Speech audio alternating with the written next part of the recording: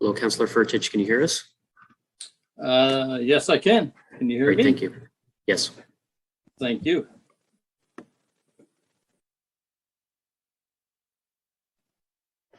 Good evening, everyone. I'd like to call the Committee of the Whole for Monday, July 19th, 2021 to order. First off, is there any disclosures of pecuniary interest? Seeing none, before we approve the agenda, I just have a couple of announcements. I'm happy to share the news that the Ontario government has given District School Board of Niagara approval to award the tender for the new West Niagara Secondary School. That happened today, so that's great news. So it's official now. This $50.4 million investment will provide a new quality learning environment for the students of the town of Grimsby, town of Lincoln, and township of West Lincoln. And the school is going to have amazing amenities and along with a 750 seat theater, which is very exciting. I would also like to thank our MPP, Sam Oosterhoff, and the province of Ontario for their support in helping to bring this community or this beautiful new facility to our community and for investing in the future of our students in West Niagara. I also had the opportunity to attend the Niagara Municipalities Pandemic Recovery Forum hosted by Chair Jim Bradley. It was hosted by the 12 municipal mayors, and we had several organizations attending, as well as most chambers of commerce in the Niagara region. So it was really a good communications session where we talked about best ways to move forward as we move out of the pandemic. And one of the most important threads that ran through pretty well everyone was that communication is the key to getting out of the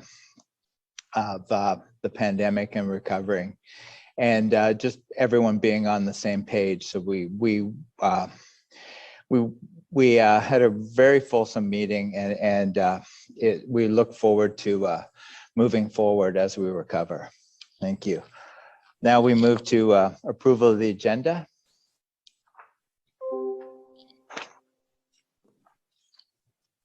Councillor Bothwell.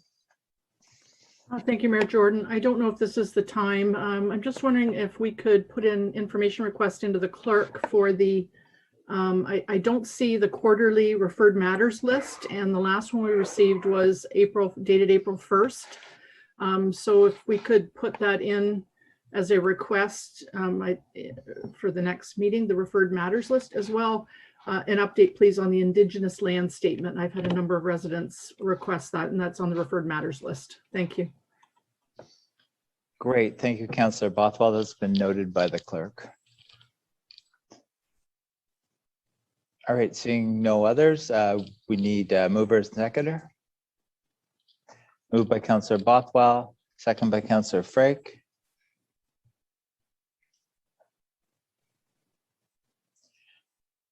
Moved by Councillor Bothwell, second by Councillor Frake. Resolved that the agenda for the Committee of the Whole meeting of July 19th, 2021 be approved. All in favor? That's carried.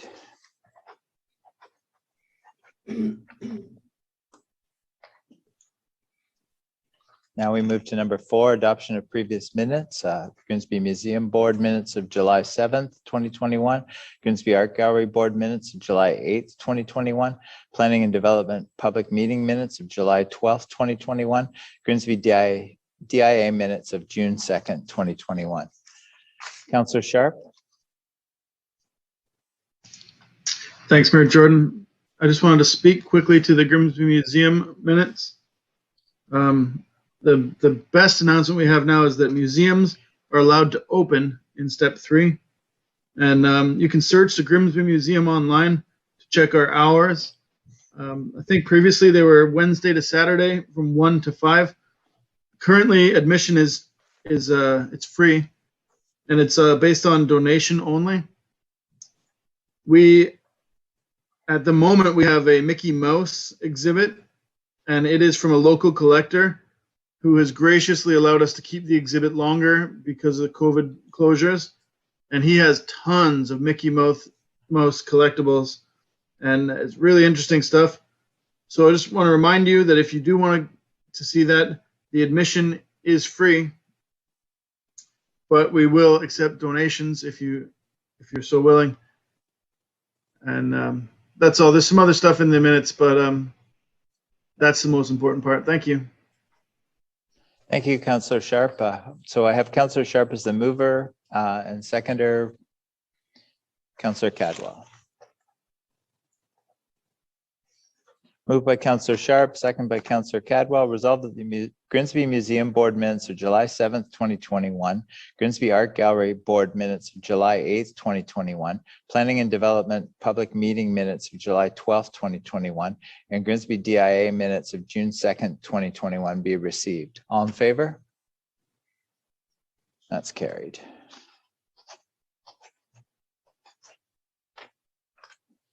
Now we move to number 5, delegations. Veronica Chauwa, Town of Grimsby complaint process. Welcome, Veronica.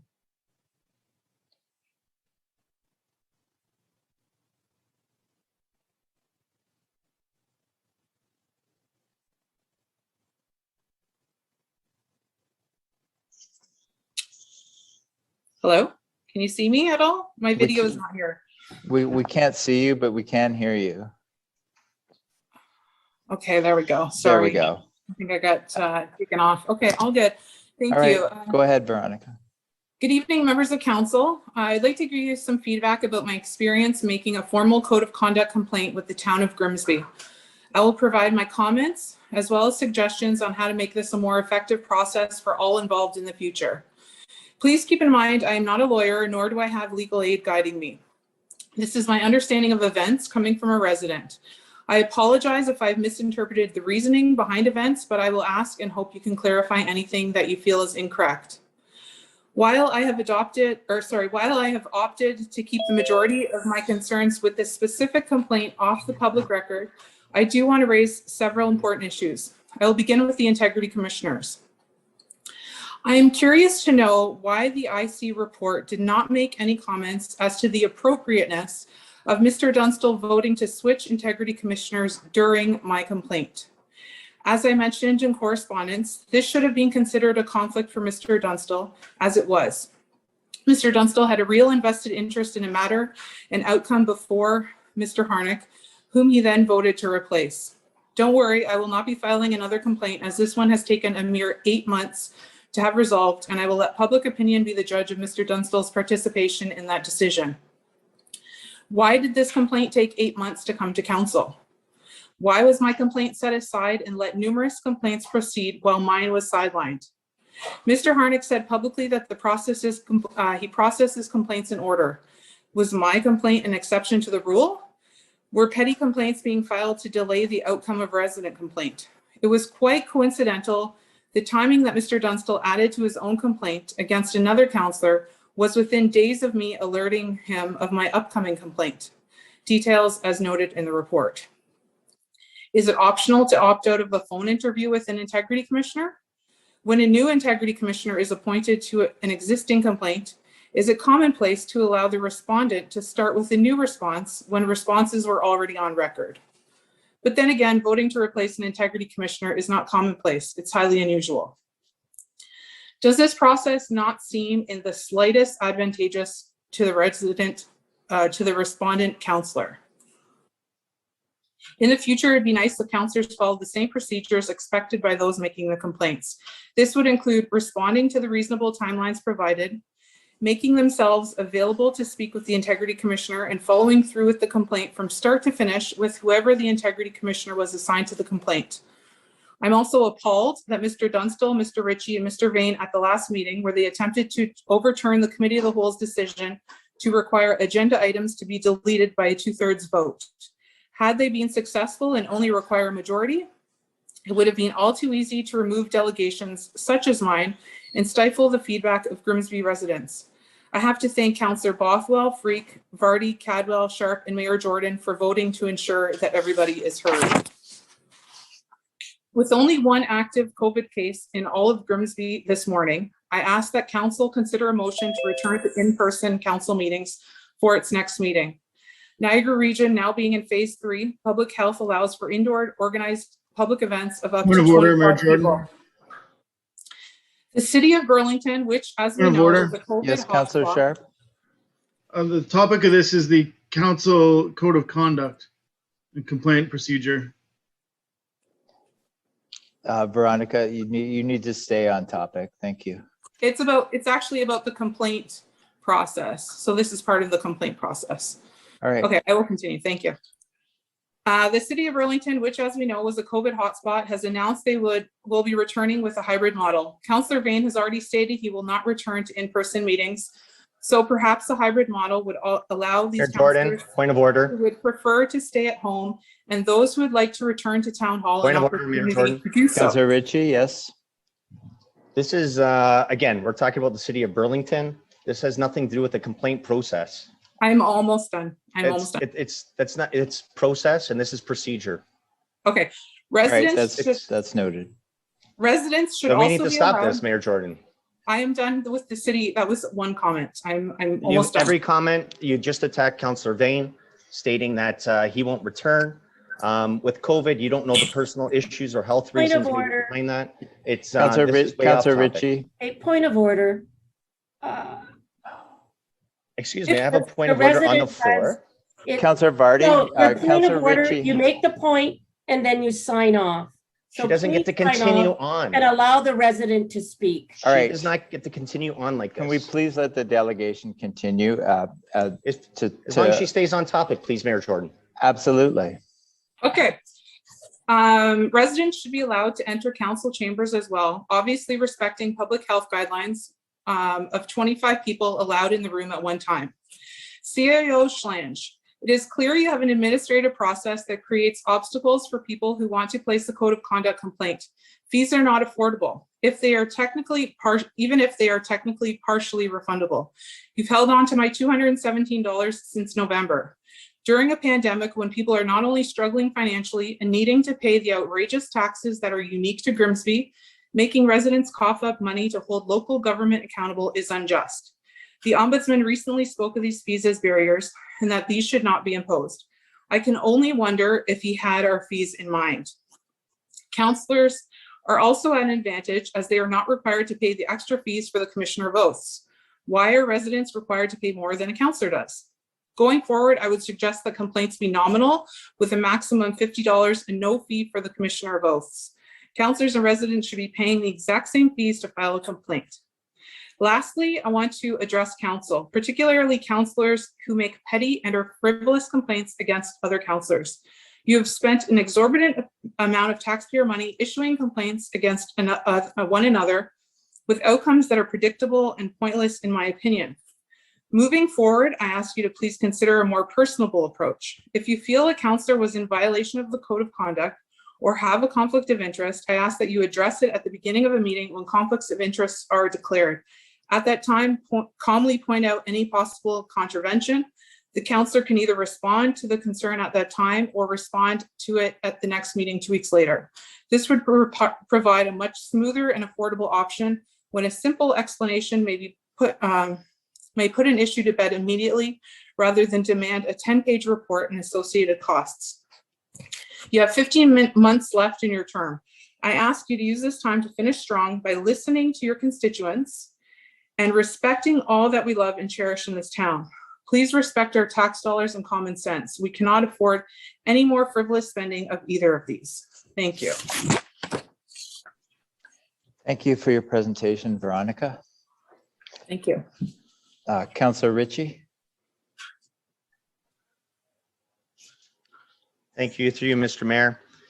You mentioned that you filed IC complaints, an IC complaint.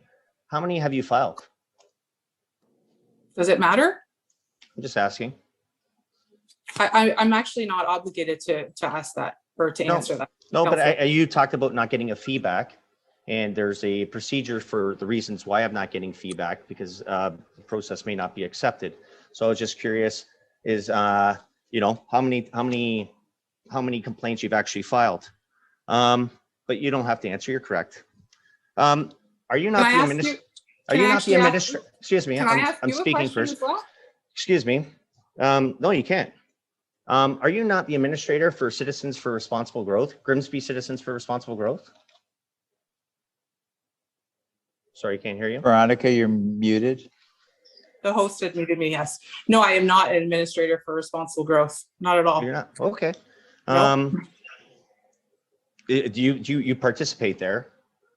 Yeah, I go on there. Of course I do. Yeah, and lots of comments. So again, a lot of comments with our IC complaints. You have spoken against the decisions made. And when I see that you're complaining about the process, we as a council do not investigate these processes. These are up to the IC. I don't know if you understand that or if you do that. So when we sit back and sit there and you're like, he took 8 months, that is beyond our jurisdiction, completely beyond our jurisdiction. We have no control over that. I would like to see things happen a lot more expedient as well, but we do not have that control. So I just wanted to make sure that that was noted there. That's all I have for now. Thank you. Councillor Cadwell.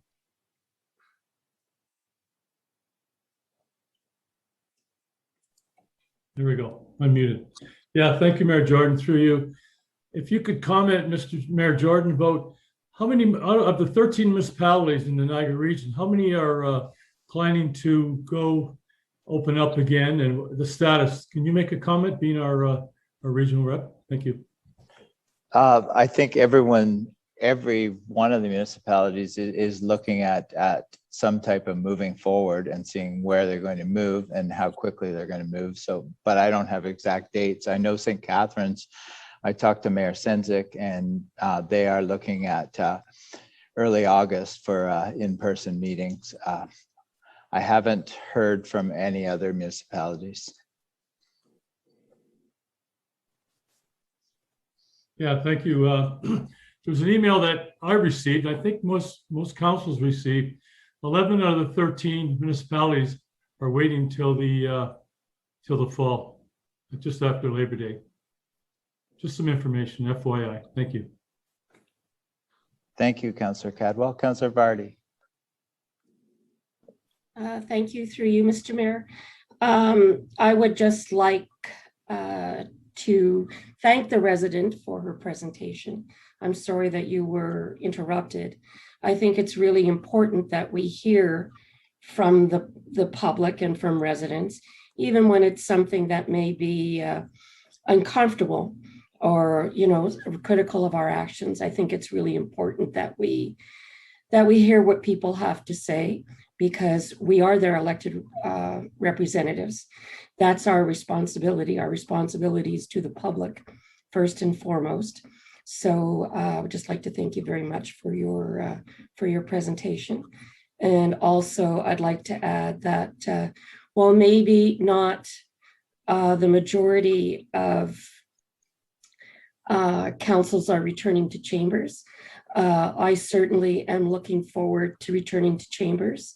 It would meet all the current health and safety recommendations from our local public health officer.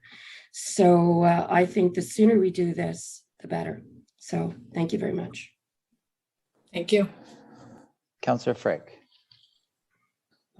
Thank you, Mayor Jordan. Yeah, I too would like to commend Veronica for taking the time to come on and speak her mind. It's not easy for a resident to put themselves on the line and publicly, not knowing maybe all the rules and regulations and procedures that some of us keep quoting. So I think we had to be a little bit forgiving sometimes when a resident comes on and maybe goes a little bit offline, but I appreciate what you're saying, Veronica, and I'm sure there's some improvements that could be made in the IC process, and maybe we can turn it over to Sarah to talk with the IC to see if she can clarify some of the things you asked. But coming out, and appreciate all your support, and you're very active online, and sometimes, you know, these things may go a little bit astray, but at the same time, it's a resident's voice we have to listen to. You voted us here, so we need to listen to you and many others. So thank you very much for your presentation. Thank you. Thank you, Mayor. Seeing no further questions, we just need a mover and seconder to receive this. And thank you very much, Veronica. Moved by Councillor Frick, second by Councillor Vardy. Thank you very much, Veronica, for coming out and speaking, and you have a good evening. Thank you. Thank you. Moved by Councillor Frake, second by Councillor Vardy, resolved that the delegation from Veronica Schwab be received. All in favor? That's carried.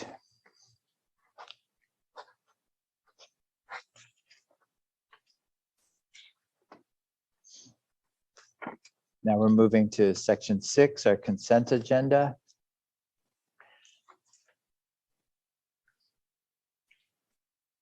Councillor Vardy. Thank you. Through you, Mr. Mayor, I'd like to lift 6.1A and 6.2A. Thank you. All right, that is so noted.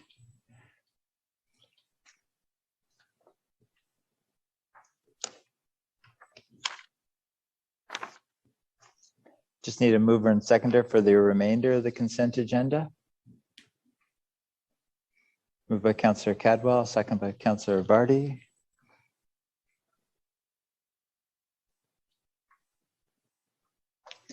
Moved by Councillor Cadwell, second by Councillor Vardy.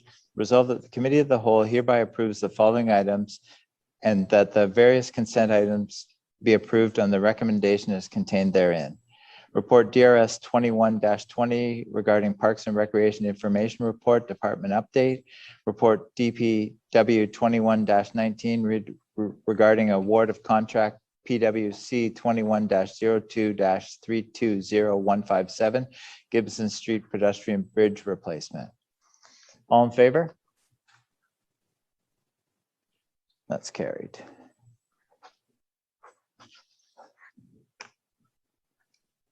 All right, okay. So now we're moving to item 6.1A, report FIN 21-2062 regarding Phantom Squadron exemption and cancellation of tax, additional information. Melanie. Melanie, welcome. Thank you, Mayor Jordan. This report is an information report attempting to provide some additional information to council around the different exemptions and how we deal with the Assessment Act and taxation. So I'm happy to answer any questions council might have. Councillor Vardy. Thank you, through you, Mr. Mayor. Hi, Melanie. So I know I sent you some questions earlier about, how does the region feel about this? Are we opening ourselves up to, say, other clubs that are registered not-for-profits to not pay tax? What happens to the regional portion of the tax that isn't collected? Are we setting precedents that'll put pressure on other communities and other groups that are registered there? So I'd just like to hear a little more about that. As well, I know that there are several, I don't want to say many, but there are several properties that have, that are tax exempt, but they have other pieces of property that are zoned residential where they do pay tax. So I'm feeling a little bit without this kind of information.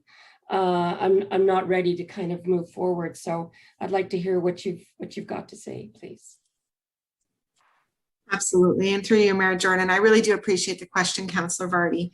This situation that council is being asked to consider later on this evening and make a recommendation or give some staff direction is one that I would suggest is complicated and unique. What the Phantom Squadron has requested is they've gone to the province for a private bill. So they've actually gotten separate legislation that allows us to exempt and or cancel their taxes. This is not something that happens very frequently in my experience. I actually had to do some research on it to find similar examples. It's not something that every organization can go out and do, and receiving royal assent at the provincial level is something I suspect, I don't sit at that level, and I'm not a lawyer there, but I suspect is something that the province takes seriously and wouldn't grant a private bill to just any organization that would be going forward requesting one. I think the intent of this particular private bill is attempting to put the Phantom Squadron, which represents the Air Cadets, on a level playing field with some of the other exemptions that already exist in the Assessment Act. So the Assessment Act does have a lengthy list of exemptions for charities, for community living situations, for Girl Guides and Boy Scouts, legions. There's all kinds of exemptions already listed in the Assessment Act. And this bill, because the Air Cadets are not listed as one of those valid exemptions, is attempting to allow the town of Grimsby to put them on the same playing field.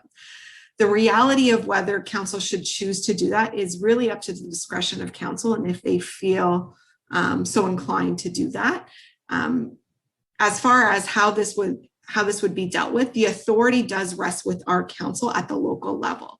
So allowing the exemption, allowing the write-offs under this private bill is something council can do, and the region and the upper tier levels of government would be required to accept that decision. It is in your jurisdiction. The act states that, and you can make that decision.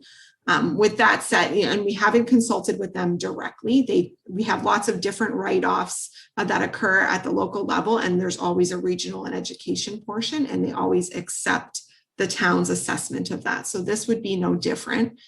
With that said, I would say that this particular request is multifaceted in that they're asking for exemptions on a go-forward basis, but they're also looking a fairly significant retroactive application. And I think that is perhaps the uniqueness, if you'll allow my opinion, I think that's what you're asking, that potentially opens up that can of worms, is that retroactive application. I think it's absolutely within council's jurisdiction to grant that. Should they so choose, the act allows it, and I believe that you can do that.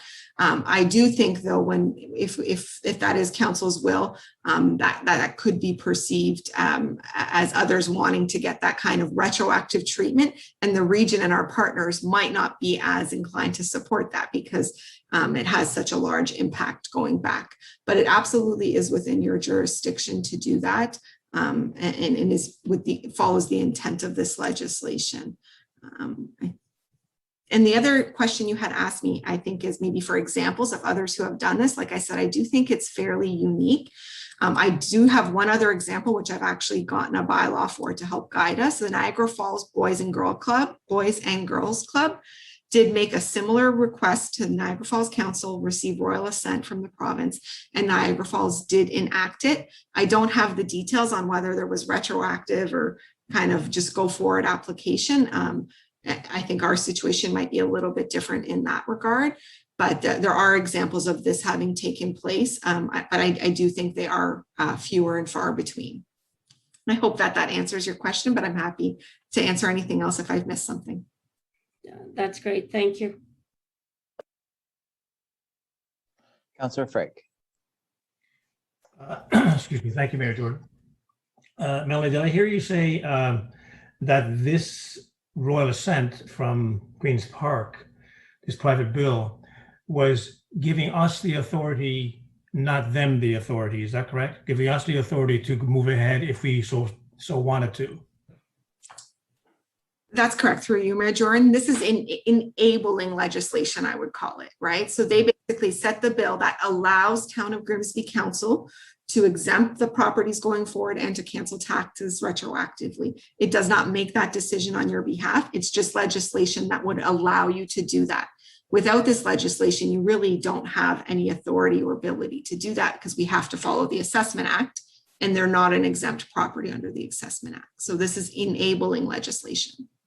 Okay, so any other municipality, if they were posed the same question or situation, they would also have to individually go to Queen's Park and get special treatment to move that forward. Is that correct?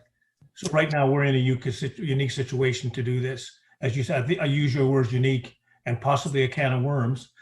But once if we do this and we set a precedent, does that open the floodgates for other municipalities and other associations to go forward and ask the same thing, because I'm sure this is going to be precedent setting, I would think, long-term in Ontario. Yeah, I would suggest that it is precedent setting and that precedent has been set. There has been other organizations who have done this, not in Grimsby, but like I said, in Niagara Falls, the Boys and Girls Clubs did do this and were successful. And I'm certain there's probably some other examples out there as well. So the precedent exists for this to take place. As far as the level of which Grimsby Council chooses to engage with this is really your decision. And I do see it as a decision around considering the precedent that Grimsby wants to set for itself, as well as the support that it's willing to provide within the community. It really is a decision that's up to council to decide to what level that they want to engage with this type of activity. Thank you. You've been very helpful. Thank you very much. Thank you, Mayor Jordan. Councillor Ritchie. Thank you, through you, Mr. Mayor. Thanks for the report, Melanie. Great report. I know we talk about precedent setting, but this was royal assent from the province that gave permission. And I want to acknowledge that a lot of hard work goes in this. When you're looking at a private member's bill to go to provincial parliament and have it passed, very few private members' bills ever make it through that process.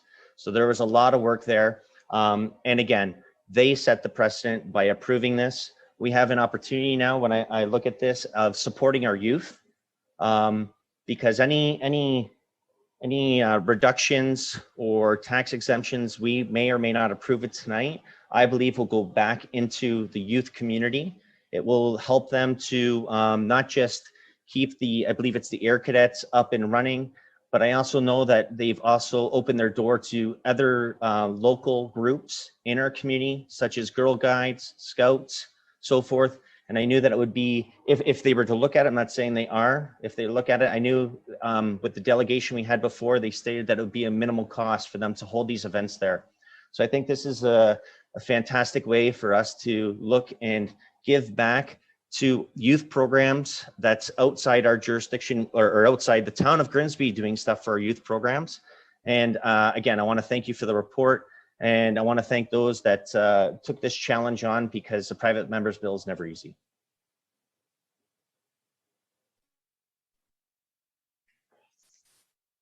Councillor Sharp. Thanks, Mayor Jordan. I think that I will support this. The good thing is, having cadets in Grimsby, there is a tax rebate that we'll be giving to them, and some of that is Grimsby money, but the lion's share of it comes from the regional taxes, and we like to keep that regional money in Grimsby for the youth in Grimsby to use. So some of our taxes, I mean, the region has like a $1.5 billion budget and roughly $900 million levy they collect from the 13 municipalities. But, for a few $1,000s that we can keep here in Grimsby to this charitable organization that's doing things for our youth, and obviously being a charity, this money will get appropriated into the Air Cadets, and it will either fund their services, which I know some of their fundraising has been low because of COVID, or it'll be improvements to the facility. Maybe they'll upgrade an HVAC system, or I can't presume to know what they'll do, but I do know that the money will get used for our youth program, Air Cadets. And I grew up here. When I was a youth, like 12 years old or so, I was an Air Cadet, and they didn't have Air Cadets in Grimsby. And so I had to go to Stony Creek. It wasn't too far, Jones Road, but there was no local. And then we would do the poppy drives and stuff, but we did it in Stony Creek. And so when I volunteered as like a 12 and 13-year-old, I went out and stood like by Fiesta Mall and did that thing. And now we've got cadets in Grimsby from the Grimsby Squadron doing these things. They have events at our museum where we have the Memorial Cenotaph, and they do things at the Grimsby Legion. And these are local people, and it's a great way to get your kids involved doing something. I guess my point, I'm going to just finish up, is that we're kind of bringing this money into a Grimsby youth program so it can be used for our kids and for the residents. And that is a positive thing. So if I can, Mayor Jordan, I'd like to make a resolution that we support option 1.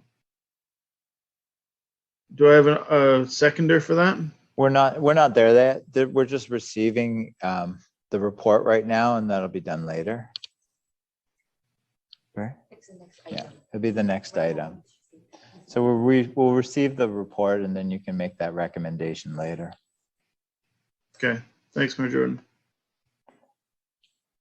Councillor Vane?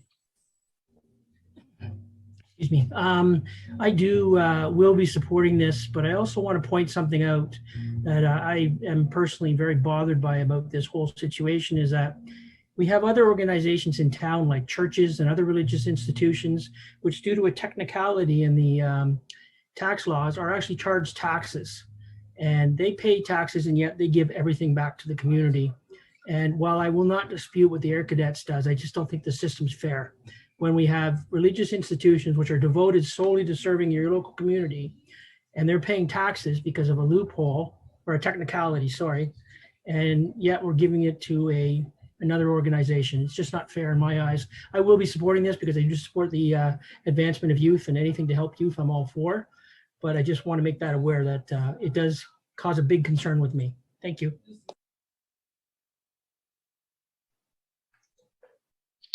Seeing no further questions or comments, we just need a mover and seconder to receive. Oh, Councillor Vardy. If I may, when I read the report through you, Mr. Mayor, to Melanie, when I read the report, it listed that churches were tax exempt. Are they not, Melanie? So through the mayor, churches, the church institution itself is tax exempt. The clergy residence, so if the church has a residence for their clergy members, that is only 50% tax exempt. I think, and again, sometimes when those buildings are under the same roof, they have to break out the assessment. They break out how much of the assessment is for the residents versus the church, and there could be some judgment and disagreement on how that assessment value is determined by MPAC. But you are correct, the churches themselves are exempt. It's just the residences that are associated with them that get the taxation at 50%. Okay, so when I was going back to your list, I thought there was a significant number of churches that were tax exempt. So I just wanted to clarify that. All right, thank you. Councillor Bothwell. Thank you, Mayor Jordan. And I will speak further to this when the actual report comes forward. I have some further questions, but for Melanie, you mentioned, I thought you said that the region hadn't been consulted on this retroactivity. Is that correct? That they haven't been advised that there's a potential tonight that we could go back to 2012 and retroactively grant those credits? Have they been consulted, or the district school board? So that is correct through the mayor. They have not been consulted directly. They do receive write-off updates, reports, and forecasts from us in conversation, but they do accept that when we do write things off, they take their share of that, and they are notified through that process. We have not sought their advice or their opinion on this situation, and it's resting with our local council to decide, and then we would report that back to them. Thanks. And normally the monies that obviously they've received in prior tax years, most of the region and the school board would have expended them to things that were of need at that time. So we're now saying we're clawing back. Is that basically what it is? Through the mayor, yep, that's correct. We would be writing off any taxes before 2020 would be a write-off, and that gets allocated proportionally to the region, the education component, in the town. As the town does, I'm certain that the region has a write-off budget that they allot for every year, knowing that there are different levels of write-offs that occur, and this would be captured within that. I don't know whether all the other activity that's going on across all of Niagara to know whether this would be one that would put them over or under their budget. But you're absolutely right. They would be taking an expense for that previous tax dollars that they collected. Thank you. Seeing no further questions or comments, just need a mover and seconder to receive the report. Moved by Councillor Ritchie, second by Councillor Vardy.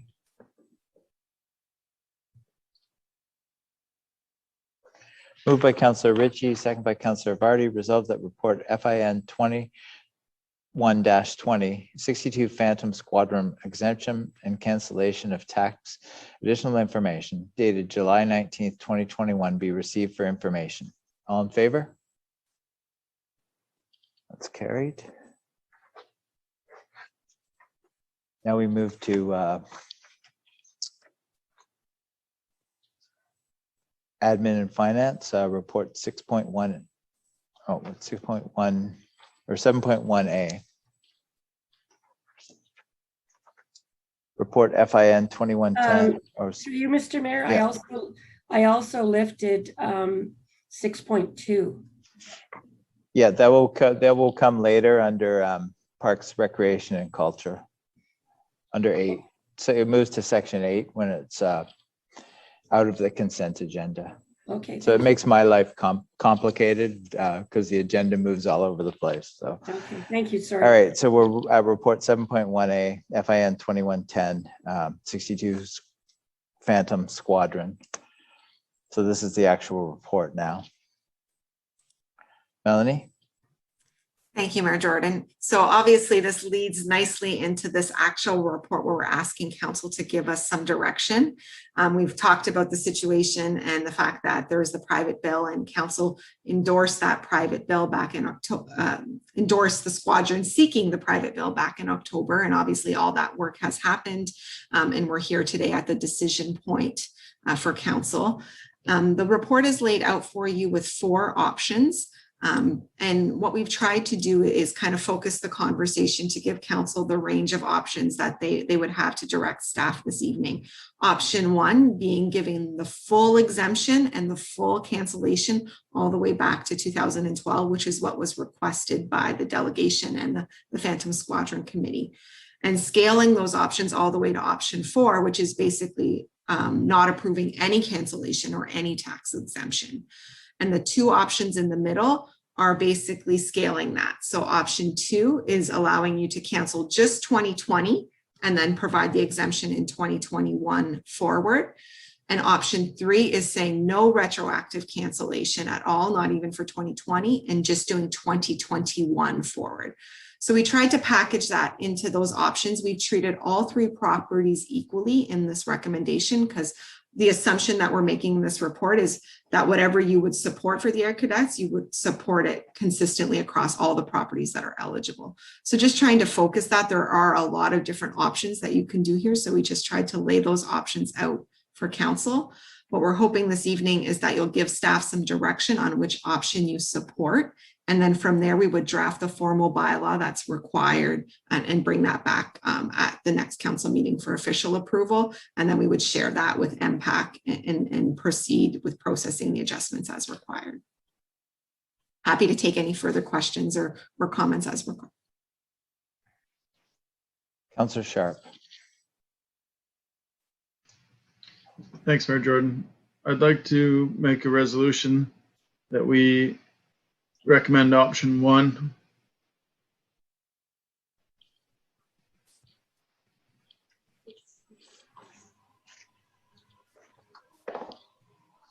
I'll second that. All right.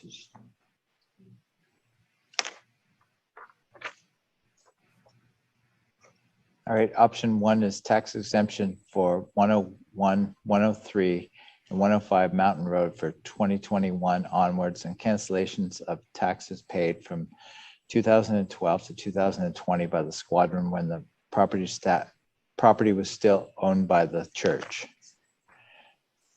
So we have a mover and seconder for that. Questions or comments on that? Councillor Bothwell? Thank you, Mayor. I wasn't sure when I would have that opportunity to speak. I appreciate that this is the opportunity. Melanie, I got some questions for you, if you don't mind.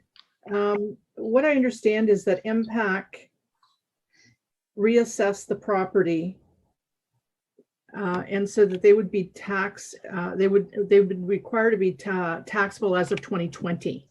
They could have assessed them retroactive to 2018 and 2019, and they did not do that. So technically, they're only looking at taxing the three properties, or actually the three properties, because as a church, the two would have been exempt. The residential was never exempt 101. It was always taxable. Only for the year of 2020 and forward. Is that correct? Sorry if I mute there. Through the mayor, that is my understanding. There was a lot of discussion between the property owners of Squadron and the church and MPAC in how that they assess these values, but that is my understanding is 101 Mountain paid taxes starting in 2020, or sorry, 101 Mountain paid taxes historically on the vacant land, and the other two properties just started being assessed taxes in 2020. So they're trying to recover taxes for the residential property that the church paid for consistently up until 2012 when they started to use the three properties. And the Phantom Squadron, as I mentioned at the last meeting when this discussion came up, even though the bill is a little gray on this, didn't actually become incorporated until October 29, 2013, although they acted apparently as a charity, they were saying, under their umbrella organization from July of 2010. I just have concerns. I have significant concerns about what you raised with your in the earlier discussion about the retroactivity. I have no problem supporting youth. I have no problem supporting the good work that they do. I think it's excellent.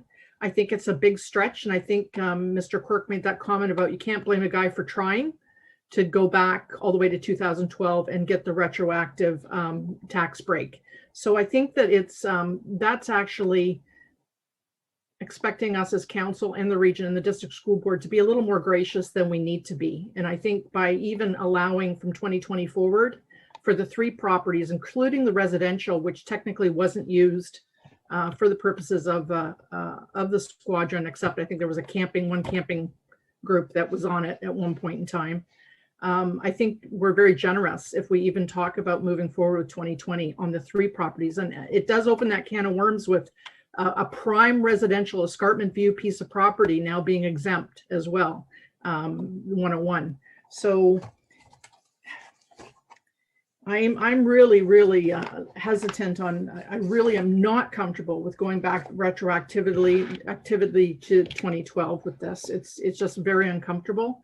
And I think it's setting a precedent that we're going to end up hearing more about if we do that. So those are my questions for now. Thank you.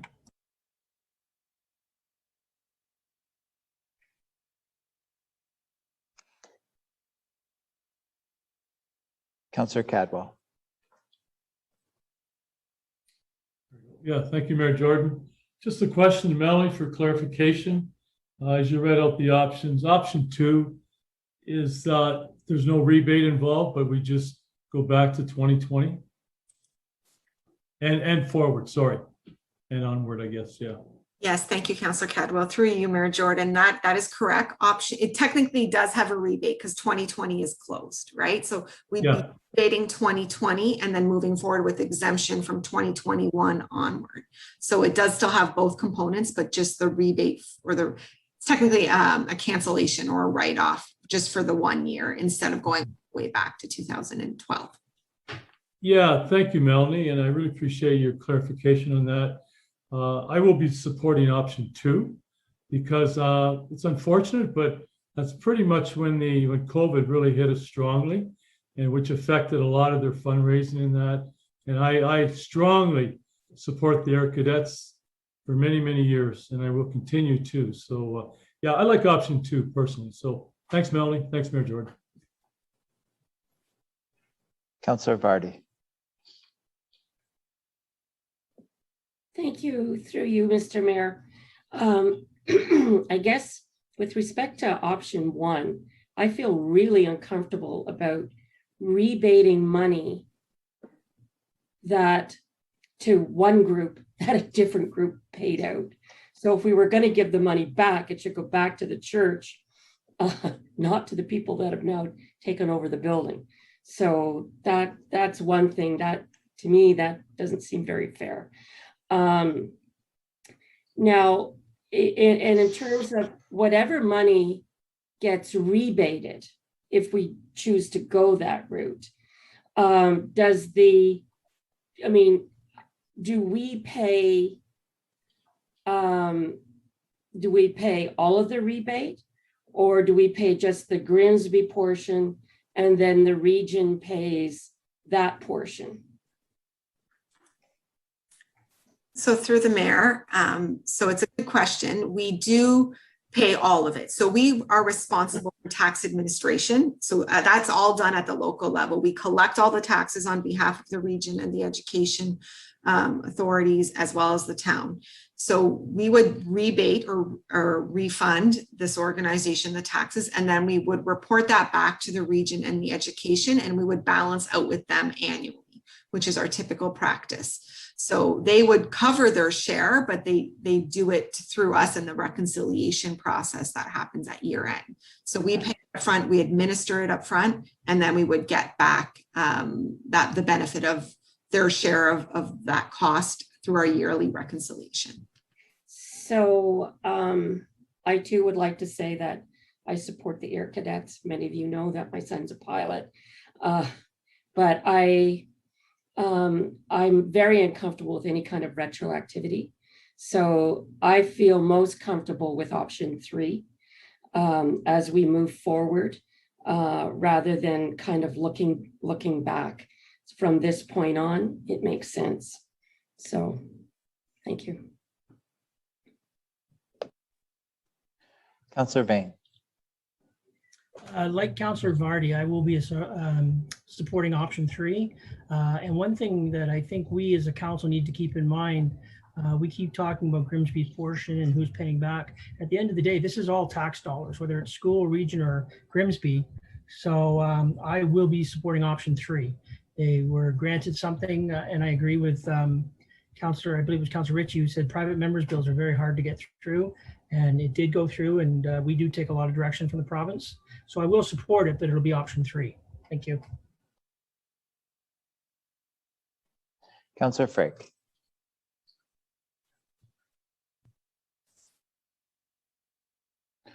You're muted, Councillor Frick. Sorry about that. Thank you, Mayor Jordan. As I said, I think all the arguments have been put out there now, and I think, and I agree with all of them. And I certainly would agree with option 3. I don't think we want to go retroactive on this.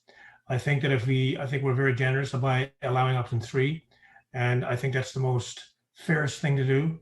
And if there are other organizations in town that feel they fall into this category and should maybe they should be applying too. But and if they do, then we might have a little bit of a rush on other organizations looking for retroactive tax exemptions. But I go along with option 3, like Councillor Bain and the others.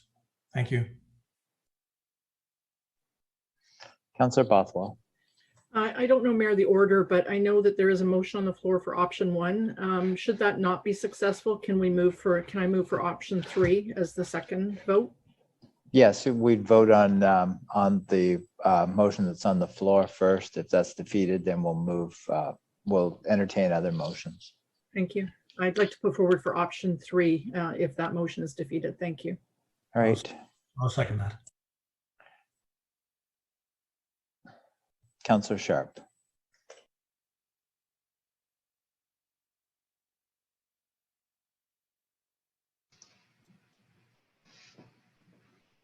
Thank you, Mayor Jordan. I've said this already, and I think that the money that we give to the region, it gets spread around all 12 municipalities, and a tax credit back to a service that's only in Grimsby gets spread only onto Grimsby. And so we're taking what could be a benefit for our Air Cadets and to their building or their service, and we're opting to leave it in the regional and school board so that it can be divided on 12 municipalities instead of being credited back to a service that's in Grimsby. So I think that option 1 is the best. I think if not option 1, then option 2. And that's it. If before we have the vote, I mean, if option 1, if I don't have enough support for it, then I would consider amending this to option 2. Is there anyone who has an appetite for that? I think in order, sorry to interrupt, Councillor Sharp, but I think in order of making it procedurally correct and the simplest form, I think we have to follow procedure and vote on the resolution that's on the floor. And then Councillor Bothwell has already entertained a second resolution. Can I amend? I have a question to the clerk. Can I amend my motion? Sarah?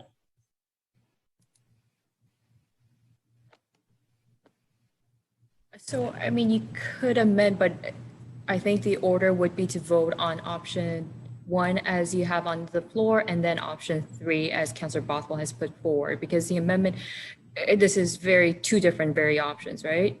So it's not. So my resolution to choose option 1, I could amend it to option 2.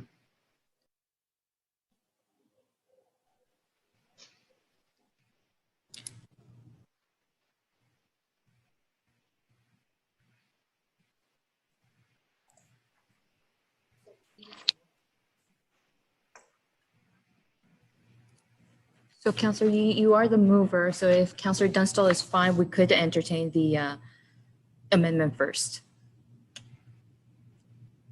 It's just procedurally, I think it'd be cleaner if we just vote on it without the amendment. If we vote on this, then we have to go straight to a vote for option 3.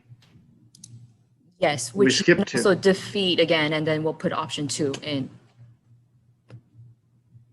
So we'll keep So voting if until I feel that there's not a lot of appetite for option 1, then I think that maybe option 2. Councillor Dunstall, how do you feel about that amendment?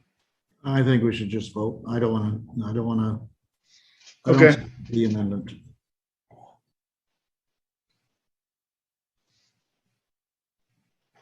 All right, we have a resolution on the floor, moved by Councillor Sharp, second by Councillor Dunstall. Resolved that report FIN 2110 62 Grimsby Phantom Squadron tax exemption cancellation dated May 3rd, 2021 be received, and that council approve option 1 tax exemption for 101, 103, 105 Mountain Road for the 2021 onwards, and cancellation of taxes paid from 2012 to 2020 by the squadron when the property was still owned by the church. Recorded vote. Councillor Bothwell? No. Councillor Dunstall? Yes. Councillor Frake? No. Councillor Cadwell? No. Councillor Ritchie? No. Councillor Sharp? Yes. Councillor Vane? No. Councillor Vardy? No. Mayor Jordan? No. That's defeated.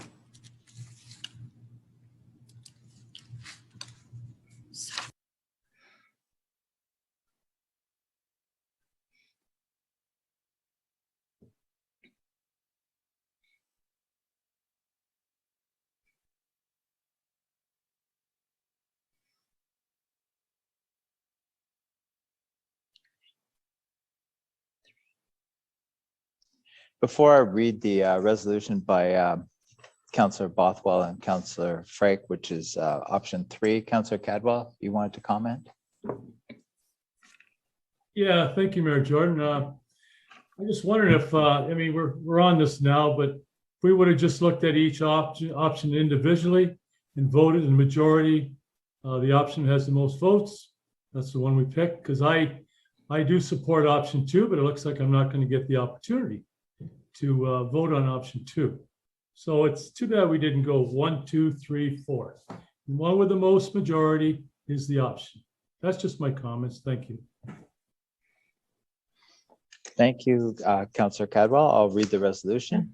Through, just a moment if I could comment, Mr. Mayor. Yes, Councillor Vardy.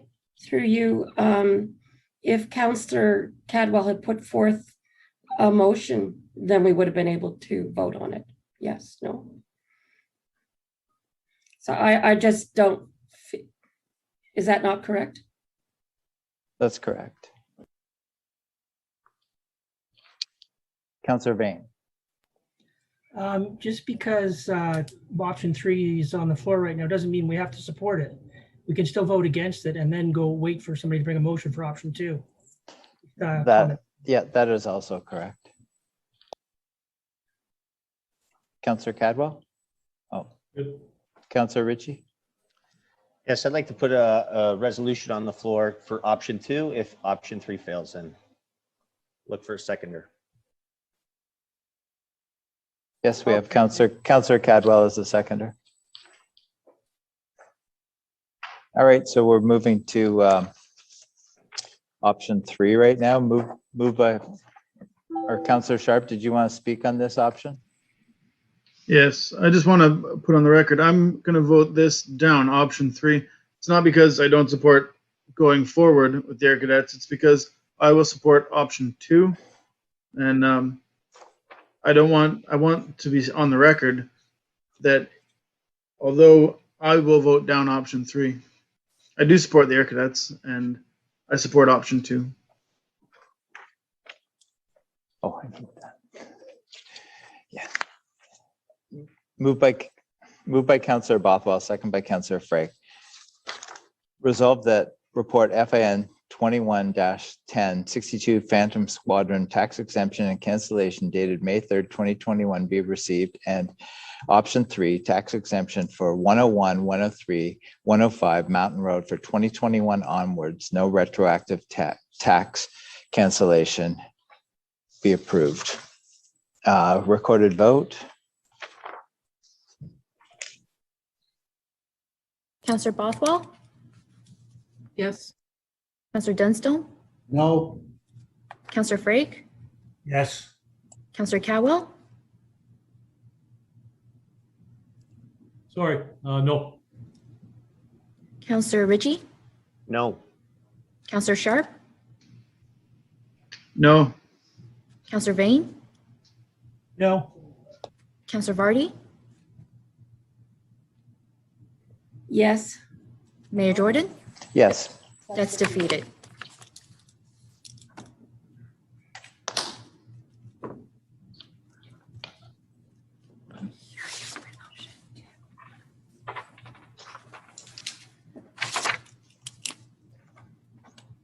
All right, we have moved by Councillor Ritchie, second by Councillor Cadwell.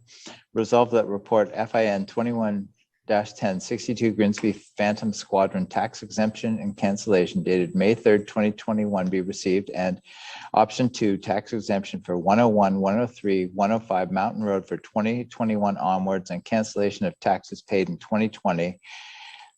And that council should approve and staff be directed to prepare the necessary bylaw to be approved at the August 3rd, 2021 council meeting. A recorded vote. Councillor Bothwell, No. Councillor Dunstone, Yes. Councillor Frake, No. Councillor Cadwell, Yes. Councillor Ritchie, Yes. Councillor Sharp, Yes. Councillor Vane, Yes. Councillor Vardy, No. Mayor Jordan, No. that's carried.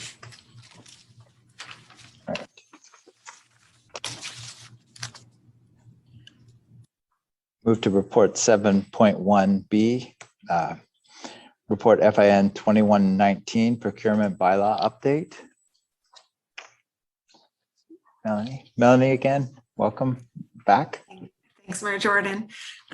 So I will be brief on my introductions to this report. I'm very excited to be presenting this report to you this evening to pass or to request that you approve a new procurement bylaw.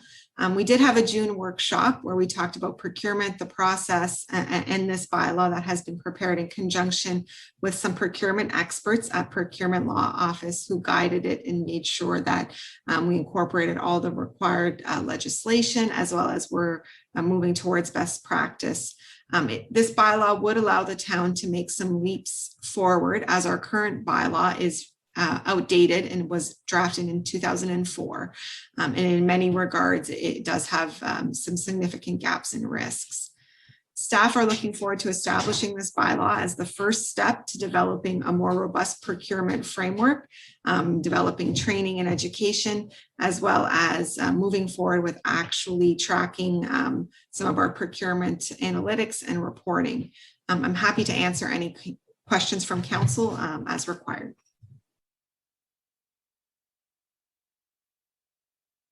Councillor Dunstall. Yeah, thank you, Worship. I just have a comment. I looked through the report. I think it's very comprehensive and I will be supporting it. Thank you very much, Melanie, for your hard work.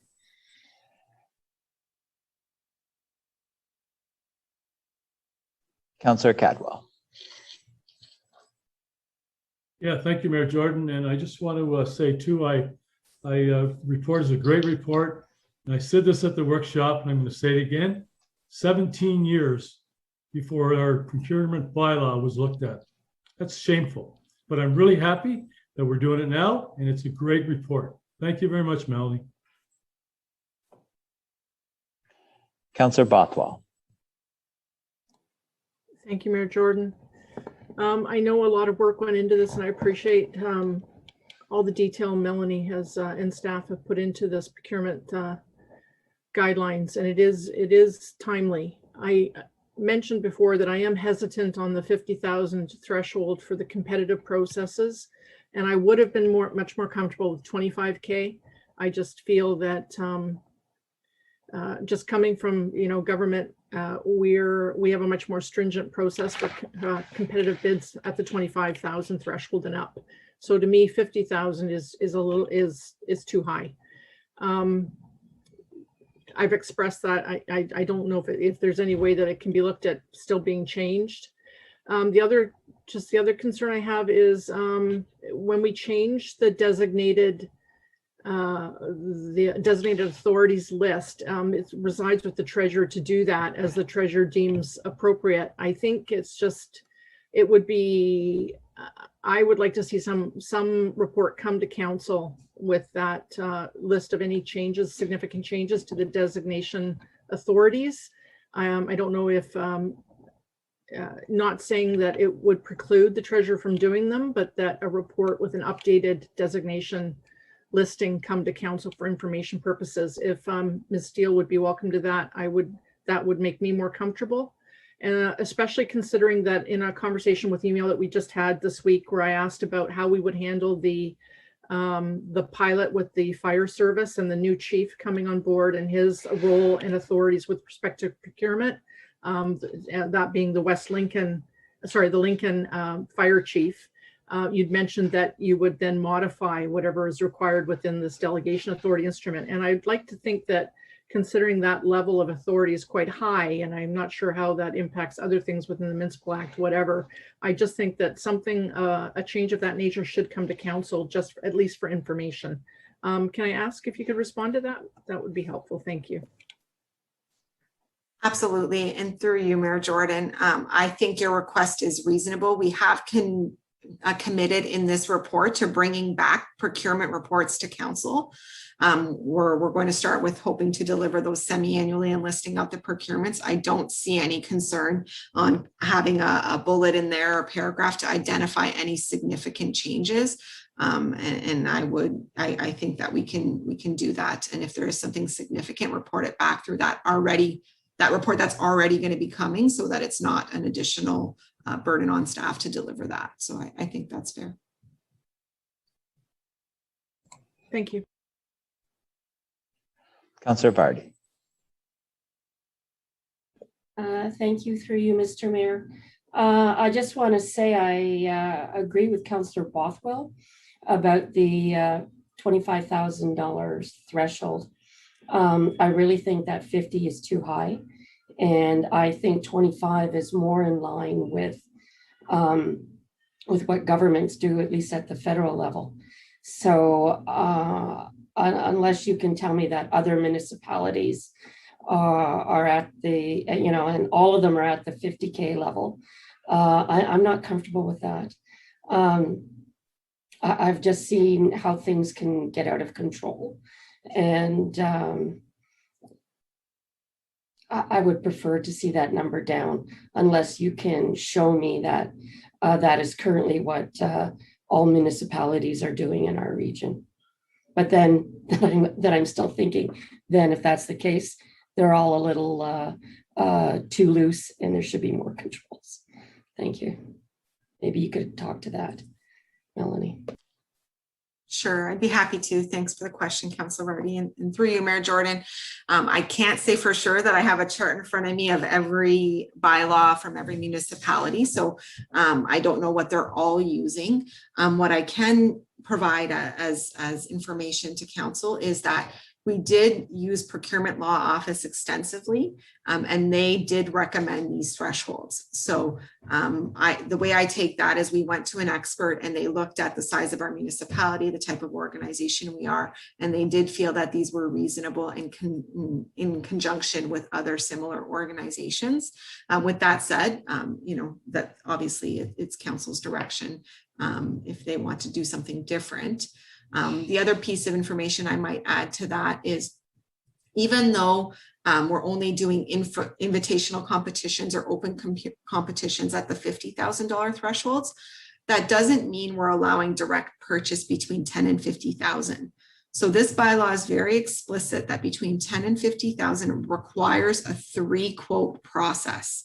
So department directors and department representatives will be required to satisfy myself and the manager of procurement through this process that they have received the proper quotes and they're not just making one decision without having considered the market. So while it's not certainly an open competition in the same regard that we post a document and we receive bids, it does still have some level of rigor in that it requires that the market be tested through the quote process. So does it mean, so just for clarification, does it mean you need to get 3 quotes or you need to ask for 3 bids? Because you can ask for 3 and you can ask for a bid from the one you want and the 2 that would have no interest. I've seen it done, right? Yeah. Yeah. So through the mayor, I would say that you have to get 3 quotes from 3 separate proponents, suppliers. Could you go to 2 that you think, could you manipulate it? Absolutely. Any process could be subject to manipulation. If it was only being dealt with by one individual, I think the part that I would add is this process, while the departments have department representatives and department directors who make these decisions, it is being overseen by the manager of procurement, who is, in my opinion, independent and is responsible for compliance. And to the extent that they would see any abuses, they are tasked, as I am, to identify those and report those back and to deal with them. So I don't, at the $10,000 threshold and above, no one can do something unilaterally here. They would need to engage with the people who have the oversight and the proper authority. And what we're doing with this threshold level or this $10,000 to $50,000 level is really allowing some flexibility to move a little bit quicker in the process, but still get some competition through those quotes. All right. Would it be possible, if we did put the bylaw through, to get, say, after 6 months' time, a sense of what kind of transactions have been made, so that at least I would have a greater comfort level?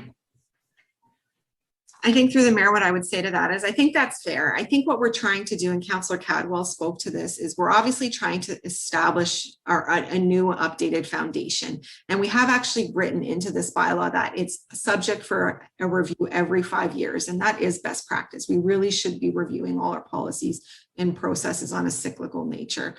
With that said, I do recognize that there's significant change because we're going from 2004 to current. And I think it would be fair, perhaps on the first report that we bring back, to provide a little additional information that we've been able to gather once we put this in place, to try to help inform council and show them what type of transactions are between what levels. I think that's valuable for staff as well as for council. So I have no concerns for the first round or two that incorporate that, and to the extent that we all get comfortable with it, we could then move forward with more streamlined reporting. Okay, so then basically the only thing that comes to council then will be over, for council decision, will be over the 50K. Through the mayor, the only thing that will come to council for council decision is a non-competitive process over $100,000. So if we're following a competitive process and we've gone out to market, whether it be through a request for proposal or request for tender, and we followed all of the rules, the evaluation criteria, staff would be allowed to award that bid that's been received through open competition. If we're not doing open competition for whatever reason and we exceed that threshold, then that would come to council for approval. Okay, so one last question. How does this compare to, say, what's happening in Brampton? Just that I've been reading a lot about contracts being given out that haven't necessarily had that kind of oversight. Are we opening ourselves up for anything like that? Because that's worrisome. But when you say only non-competitive over 50K or over 100K. I guess what I would say, I don't know the inner workings of the Brampton situation. And I know that we did actually talk with Paul Emanuele, the procurement law office lawyer, and he had lots of different examples and background. He certainly is the expert here. And he did feel that the table we're presenting is sound and is consistent. And as long as we have those checks and balances in the process, this table works well. And I guess that's the piece that I would, additional insight I would provide to council is, you're approving a bylaw this evening. You're approving the high level policy. It's not the only thing that's in place here. There's procedures that relate to this. There's reporting that relates to this. There's a whole framework underneath what our accounts payable clerk can do, what our department clerks can do, what our manager of procurement can do. And all those pieces really need to be working together well to minimize risk in the process. And I think, you know, while we don't put all of that into a bylaw because it's not recommended and we want to keep this at a policy level document, it's really important for all those pieces to be in place. And that's what really protects the corporation from risk, is having the right roles and the right people doing the right things in the process. And I firmly believe what I've seen so far and the way that we're structuring our procurement division and with our manager of procurement, the way we're leveraging our accounts payable clerk, the fact that we actually have named people in this bylaw by position, that we have payment release in here. All of these things are net new things that we're going to be able to reinforce if we get this foundational bylaw in place. And I do believe that if all of this works together and we can train up staff and educate them and we deliver that reporting, that it is a sound framework that minimizes risk to the town. Thank you. Councillor Ritchie. Thank you. Through you, Mayor Jordan.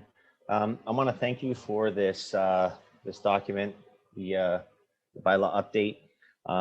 I know I have residents in my ward that had some concerns with how some things may have been done in the past, especially in some policies and procedures and processes.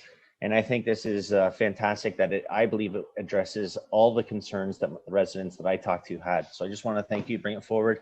And I wanted to thank all the staff that worked on it, yourself, Susan Matter, the lawyer's name that you just used. I want to thank you for this because this is a great step forward. Thank you.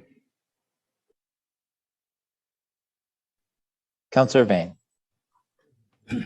Thank you, Melanie. An excellent report, excellent bylaw.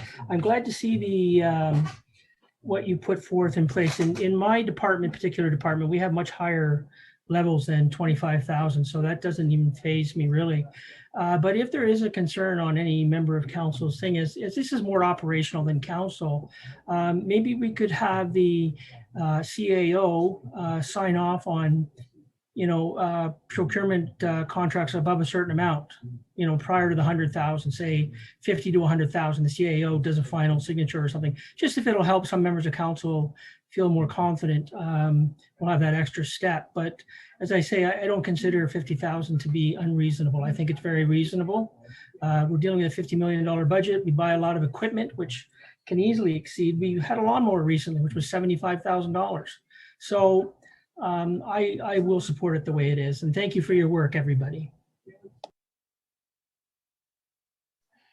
Councillor Frank. Thank you, Mayor Jordan. Thank you, Melanie. It is a great report and long overdue, no question. It's got a lot of great guidelines in it. But I too have a little bit of a concern about the $50,000 mark. I know that in the region, prior to recently, they had a $50,000 limit, but now they're $100,000. But let's look at their budget. They have like a $1.5 billion budget. We have, as I think Councillor Vane just reminded us, a $50 million budget.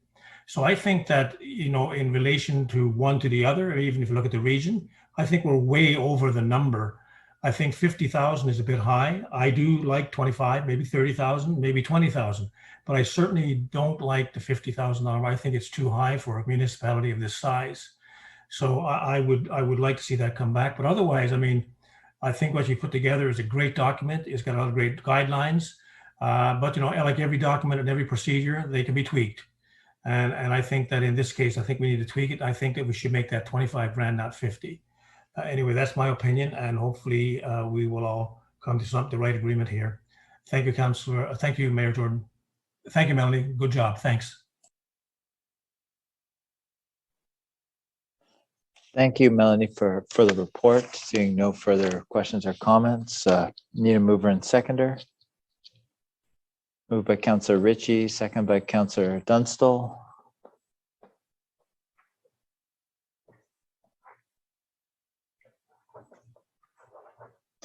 Moved by Councillor Ritchie, second by Councillor Dunstall. Resolved that report FIN 2119 procurement bylaw update dated July 19th, 2021 be received, and that the procurement bylaw attached as Appendix A be approved, and that the procurement bylaw be passed at the August 3rd, 2021 council meeting. All in favor? All right, it looks like it might be split, so I'll go for a recorded vote. Mayor Jordan, there were 6 hands up there. Yeah, if I can't see everyone's hand, I'm going to ask for a recorded vote. Fair enough. Councillor Bothwell? Yes. Councillor Dunstall? Yes. Councillor Frake? No. Councillor Cowell? Yes. Councillor Ritchie? Yes. Councillor Sharp? Yes. Councillor Vane? Yes. Councillor Vardy? No. Mayor Jordan? No. That's carried.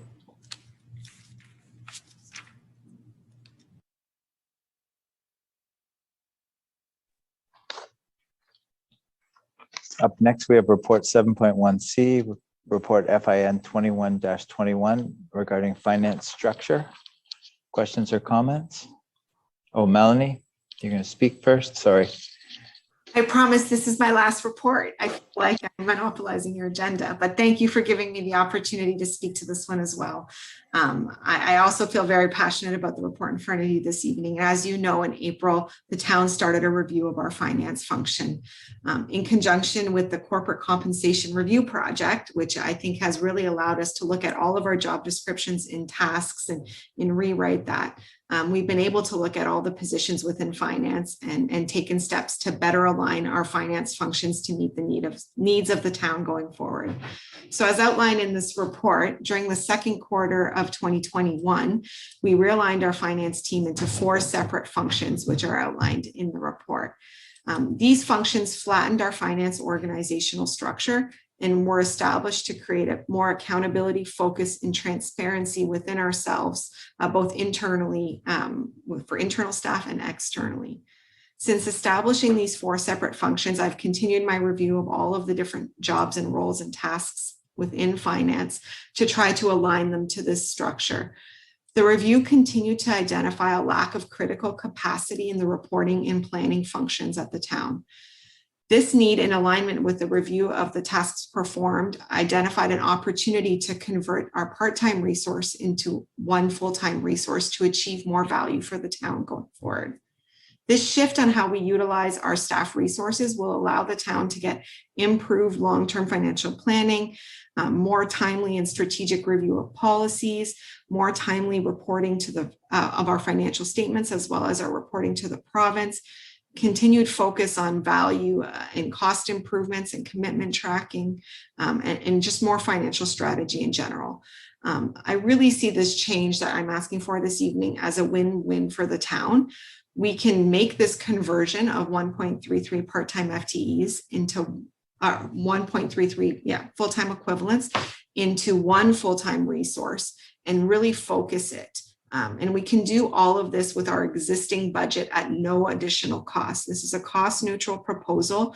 It's really transferring the part-time resources that we have into one full-time resource. And hopefully you can see some of the value as outlined in the report, but I'm happy to take any questions from council as required. Thank you again, Melanie. Councillor Vardy.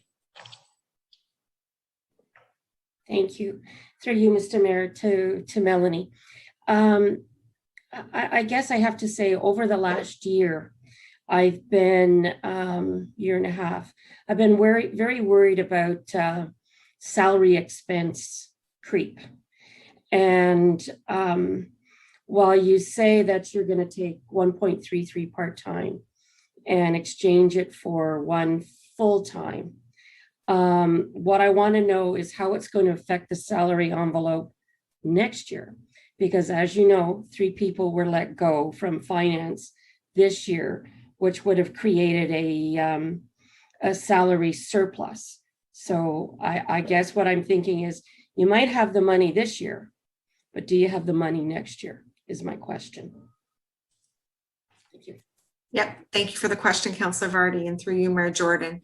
So the numbers that I used to provide the analysis for this report were considering exactly what you're asking for. It's annualized. It's considering not just salary costs, salary and benefit costs fully loaded. So recognizing that a full-time resource might buy into the pension plan, might have additional costs associated with it. We have considered all of that costs in the baseline, and we can take out the cost for the 1.33 and replace it with the cost for the 1, and we can do that at a neutral level. So that is really the baseline. What I don't know. 2022? It's our baseline 2021, and then that would be the basis for 2022. What I don't know is what council's direction will be. Like if all of staff get, let's say, a percentage increase, or if all of a sudden down the road we do something different in our compensation strategy, that will have impact to the town as a whole. And obviously this resource wouldn't be, this resource would be subject to all of that. But the baseline is equal, and anything else that would happen would be as a result of things happening to the town as a whole and not just to this resource. So it is a 1-for-1 trade based on the environment that we're currently, or I guess a 1.33 for one trade based on the environment we're in. And we have considered all of the benefit costs associated with that. Okay, thank you. Councillor Bothwell. Thank you, Mayor Jordan. Melanie, aren't we undergoing a pay equity review and a job description review right now of current positions? And is that not also, have you looked at that as to how that, what the consultant is saying with respect to the current job descriptions that you have, and whether they're applicable and whether they should be modified? And is this part of that exercise? Thank you for the question, and through you, Mayor Jordan. Actually, we're doing that in conjunction. The timing actually has worked out really well for us. So the consultant has come in, and that's when I was talking about this compensation review. That's that whole project that's requiring the town to look at every single job we have, and it's requiring every leader to rewrite the job descriptions and update them. As you can appreciate, that was a pretty big undertaking. In finance alone, we would have 12 unique job descriptions that have all been rewritten, modernized, and streamlined where possible to make sure that there's no overlap, to make sure that there's backup where appropriate. And that's the foundation. That whole project and writing those job descriptions is the foundation I use to help inform this recommendation. It was through that process that I really identified that our reporting and planning function has a gap, and we might have some additional resourcing on the tactical side that we could repurpose to really fill that gap and do so at a cost neutral perspective. So I do see both those initiatives going forward together. The consultant will be evaluating all the jobs as they do for every, as part of the project. And that compensation review or the full review will come back, I believe. I think we're aiming for prior to the end of the year for that larger initiative, but this is working in conjunction with that. How many bodies do we currently have that make up the 1.33 FTE part-time? So people or positions, I guess. People, I would suggest you have 2 or 3. I think we have a contract right now that's playing into that, but it's obviously more than one. I'm going to say 2 individuals plus some contract work. But it's just the way that the arrangement's been structured, that person will retire. And the 2 individuals that are part-time, is it a term contract they're on with a fixed end date? Yes, we do have 2 individuals with fixed end dates right now, yes. Okay, so we are actually going to be not renewing or laying off people as a result of this. They're not going to be offered this new position, is that correct? They may be. I think the timing, and some of them may be looking to retire. I think it's going to flow nicely. We're going to be able to layer in that timing. Should council support us, we're going to be able to layer in that timing to align with what individuals are looking to do towards the end of this year. Thank you. Councillor Bain. Thank you. Melanie, just a couple of very straight questions. The 3 positions were vacated. You were brought in, and now you want to replace the other 2 positions with 1 full-time person. Is that correct? If I'm looking at this correctly? Thank you for the question. So no, that's not correct. So I think it's an important item to clarify. The 3 positions that were vacated earlier this year have all been replaced, whether it's with someone permanently or in a temporary capacity. So we will continue to have 3 leaders within the finance department. We've just reorganized those, and that's already taken place. What I'm asking for today is more at the frontline level. It's aligning some of the roles below the management team to really get the value that I think is out there. So it's completely separate from the restructure that happened earlier in the year. So basically, though, as you said, it's a cost, it's a negative cost increase. It's a break-even kind of thing. Correct. It's cost neutral. Yeah. Is this going to make your department run more smoothly and make a win-win for the town? Well, through the mayor, I certainly believe so. I wouldn't be presenting it to council this evening. I think this is what the town needs. Making this transition will allow us to hire another professional accountant in the reporting and planning function. And I really do believe that that is what the town needs.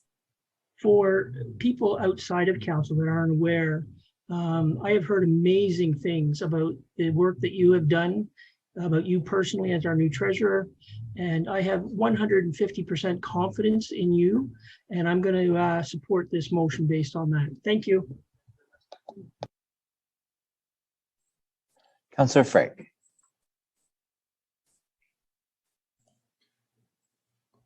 Thank you, Mayor Jordan. Thank you, Melanie, for the report. Just a question. At what level will this person be hired at? I mean, is it director, manager? What's the level? So through the mayor, the new position we're going to be using is one that already exists. It's a senior financial analyst, so it's not a management level position. We have one today, and we would be creating two with this transition. And it would allow us to put increased focus on the reporting and planning, as I've mentioned. So you're saying this position already exists, so why are we creating it if it already exists? I'm sorry, did I hear you correctly? No, you've heard me correctly. So it does exist. The position exists. The job description exists. We currently have one incumbent. We'd be looking to have two in that position going forward because we have enough capacity and work to be split resources. So this is going to basically expand our capacity that we're currently using as a senior financial analyst. So there'll be two more managers. There'll be one more manager on top of the one we have. None of these are management positions. We are not talking about management positions at all. The management complement has stayed the same throughout all of this. This is really about the staff that report into those management and the work that they do. Okay, the final question. So once we have this position filled, I don't know what level of salary that'll be at, but what's to stop us or you or the town from continuing to hire part-time people or contractors even after this person is hired? I mean, we're right now we're justifying it by 1.33 part-time people, but what's to stop us from continuing to hire 1.3 or 2 or 3 more part-time people or contractors to backfill as well as this extra position? I think that's a great question. And through the mayor, I would suggest that your budget is the tool that allows you to do that, because to the extent that we don't have budget available and what gets presented through that, obviously we wouldn't be able to spend those funds. So this exercise right now, we're basically taking all of the budget associated with that and moving it into the salary complement, which means there will be no budget left for contracts or other things, at least within this finance function. So to the extent that we ever wanted to reinstate that down the road, it would be a budget ask that would come forward through the budget process. And that would be council's opportunity to provide guidance, approve or decline those requests as the funds would be asked for at that time. Thank you, Melanie. Thank you, Mayor Jordan. Councillor Cadwell.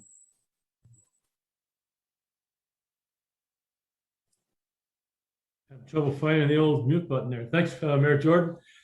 Just a quick question to Melanie, and I will be supporting this. This position, will it help with any of like auditors, external auditors report to maybe expedite it a little bit? Because I know in the past we've had some delays. I'm not gonna bash anybody or anything here, but I'm just gonna say in the past we've had some delays in getting our auditor's report. So just a quick question, Melanie. Thank you. Absolutely, and thank you for the question. And through the mayor, that's exactly what I think the value you're going to get from this. I think the level and the type of position we're looking to recruit allows us to do our financial statements faster, allows us to do more variance analysis in year, allows us to just have more strength in that reporting and planning function, which just kind of makes the whole engine run smoother from end to end. So I think you've hit the nail on the head. I would expect that once we get this position in place, trained up and are leveraging it, that we're going to be more efficient and timely in all of our reporting. Which the outcome will be helping us with our, accomplishing a quicker budget too. Is that another thing I could throw in now, Mel? Thanks. Yep, through the mayor, absolutely. This resource would work on budget. I think we would still be striving to whatever the timetable we set with council every year, but this resource would be heavily working on that and would be working towards making sure we have the quality and the robustness required. And it's strategic, and making sure we're not just going through the motions, that we have more strategic thought going into all of our processes. Great, thanks, Melanie. Councillor Bothwell. Thanks, Mayor Jordan. Just a quick last comment.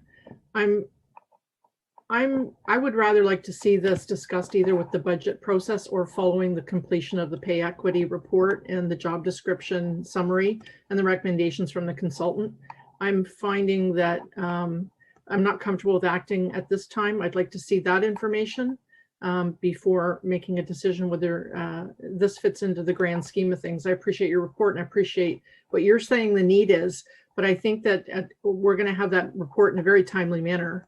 I think you mentioned in the next 2 months or so, August, September, we're going to be seeing the pay equity report and job description report.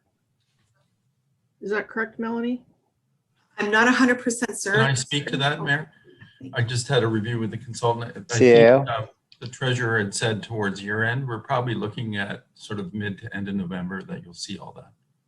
So my position is I'd like to wait for that. And I think we're just with the amount of staffing and changes and stuff that we've had, I'd like to see a more fulsome overview of the town's planning and looking at how we're strategically planning across all departments, just to see whether there's other needs in other areas where we may find we have a similar need, whatever, and what that impact is to the budget.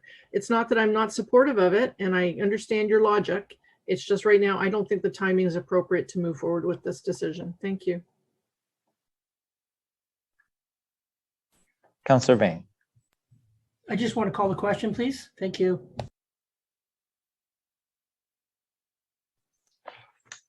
All right, the question has been called. We need a mover and seconder. Moved by Councillor Sharp. Seconder, Councillor Bain. Point of clarity, Mayor Jordan. I don't know if Yes. we have any. I don't know if we have any other speakers. If we even need to call the question, we could ask that first and go from there. Yeah, thank you. If there's no other speakers, I'll just have Councillor Sharp and Councillor Bain move the resolution rather than calling the question, if that's okay with the councillors.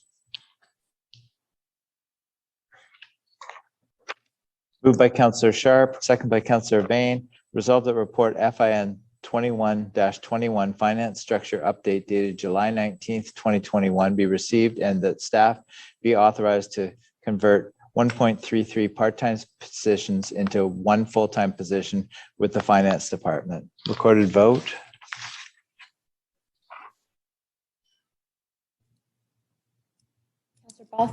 Councillor Bothwell? No. Councillor Dunstall? Yes. Councillor Frake?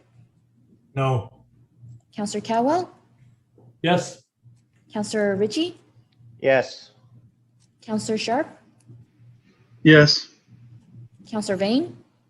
Yes. Councillor Vardy? No, I agree with Councillor Bothwell.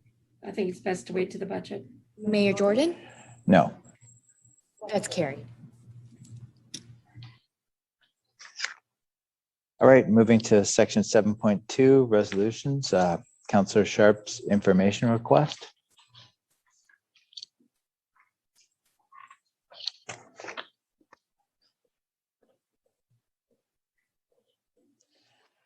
Councillor Sharp is the mover. Councillor Sharp, you'd like to speak first on it?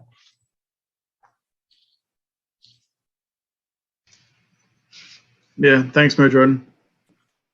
The intent in this is fairly simple. It's that information requests that require us to seek outside consultation and spend any money, any taxpayers' money, that they have to be voted on. And so the intent is simple, and I thank you. Bye. All right, we just need a seconder before there's any discussion on this. Councillor Ritchie. Any discussion? Councillor Bothwell. Thank you, Mayor Jordan. I appreciate the intent of Councillor Sharp's motion. I think it's just important that if it's a simple answer that is brought, or a question that is brought forward at a council meeting, that the appropriate staff be there to respond, or legal, if it is an item that has a legal implication, that our legal staff are available to respond at that meeting, because that makes sense. Like, that's what the intention of was of committee of the whole. We get our answers at the meetings. Where there is a question that is directly related to a report that has a legal implication and the legal team cannot respond to it, I would just wonder if we need to put that through the clerk to request it from legal.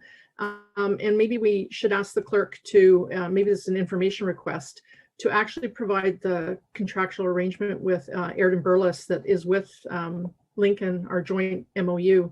So we understand exactly what the retainer involves, and whether if we go through the clerk just to have clarification on an item, whether that falls under a retainer. If I could put that in just for the clerk to provide council with a copy or the wording of the contractual arrangement with Airden Burles, that would help. So we understand what our, how we can go about getting information that the lawyer may not be able to provide at that meeting. Without it, understanding the cost component of that Councillor Sharp has mentioned. Thank you. Councillor Vardy. Thank you, through you, Mr. Mayor. I have some general concerns about this this motion.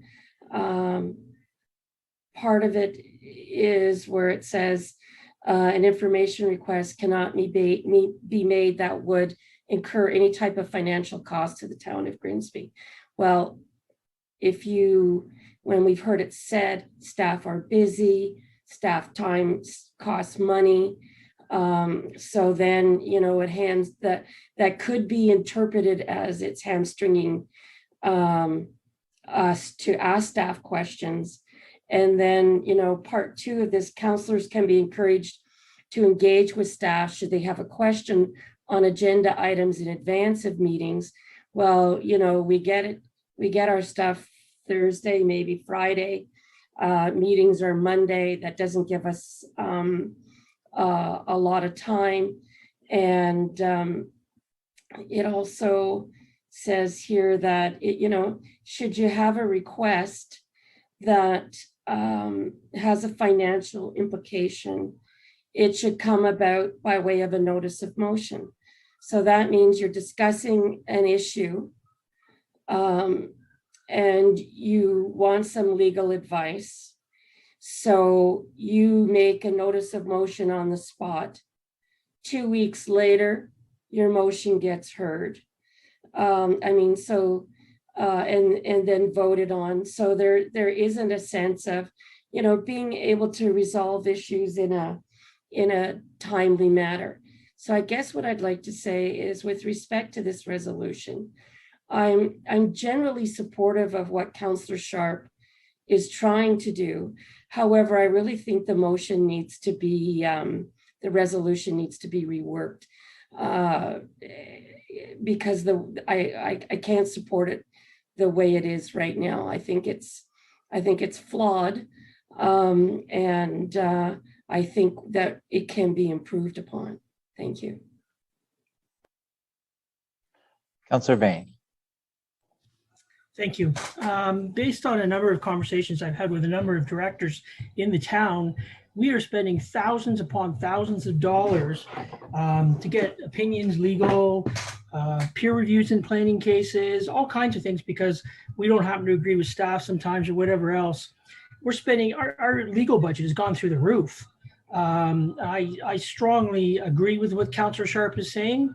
With the exception of getting staff advice, an information request should be to staff, period. Anything outside of staff, I believe I fully support what Councillor Sharp put forward here. Thank you. Councillor Frake. Thank you, Mayor Jordan. Yeah, in essence, in overall, I tend to agree with what Councillor Sharp is trying to do. However, let's be very cautious here that we don't put in more steps and put in place another bylaw or another procedure that's going to take us now 1 or 2 or 3 or 4 weeks longer to make decisions. It takes long enough to make decisions now. Our staff are there to support us. I don't totally agree with what Councillor Vane is saying. We have to rely on staff. We can't just avoid talking to them. We can't just say, oh, well, I'm not going to talk to staff because it's going to take them an extra hour or two. We need to make decisions. Sometimes we have to make decisions sooner than later. So I think we need to be very careful we don't stifle the decision-making process, but putting in place another process. So I would think that we should probably just take this particular resolution, maybe reword it a bit and make it a little easier. And yes, if we have to go outside and get legal advice and spend a lot of money, yeah, I think that we should probably go to a request through a notice of motion. No problem with that. But let's be very careful. We don't put in place a process that's going to really delay everything we do. So I'm not sure what the friendly amendment would be, Councillor Sharp, but I think we should do something to just enhance this a little bit. Thank you, Mayor Jordan.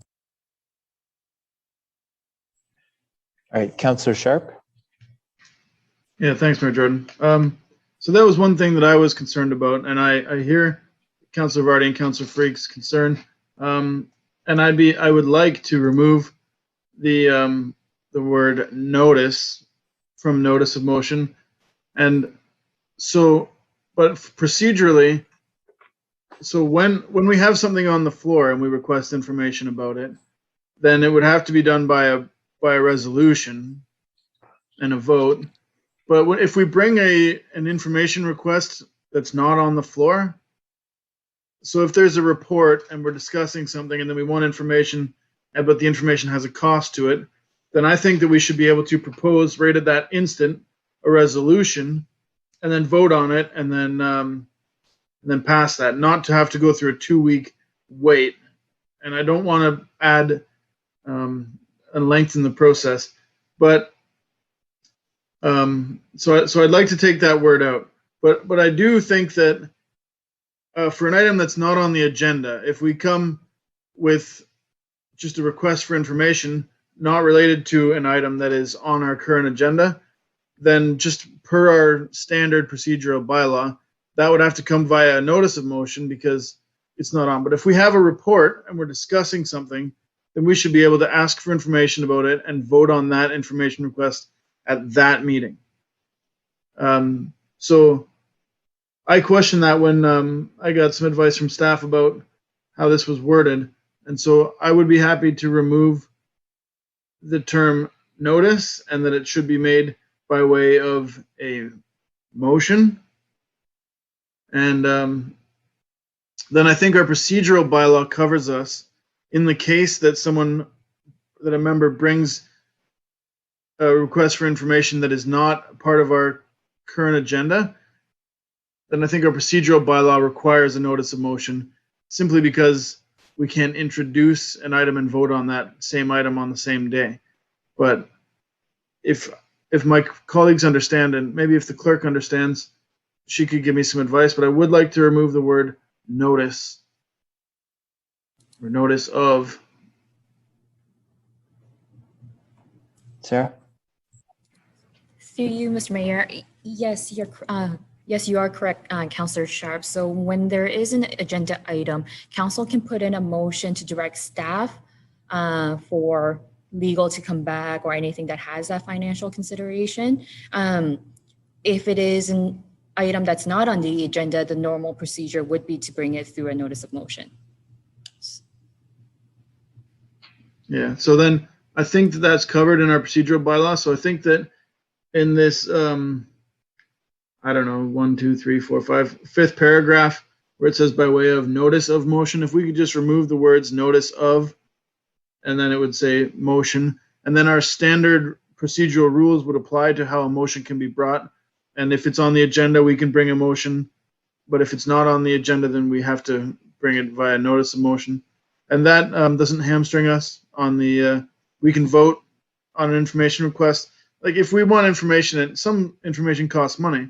And so I think that's a simple thing to remove, and I'm happy and I want that removed, please. Do I have a seconder? Is there agreement from my seconder? Councillor Ritchie?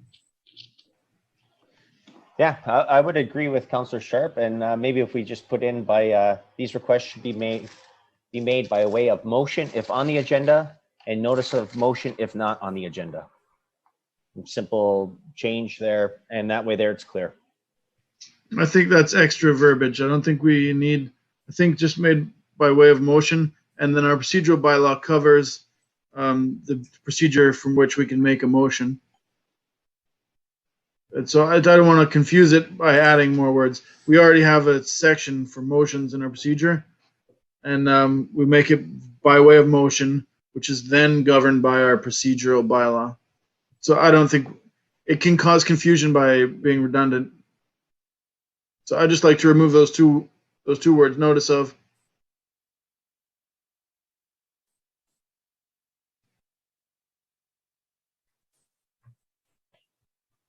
All right, Councillor Ritchie, that's okay? Yeah, I'd just like to just ask the clerk if she thinks that it needs to be clarified or whether we believe at this time that that our procedural bylaw would cover it. Sarah? Yes, I think our procedural bylaw would cover it under the notice of motion sections. Then I'm fine with Councillor Sharp's amendment, friendly amendment. Councillor Vardy? Thank you. Just through you, Mr. Mayor, just a couple of comments because Councillor Vane raised something. I know it often comes up that, you know, it's said we rely on staff. Staff are the experts. There's a reason we're elected. Staff input is one component. There are many when we don't agree with staff, it's because we're bringing another perspective as well. And we have to, our job is to balance those two perspectives. And sometimes they mesh just fine, and sometimes they don't. But this notion of, well, if staff recommends this, we should do this. My feeling is, if that's the case, why have elected representatives? Just let staff run the town. And that's not how municipalities are structured. That's why we have elected officials. They're there to sort of weigh what constituents want and be represented along with the, you know, the opinions of staff. And don't forget, you know, you can get many expert opinions that vary. So, you know, our staff's opinion may not be the only valid opinion out there. And I'm not saying this to demean staff or to diminish staff in any way, but our role is to be that level of where we're bringing this together and looking at all the considerations, not just one, and making a decision. That's what we've been charged to do. That's our responsibility and obligation. So I just wanted to say that. The other thing that I'd like to say, I don't like doing this wordsmithing on the go, and I think it gets really confusing. So I would like to make a motion to defer this item to the next meeting with a revised motion or resolution from Councillor Sharp, so that we have time to actually look at it, consider it, and then move forward from there. Because the past discussion here is, to me, I don't think has been really, hasn't really been a cogent discussion for me. And I'm sure that the people who are watching this meeting are also feeling a little bit confused. So I think we need to take the time and to do this right. And as I say, I support Councillor Sharp in his intent, but I do think that this needs another hard look so that we get it right. And I'm putting forward now a motion to defer, and I'd like to vote on that. Thank you. Do you have a seconder, Councillor Vardy? Councillor Bothwell, I see.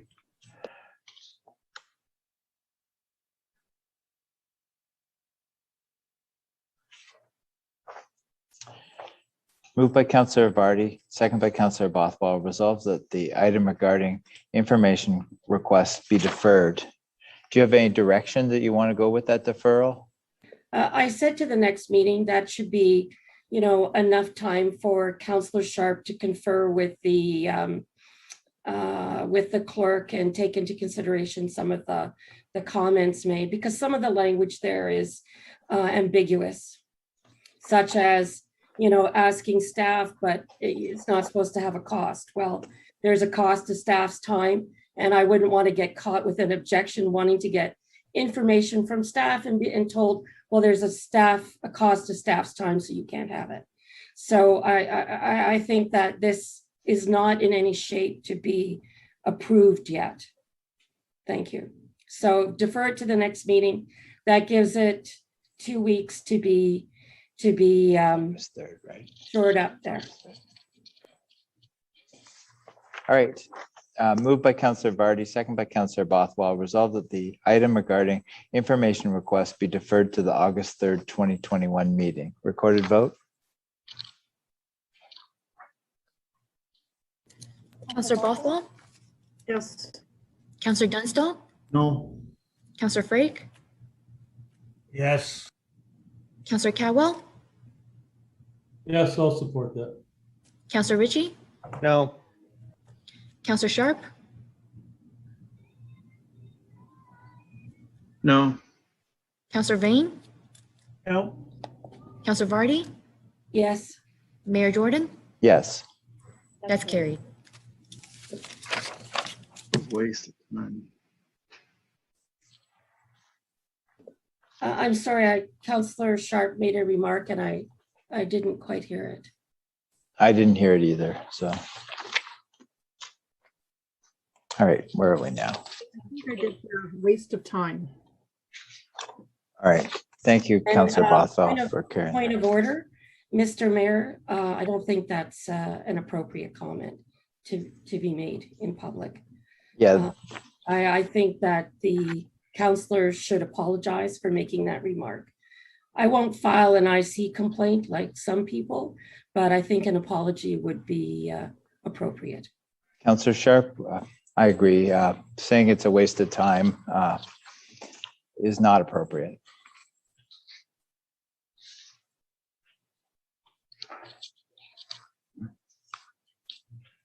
Went too late.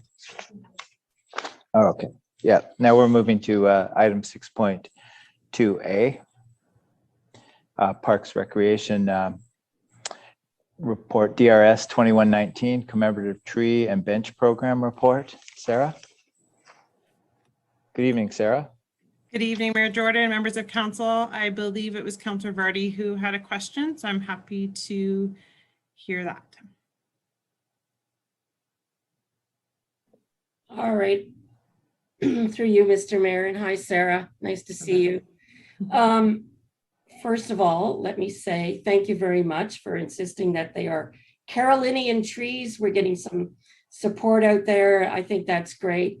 And I think the price for a Carolinian tree at $250 is reasonable, providing it's not just this little thing, So that's one thing. However, the commemorative bench at $1,800, I find a little steep. And I understand that, we're starting to get a bench-demic. So benches all over the place. And I'm certainly glad I got my bench before the price went up. But here's the thing. I understand that the town pays a cost to the bench or a partial cost to the bench. But townspeople get to use those benches. Like I don't have anything on my bench that says you can't sit here because it's my bench. You can't sit here and overlook the water because not your bench. So I think because they are a public good, a cost sharing arrangement, an equal cost sharing arrangement, I think would be more fair to people in the town. So on the tree side, I'm all for it. On the bench side, I think it becomes prohibitive. And there maybe what we need to do is to set out where we're going to allow benches, so that, I know that I wasn't able to get my first choice. I was told no. And so I had to find an alternate location. So people will just have to see if they can find a location that that is agreeable to both the town and themselves. I mean, that seems reasonable. So those are my comments. A good report. Thank you. Thanks, Sarah. So Mayor Jordan, if I may comment through. Yes, absolutely. To hear those comments, most certainly. The intent here was to sort of level the playing field a little bit. And just to be clear, that cost is our cost. Those benches that we have are quite expensive. They also have a concrete pad below them. So we are just looking to be at cost recovery, which is sort of where we sit with other amenities. We do from time to time, if people want to donate a picnic table, we actually have somebody right now looking at a piece of public art. And all of that is generally done at the cost recovery. So the intent was just to keep it consistent across the board. Yes, it is definitely a higher cost, but that was the reasoning for it. But I do hear those comments for sure. So are you saying then the town's portion of the cost to put in a bench is $1,800? That's correct, Councillor. That bench is $1,800 all in. The bench itself is approximately $1,300. That price fluctuates every time we purchase, of course, and how many.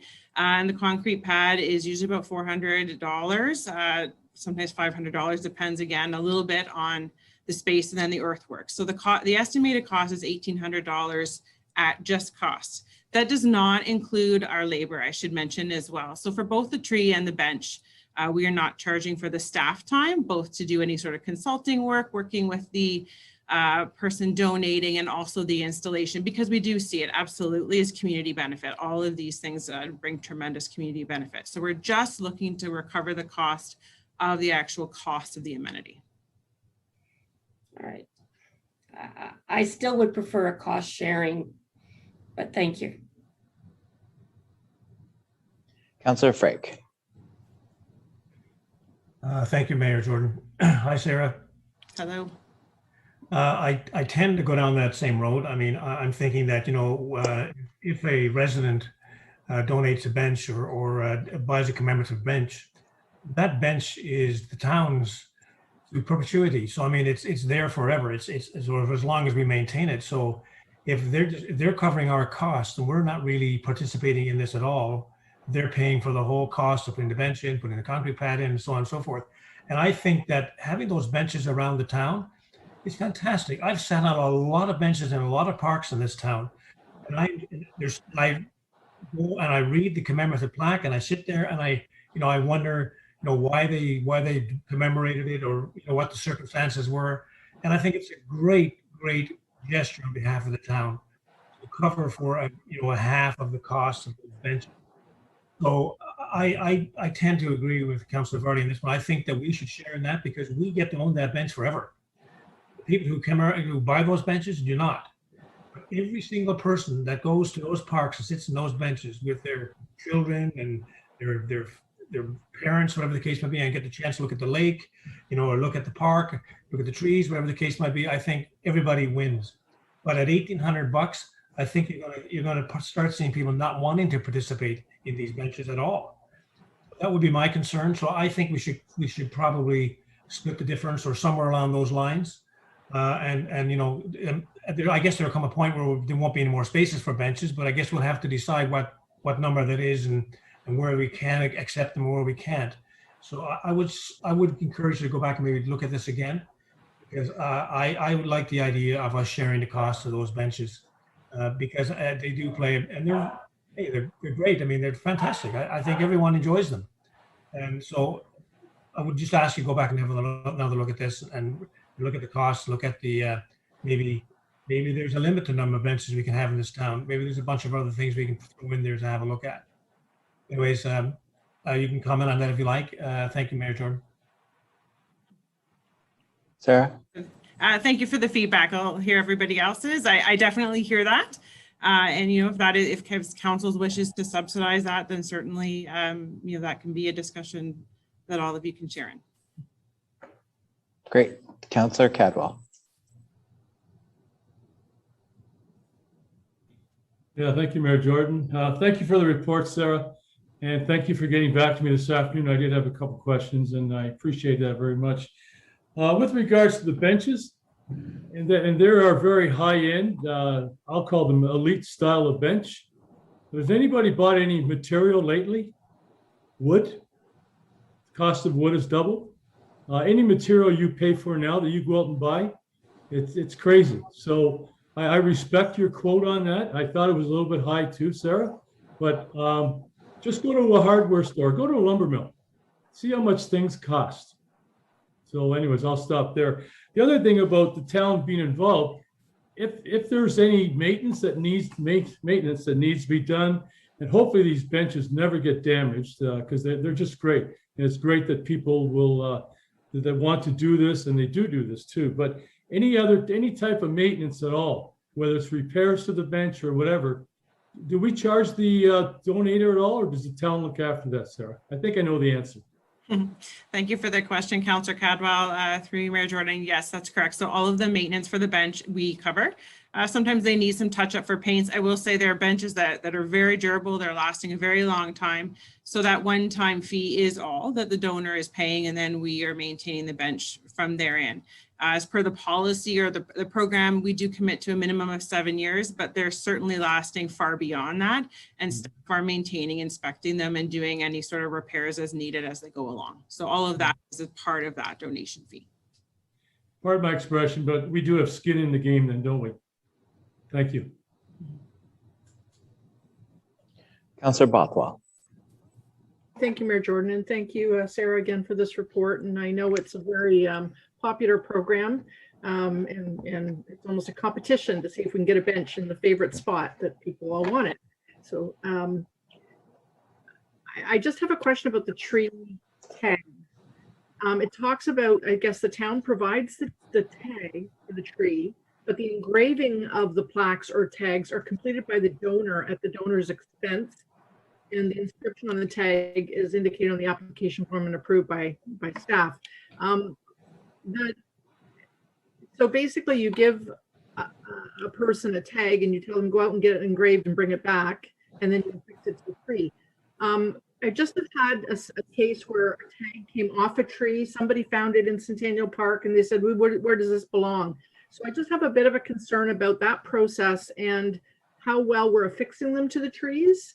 You know, for the long term, how easily they're able to be read, or like as the tree grows, maintenance of that tag.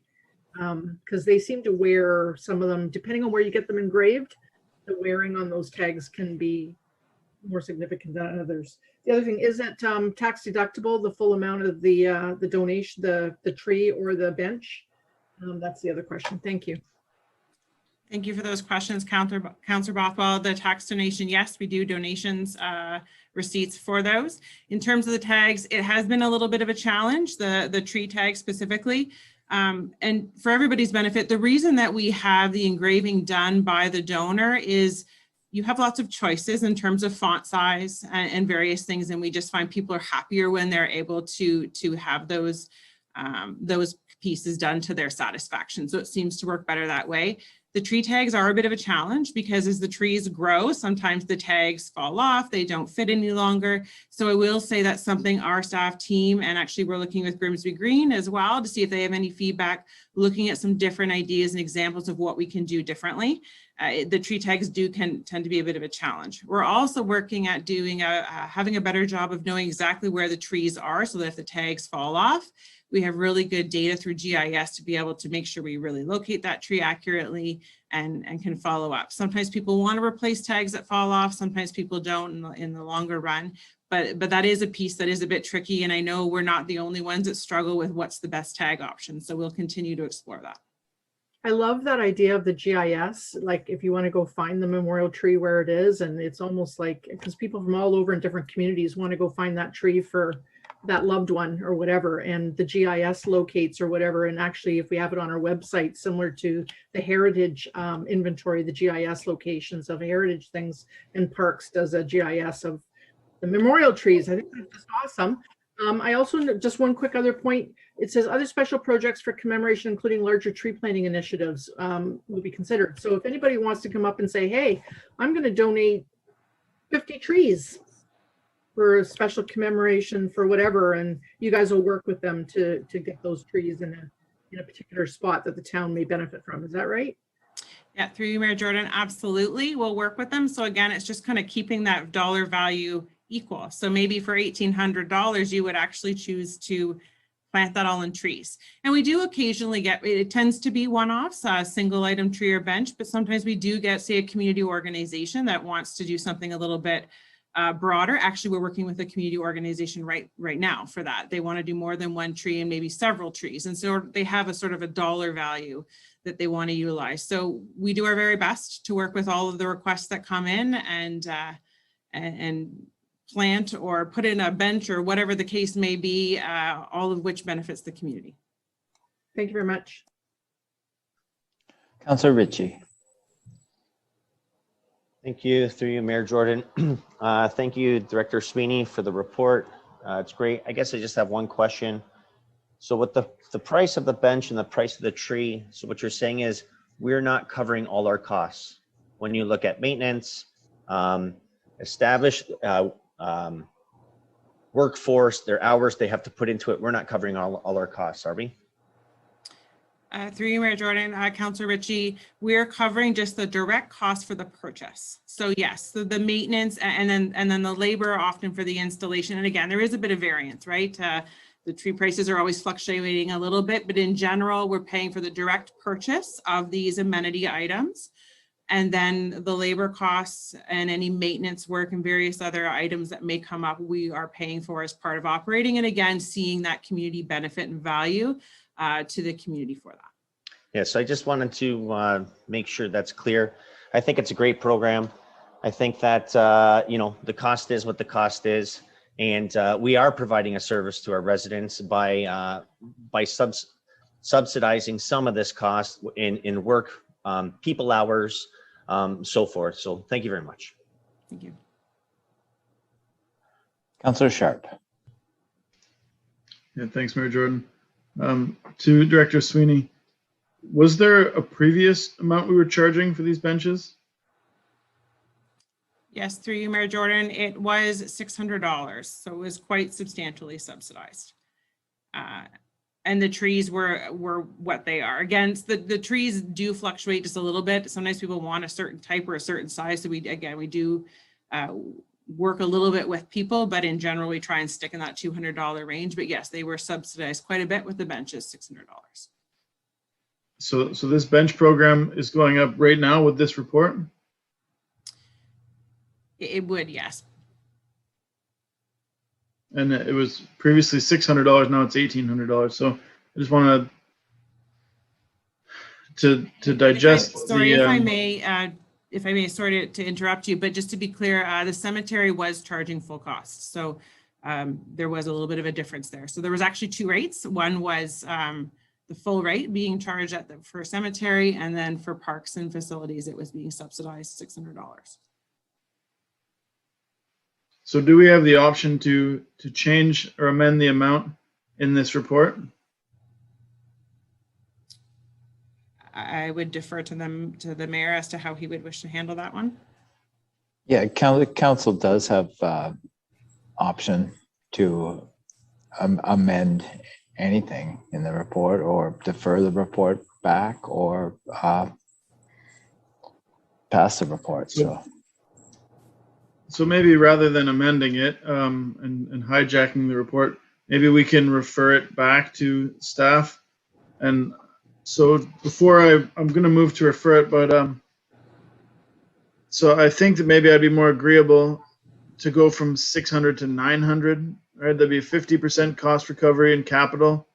And maybe I'd be agreeable for the differentiation between a park bench and a cemetery bench. But to have 50% of our capital costs on a park bench donated by a resident, I think is great, and more residents better. And because the spots, they don't get to choose their spot; they have to take an available spot. So I think if we have more residents donating more because of that, then we have more spots to sit in our parks. And I think that the jump from 600 to 1800 is too quick.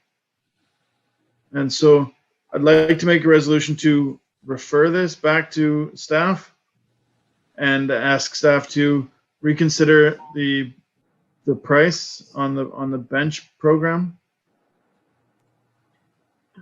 Point, just a friendly amendment to Councillor Sharp. Perhaps we can just amend the motion, Councillor Sharp, to where it says that the rates outlined in this report be approved and updated in the rates and fees bylaw. You might just want to just put in that recommendation that the tree rate be amended to 215 and the bench rate be amended to 900, or right in that So range. if we refer this back to staff, then staff can take care of that. But I'd like to refer it back to staff with intent that staff would change that price closer to $900. And I don't know if it's appropriate to just put a new figure and amend the report, unless if that's acceptable. Like, can we amend it right now on the spot? I would support an amendment motion to recommend the change in rates to be reflected as Councillor Sharp is asking. So can we change the rate to 900 if we amend this report? Yeah, that can be done with a mover and seconder. We'll vote on it. So I would move that amendment. Should you change that one? I think great job to staff with this report, and it's great to have more information about this. People I know are interested in contributing to the community in these ways, and if we can get 100 people to contribute 100 benches, or half of 100 benches, or rather than 50 people to contribute 50 full benches, and as long as we need those benches, which I think that they're useful, then I think that it's good to have a 50% cost recovery on the capital. Thanks again.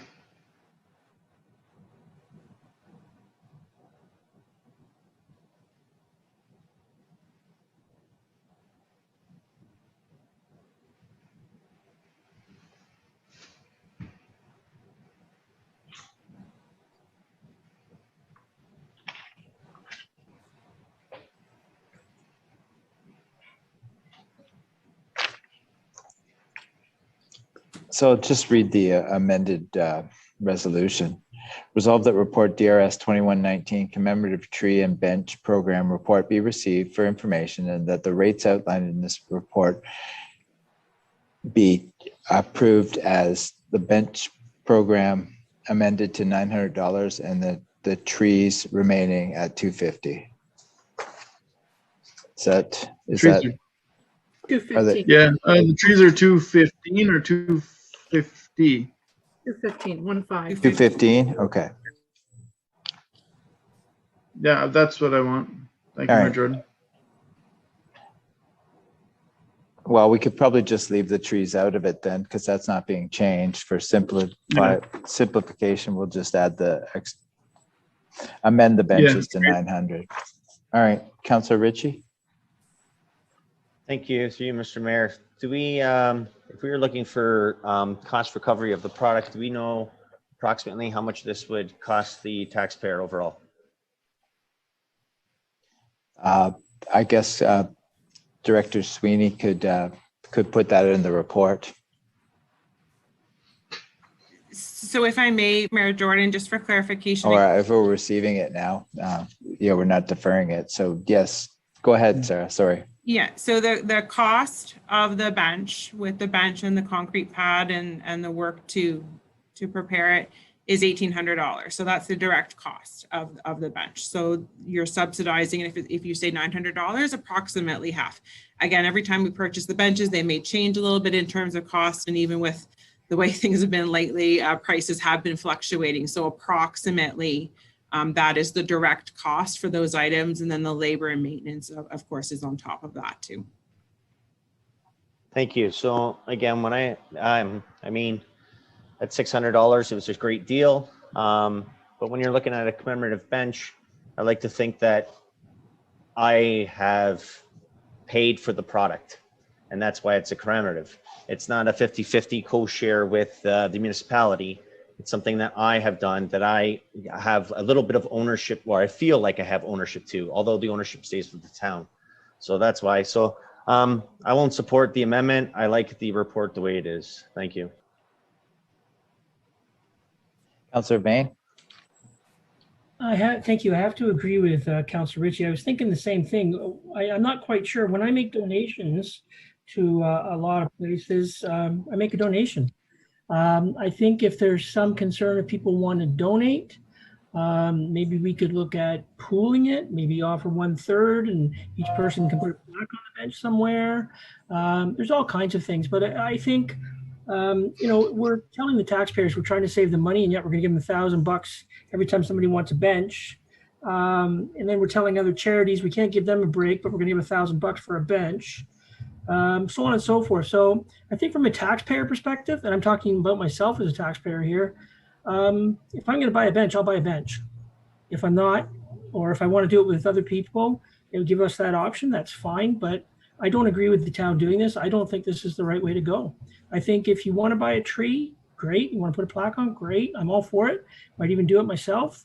A bench is a bigger investment. I could see organizations doing that. Stuff like that. I think it's a wrong approach to have the town paying for this. Like, we're constantly talking about saving the taxpayer money, yet we'll spend thousands on benches or thousands on legal bills, and yet, we don't consider the other things. And I disagree with it wholeheartedly. So that's my position. Thank you. Councillor Cadwell. Yeah, thanks, Mayor Jordan. I'll be short and quick. I support the director's report as written. So yeah, that's all I'm going to say. I'll be supporting the director's report. Thank you. Councillor Vardy. Just curious, how many bench requests do you get in a year? Through you, Mayor Jordan, it varies quite a bit, and these last few years have been a little less. I would say it'd be anywhere from 4 to 8 or 10. It really varies a lot, to be quite honest. It's not a huge number. It does tend to ebb and flow. So I would have those. I don't have specific numbers right before me, but that would be my guess, between 4. And you get to determine where is an acceptable location. So in all circumstances, we do make sure the location is suitable for, well, as outlined in the program. There's a couple of factors we look at, making sure it doesn't have any conflicting uses, making sure it does benefit the community. So yes, we do work with the donor. We do also definitely take their requests into consideration. So you just said where it's going to benefit the community. So to my mind, I support Councillor Sharp's notion that we would cost share, because there is a direct community benefit.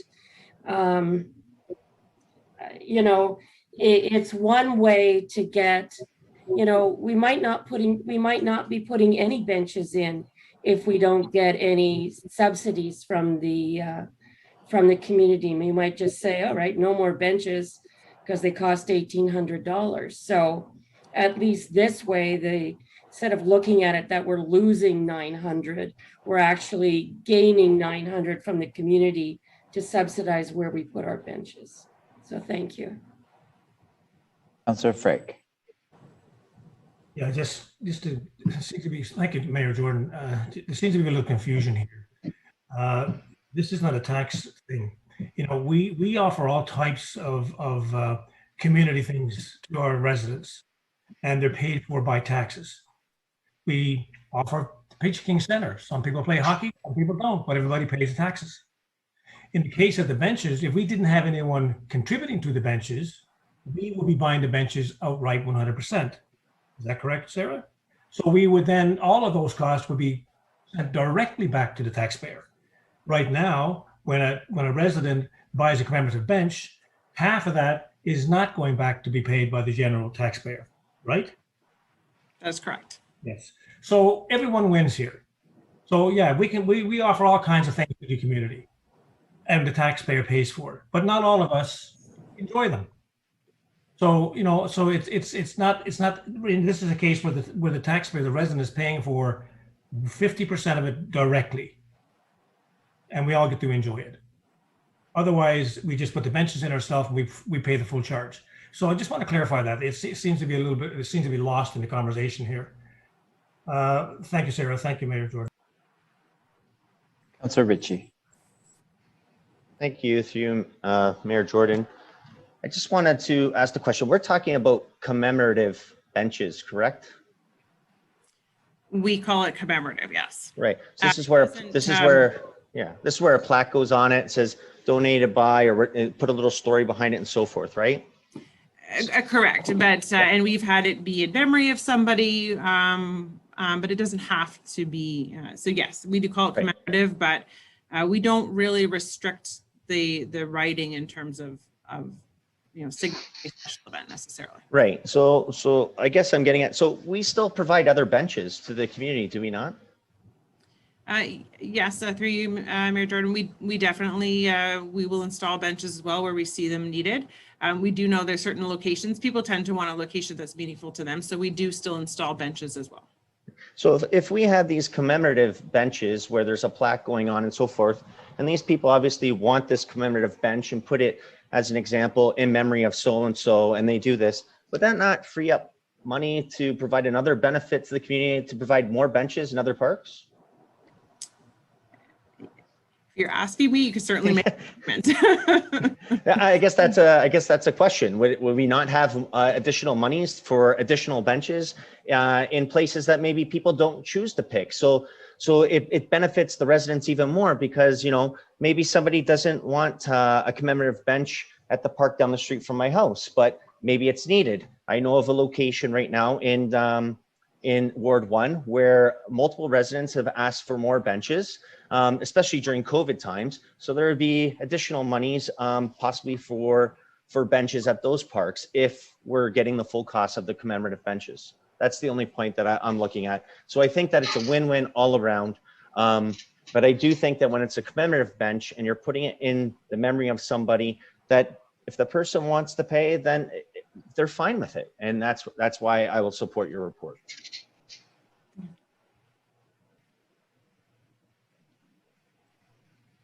All right, seeing no further questions or comments, I'll read the report or the resolution as amended. Moved by Councillor Sharp, second by Councillor Bothwell. Resolved that report DRS 2119 Commemorative Tree and Bench Program Report be received for information and the rates outlined in this report be approved with the bench program amended to $900 and updated in the rates and fees bylaw. Recorded vote.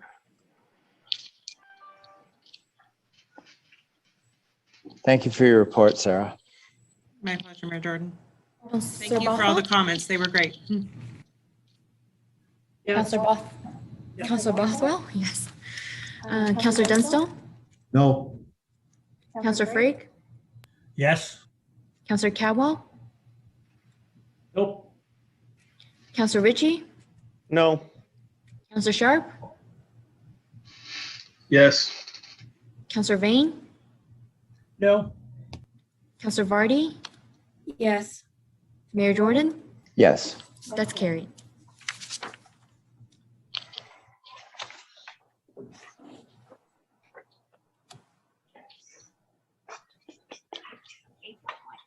All right. All right, now we're at report 8.1A, report DRS 21-21 regarding the 40 Mile Creek Park pedestrian bridge design. Brandon? So Sarah, sorry. Thank you, Sarah. No problem at all. Good evening again. So just this report, I hopefully had a chance to read it. I won't get into too much detail. I know you're all familiar with this bridge. We've talked about it a few times at your council meetings.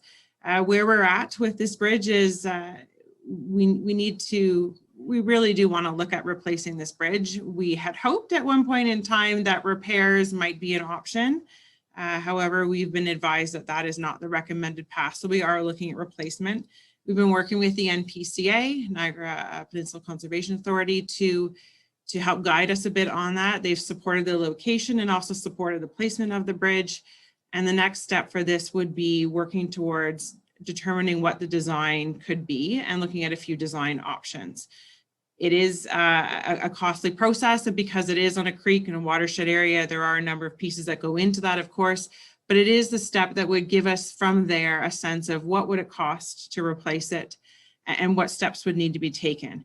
We would really like to do this soon so that we can have some determination as to what the path is for this bridge, start to forecast it into some plans, but also have it as a ready project for possible grants or other funding opportunities come up, like the Gibson Street Bridge, which we've just seen. You know, I think the readiness of that project really was a big part of its success.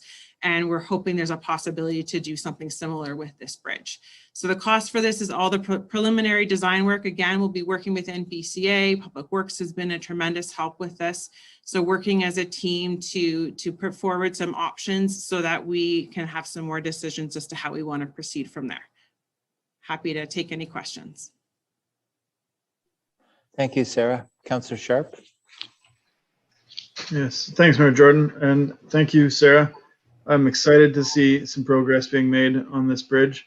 I do go down to that park, and I don't actually know the name of the park. I call it the Pump House Park. But does it have a name? Through you, Mayor Jordan, we do call it 40 Mile Creek Park, but it is very commonly called Pump House Park. It often gets referred to just as the Peace Garden area as well because of the Peace Garden there. So improve something else down the road. Great. So it's good to see that we're moving forward on this. And I think the great thing about it, I mean, hopefully we'll get some grants, but even if we don't, I think that the value in having this connectivity from one side, like the east side of 40 Mile Creek, to the west side. So this connects people that live in the area around Maple and Ontario Street, and they can walk down to the pump house, is what I call it, and then they can get connected up to Murray Street Park and Elizabeth Street, and you can walk further. I mean, you could head all the way down to the Waterfront Trail, and so, but that's less of what I'm talking about. But mostly people, especially in the near downtown area and that Maple Avenue, it connects them to the waterfront and to some very valuable resources in our parks. So I'm happy to see this. Do we have even a rough budget of how much the total cost will be? Through you, Mayor Jordan, just if I may, absolutely. I just wanted to comment, yes, it does get a ton of use. I mean, we're hearing from residents often really wanting an update on that, and we know that bridge gets very well used. So I would echo your feedback. In terms of costs, our high level estimations are anywhere from $350,000 to $500,000, which is probably a bit of a shock to many, and it is quite a range, and it's largely because of the span of the bridge. But again, this work will really give us a better sense of what is that figure going to be. And it will depend too on probably design chosen. So the plan is to have more than one design option and weigh some of those out. So we'll have a few options to select in terms of materials and various things. Yeah, is there a possibility that the bridge will be moved closer to the mouth of the creek, like nearer to the parking lot or nearer to the boat ramp? Do we know anything about? We were looking to keep the same location just to maintain that connection back out to the roadway. Just looking at the land we own and what the path would have to be created, the location it's currently at. And again, we did meet with NPCA and they looked at that as well. They also felt that the current location made a lot of sense. So yeah, do we know it may how do we come get up equipment again. in there? And sir, I think that's actually one of the reasons as well for the cost is that accessing that location may be tricky. So again, Yeah, like you need maybe trailers and ATVs or something like that's the kind of thing you do at the cottage. And a crane could access from the parking lot. But I'm glad that we're getting this report from a qualified firm. And so thank you. Thank you. Councillor Cadwell. Yeah, thank you, Mayor Jordan. Through you to Director Sweeney. Great report. I'm really glad that you're getting on top of this, Sarah. I mean, like having it up basically almost shovel ready in the ground, because I think that's how with our Gibson Street pedestrian bridge, with the good work of the Public Works team, that's how we were able to find grants. We were ready. And look what's happening. We've got a report tonight approving some good approvals for the Gibson Street Bridge. So great work, Sarah, to you and your team. And the other thing I want to comment on, I'm really happy to see, and I've seen it in a couple of the reports now, page 4 of 5 of your report, second paragraph, you talk about how much money is in the reserve in the capital projects RFC reserve as of December 31st, 2020. Great news. I like that because every time I want to approve something, especially when it comes from reserve, Sarah, I always think, well, what's in there? Fantastic. And to the rest of the staff that's doing that in their reports, it's been long overdue. And thank you very much for that. And again, I'll support this report 110%. Thanks very much, Sarah.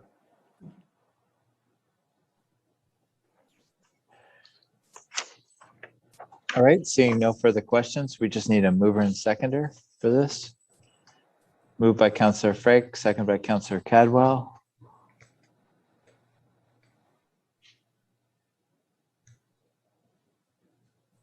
Moved by Councillor Frake, second by Councillor Cadwell. Resolved that report DRS 21-21 40 Mile Creek Park pedestrian bridge replacement design dated July 19th, 2021 be received for information, and that council approve creating a 40 Mile Creek Park pedestrian bridge replacement capital project with a budget of $35,000 to be funded from the capital projects RFC reserve. All in favor? That's carried.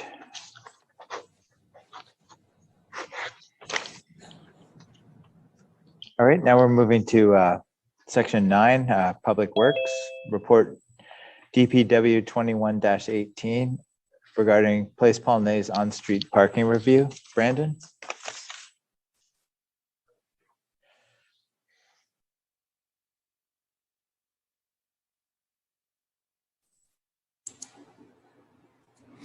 Sorry, thank you, Mr. Mayor and Council. I'm working on 2 different screens here, so I'm just technical issues.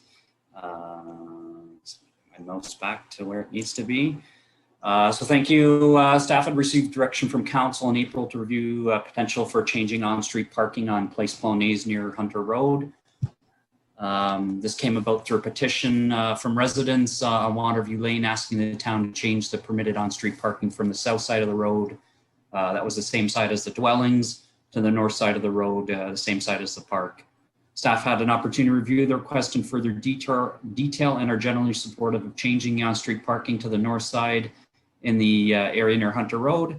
In the report, we identify the pros and cons of the on-street parking on each side of the road and provide some additional background in our decision-making. Also had an opportunity to reach the condominium corporations for the Lake House development, with the groups either being in favor or not having any objections to the changes. If council is supportive of this change, staff will begin work on an amendment to our parking bylaw, which will be brought forward for council approval later this year. Once the bylaw amendment is in place, appropriate changes to signage can be made, and I'm happy to answer any questions.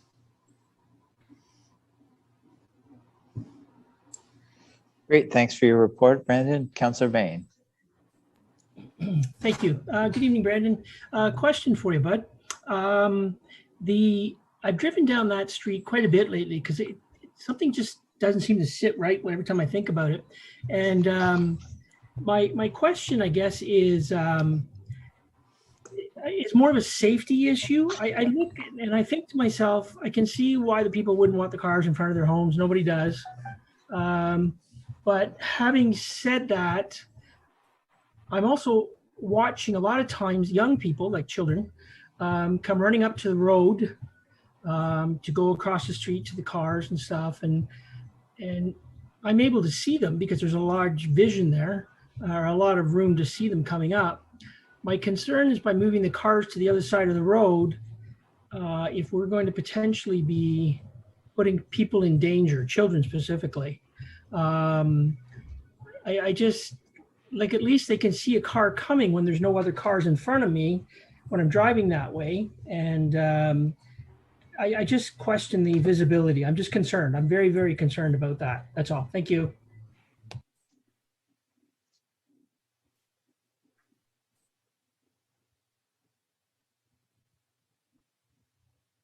Sorry, Councillor Bothwell. Thank you, Mayor Jordan. I'm a little on the other side of Councillor Vane's comments in that I think it's a much safer alternative, and I don't know if Brandon wants to weigh into it, but my experience is that with the two accessible parking spots basically on the curve on the north side and everybody parking on the south side, you're restricted to one lane of traffic, and your visibility is also blocked if there's two vehicles in that accessible parking spots.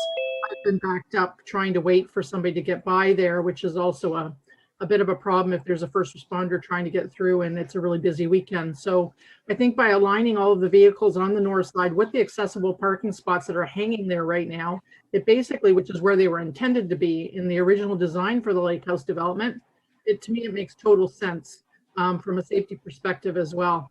And if there's any way to increase the number of parking spots, that's great. I just wanted to run past Brandon. I know that there was a comment about, do you want to make it one way? Do you want to change the parking to angle parking? Did any of that make any sense, or it was not? It makes sense to leave them as lay-by the way they are. Through you, Mr. Mayor, we did look at both, I guess, previous questions that come up about whether or not you could make the road one way. So we did review that, and I think we were having trouble justifying how we could support that. Essentially, to support it, you'd have to make it essentially one way from Hunter all the way around to the other end. We actually seen that the industry trend right now is actually getting away from one-way streets, and we're also worried that if we consider changing it to one way, how that would impact the internal roadways, whether you get people trying to side cut and stuff like that. So in terms of the angled parking or the 90-degree parking, the current road width wouldn't permit that. Basically, the road is designed for 2 lanes of traffic plus an on-street lane of parking. In order for us to provide an angled parking or a 90-degree parking, that actually would eat into the parkland, which we felt wasn't appropriate in this case. That being said, we are looking at for the future development fifth wheel, better ways to utilize on-street parking, whether it's the angled or 90 degrees. So hopefully that answers your question.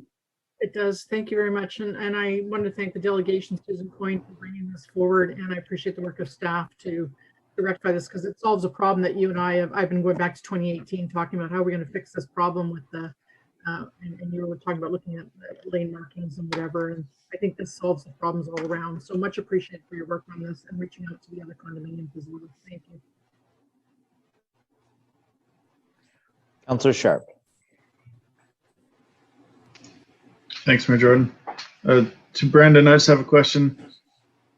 How are we going to direct people to enter from Place Polonaise rather than enter from Hunter Road, and then have to do a U-turn or a 3-point turn to get into a parking space? Has there been any consideration for, do we have any idea what is the way that people are accessing that waterfront trail? And are they doing U-turns or 3-point turns right now to park in the spots, or are they driving with the flow of traffic? Are we going to have people parking on the opposite side of the road in the opposite direction, or are we going to have people doing 3-point turns amongst like multiple cars parked on the south side of the north side of the road, and they're now moving it to? Do you have you had any consideration for that? Yeah, so I believe you brought it up previously at the last meeting, and sorry, through you, Mr. Mayor. I mean, we had debated or discussed as staff whether we could provide additional signage, but again, had difficulty supporting on-street parking. Typically is not signaled or signed in any way that would indicate, how you get to that on-street parking, kind of like in the downtown area as well. You'd look at, essentially you have to comply with the bylaw. Town of Grimsby bylaw says you have to park on the side of the road facing the direction of traffic, or in the flow of traffic, not opposite the flow of traffic. So I don't think we can certainly monitor it and see if there's issues with drivers doing U-turns, but I would think generally over time, drivers will get used to the area, and hopefully that answers your question. Yeah. Another question I have is about line painting on the parking spots, because people accidentally or without knowing, they sometimes you can park across two spots, and then like once somebody else parks, and then by the time somebody leaves, you kind of leave a space and a half, and then there's a space and a half behind it. And if we paint the lines, we can organize the parking so that if there's 15 spaces, we can get 15 cars, rather than you might get 11 or 12 cars in a 15 space lay-by spot. So are we going to do any line painting or something to mark the spots? We weren't, sorry, through you, Mr. Mayor, we weren't planning on doing any line marking at this point, but again, certainly something we can look at in the future if we do get concerns about congestion there and not, parking being disorganized or anything like that. We can certainly look into that. Okay, thanks. That's all. Great, seeing no further questions, I need a mover and seconder on this. Moved by Councillor Cadwell, second by Councillor Bothwell.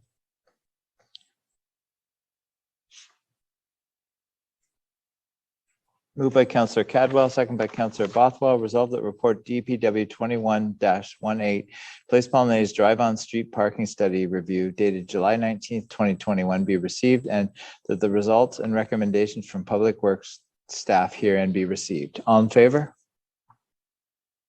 That's carried. Now we move to planning and development. Oh, sorry. Mayor Jordan, 9.1B report. Mayor Jordan, please, sorry to interrupt. Just a point of privilege. It's been almost 3 hours, and our procedure says that we should take a small recess every 3 hours. I'm going to wait until after we get through the last Public Works report and then move to planning before we do that. Oh, sure, I didn't realize we had one more left. Report DPW 21-17 award of water model update. Brandon. Thank you, Mr. Mayor. The region is currently in the process of updating their 2016 water and wastewater master servicing plan. The MSP is a strategic plan used to identify capital improvements needed in the region's water and wastewater model. It's typically over a 5-year horizon. Was previously updated in 2016, and they're doing an update now in 2021. As part of the project, the region will be preparing a hydraulic water model, which will help them in the decision-making process for their improvements. It's important for Grimsby to ensure our water model is updated, calibrated, and aligns with the region's water model to help us in our own decision-making with respect to the improvements in the town's local system. Staff had budgeted to complete a routine desktop update to our model in 2021, but later realized it would be beneficial to expand the scope to include fire flow testing and calibration to ensure our model aligned with the region's model, which we developed as part of the MSP. So we reached out to the region and their consultants to see if there's value in having the work completed as part of the region's project.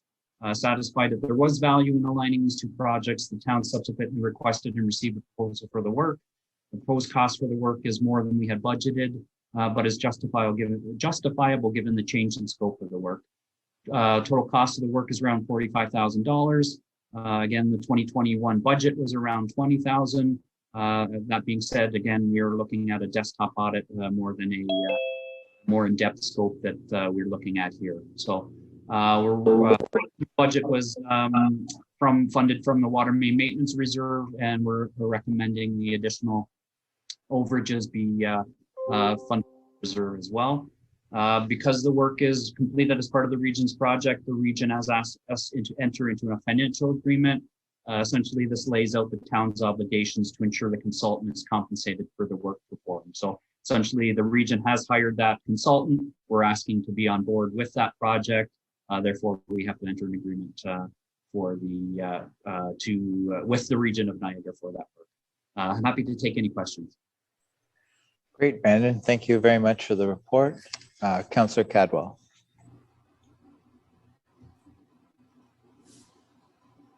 Excuse me. Yeah. Thank you, Mayor Jordan. And thank you, Brandon. Just reading the report. Great report. I'm just looking for some clarification. Page 2, the paragraph under analysis / comments. you've got the following scope of work is being proposed. And you're talking about the hydrant testing and that's great. Helps you know what your water mains are capable of supplying for water pressure and quantity, obviously, too. But the other part where it says further to the field testing, the scope of work includes completing supplemental model, local system calibration review and updating of the local booster pumping stations within the region's model. Is that wastewater? Or is that just strictly water? Because the only pumping stations we have are the pumping station out by Casablanca on the lake and also the reservoir.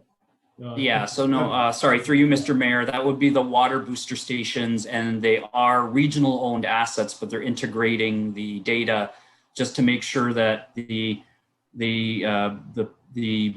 pressures that are introduced by those pumping stations are adequately reflected in our system to make sure that, again, the two systems align and the data is, for lack of a better word, jives. Yeah. Okay, that's great, Brent. And thanks for the clarification because I took it as wastewater because I know we've got six wastewater boosting stations within our community. I had a great chat with our water foreman this afternoon about we've got, and there's 6 around for sewage to get the sewage treatment. I mean, to get the sewage, the town sewage to Baker Road. So is that something that we can look in the future, Brandon, with regards to the size of the pipes for our sewers? Because I know I brought up before, and I'm a little concerned about the West End development that we're able to. Is that something that can, in due time, Brandon, we can come forward with the town to investigate that our waste systems are all in good order? Sorry, just wanted to throw that out. Thanks. Sure. Yes, through you, Mr. Mayor. So again, as part of this, it is a comprehensive water and wastewater master servicing plan. All right. We came to council earlier this year with a similar request with respect to our wastewater model. At that time, again, we had requested council's approval for looking at updating our wastewater model, specifically to deal with areas of the West End where we're getting an intensification, just to make sure that everything is up to snuff there. So that will be coming later this year. They are flow monitoring right now and calibrating that the wastewater model as well. So once that's available, again, it'll help set us up for the future and making sure that any approvals that we're making are done with the appropriate data. Great, thanks, Brandon. And just as I mentioned to Director Sweeney in the report, thank you for the balance of the water main reserve. I appreciate that. Yeah, you put the 2.6 million that's in there. Great to know. Thanks, Brandon. Thanks for your report, Brandon. Seeing no further questions, moved by Councillor Cadwell, second by Councillor Sharp.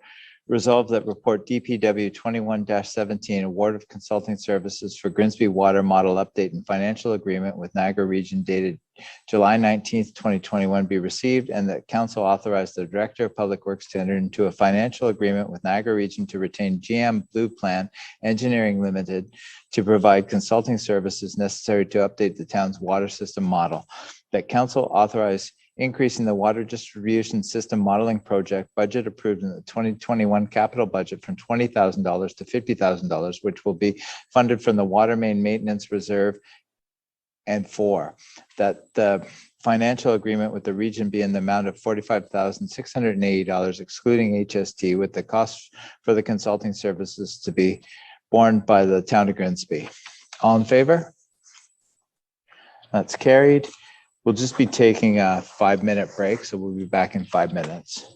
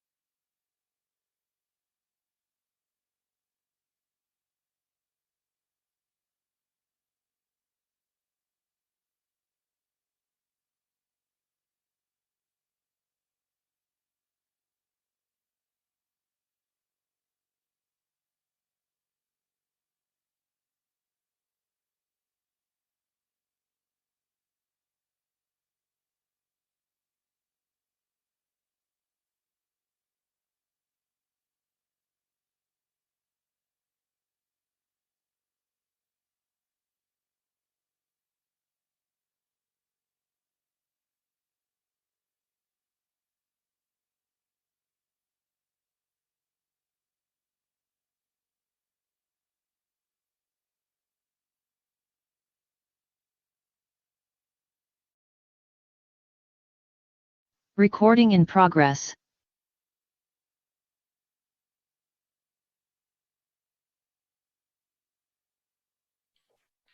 All right, welcome back. We're moving to item 10.2 A, report PA 2128 regarding site plan application 26 SP-16 2001 3 Slessor Boulevard.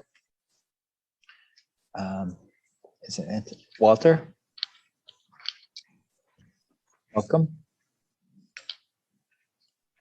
Good evening, Mr. Mayor, members of council, and members of the public. If I could ask the presentation to be started. Thank you very much.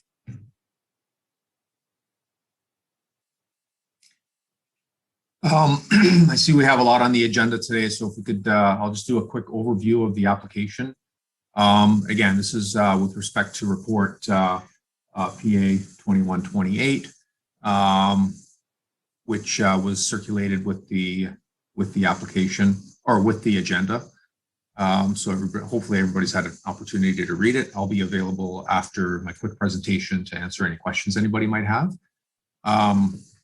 Next slide, please. The property in question is situated at the northeast corner of Livingston Avenue and Slessor Boulevard. On the north side, some of the surrounding uses, there are 4 and 8-story apartment buildings. On the east side, there's a commercial plaza. On the south side is Livingston Avenue, and on the other side of Livingston Avenue, there are detached dwellings. On the west side is Slessor Boulevard and detached dwellings. Just north of the existing detached dwellings, there is an approved stacked townhouse development, as well as an approved apartment building on the vacant lots. Next slide, please. The proposal consists of a 2-story stacked townhouse building consisting of 8 units. There are 12 parking spaces proposed within the building underneath the units and 8 bicycle spaces. Next slide, please. This illustrates the renderings proposed for the building facade on Livingston Avenue and Slessor Boulevard. Next slide, please. Just as a brief summary, the land use and massing and compatibility have been addressed through the approved zoning amendment process, which occurred a few years ago. So the zoning of the property was changed to permit this form of development on this site. The renderings that you see here were considered by the Committee of Heritage Committee, and by resolution, Heritage staff encourage the use of modern design elements in an effort to ensure this falsification of heritage is avoided, which was the previous slide that was on the screen. The recommendation is that masonry be used as an exterior material and be paired with modern window and door openings to avoid misrepresentation of heritage resource. The request is to work directly with heritage staff and the regional urban design team to finalize a compatible design for the application. Existing plan is zoned and is zoning compliant with the exception of minor infractions where a proposed cornice encroaches into a daylighting triangle and bay windows, the proposed bay windows on the original heritage looking design encroach into the required front and side yards. Next slide, please. Agency circulations, internal staff circulation included Public Works. Their technical requirements are included in Appendix A to the report. CN has requested a warning clause for all agreements and purchases of sale, outlining the operation of their right-of-way in the vicinity of the subject lands and the potential noise and vibration generated from it. Next slide, please. In summary, staff recommend that the application be approved, subject to the use of a modern architectural design as discussed in the report and the technical conditions that are listed in Appendix A to the report. I'll be happy to answer any questions anybody might have. Thank you.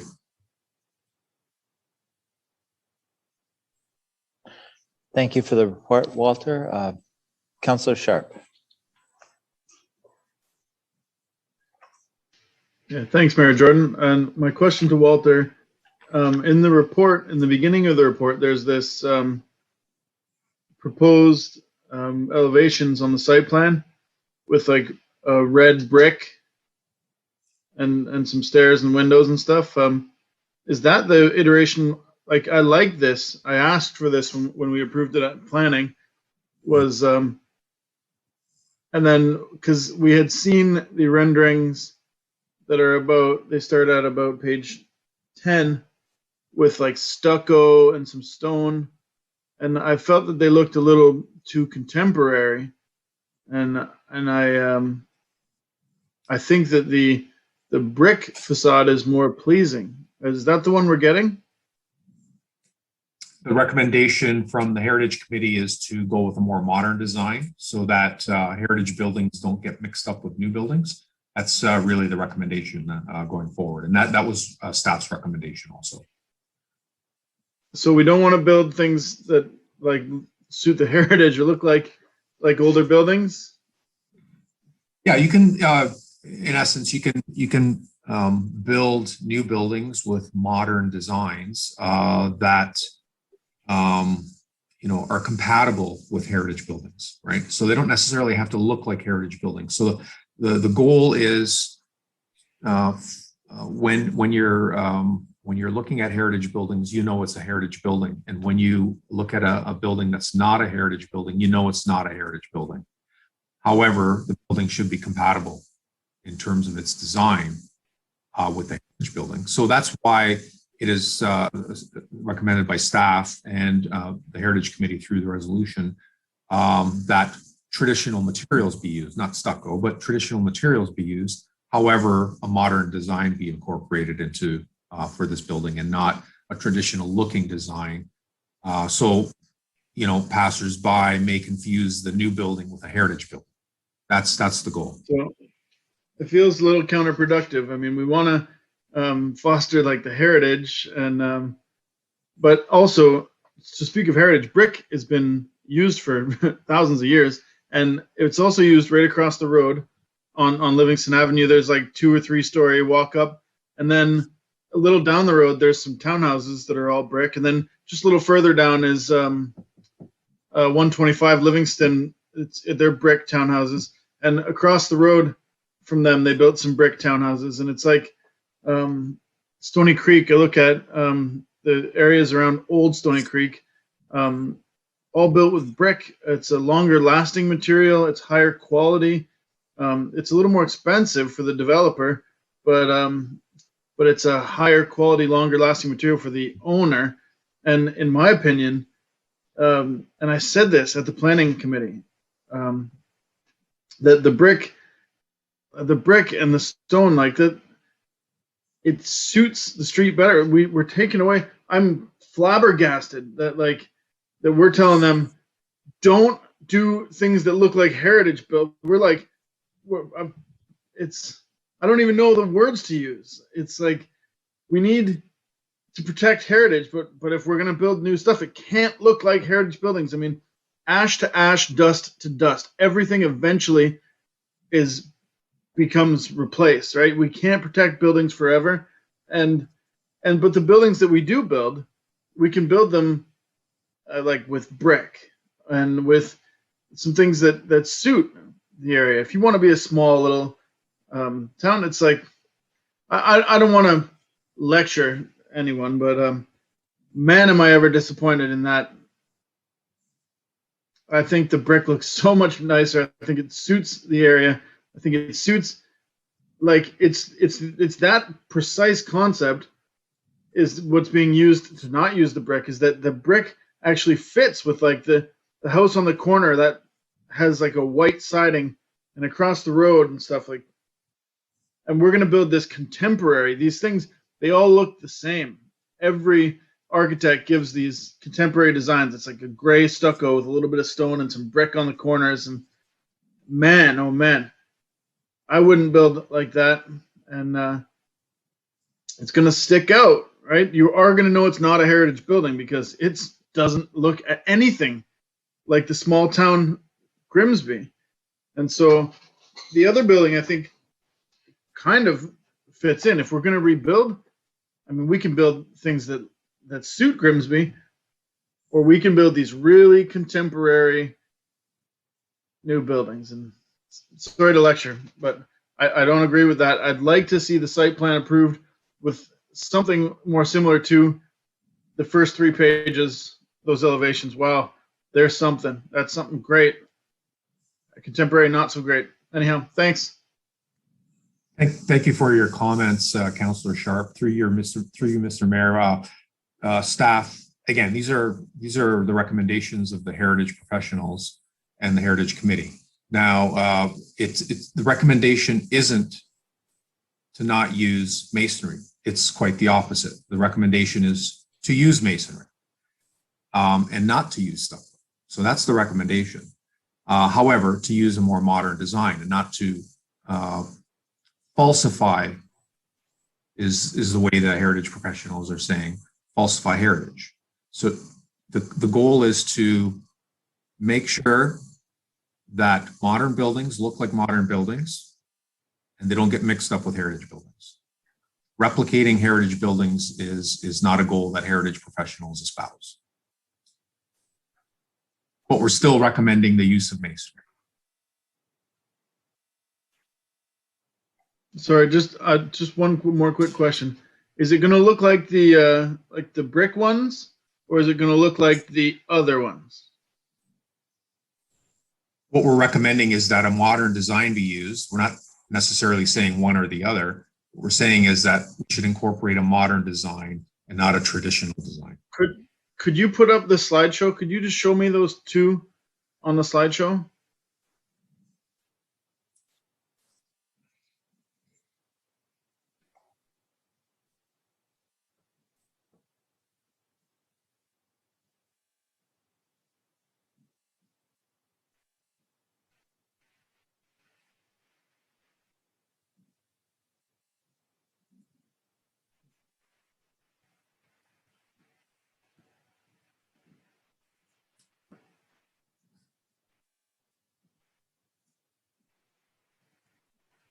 My apologies, Councillor Sharp. I don't have control of the slideshow.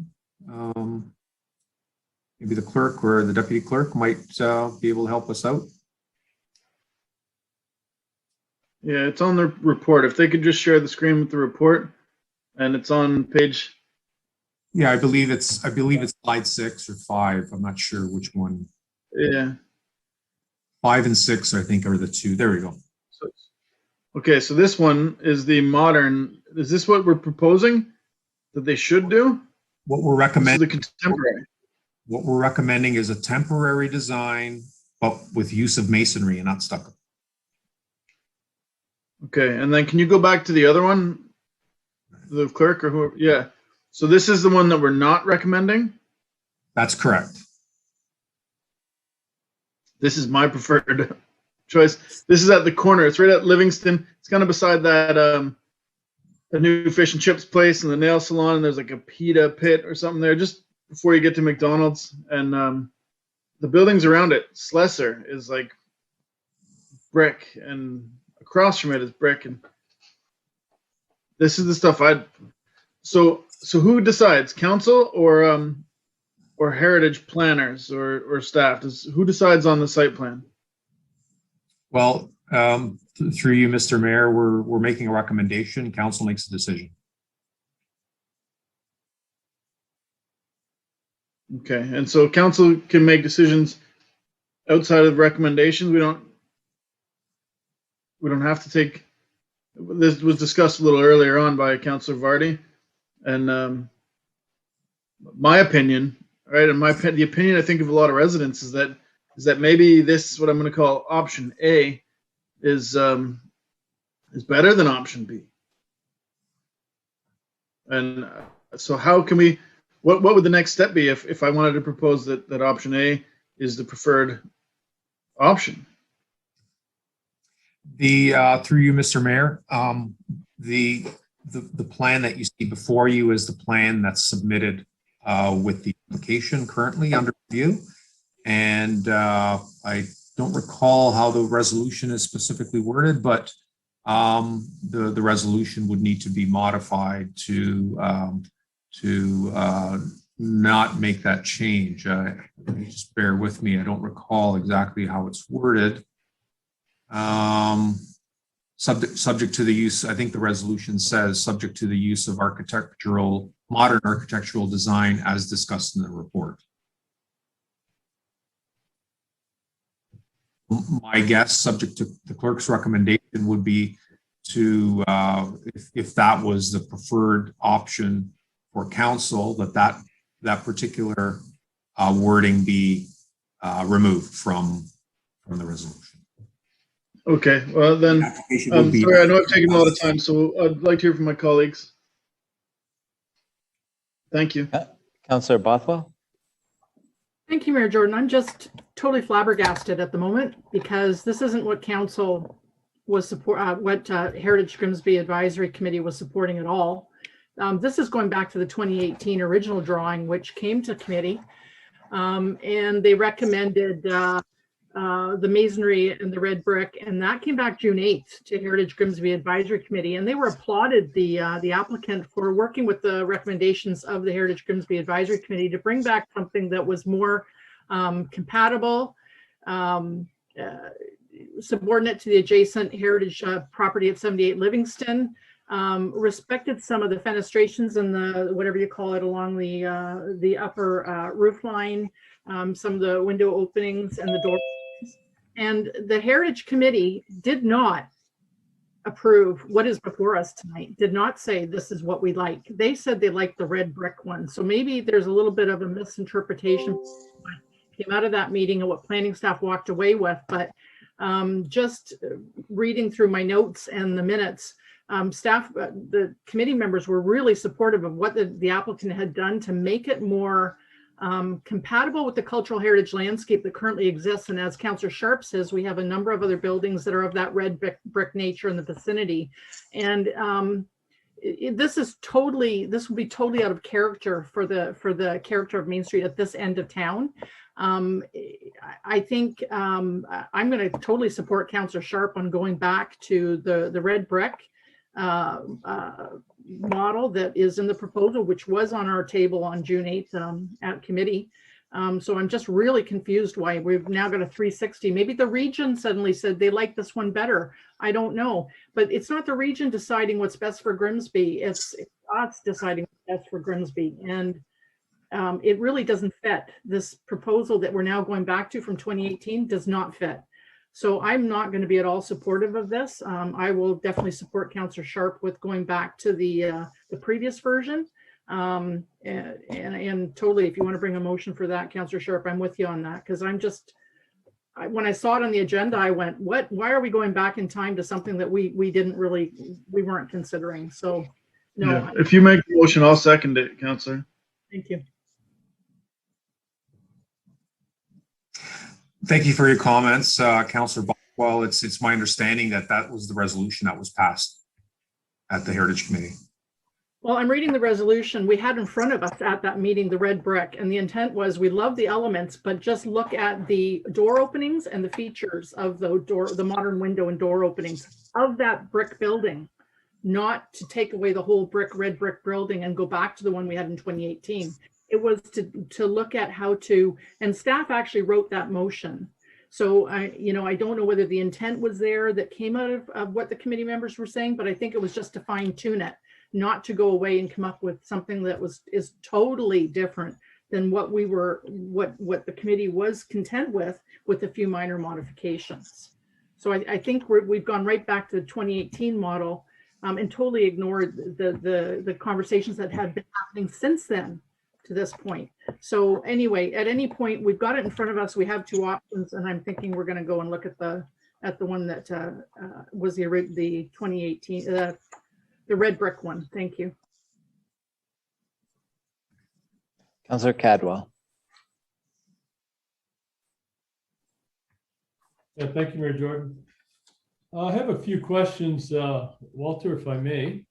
I was over there this afternoon for about a half hour. I even took my measuring tape over and measured, and I think, and it's only rough, well, the measurement of the lot, that whole lot, it was, sorry, I can't find it here, but I think it was like 71 across Livingston Avenue, and then 100 feet approximately deep into heading along Slessor Boulevard there. What size are the units going to be? This hasn't come up for a while, and now that I'm reading it again and see it, and I was on site today. So what size are the units going to be? Approximately the 8 units. I don't know exactly. I'm gonna guesstimate approximately 1,400 square feet, and I'll have a rooftop terrace.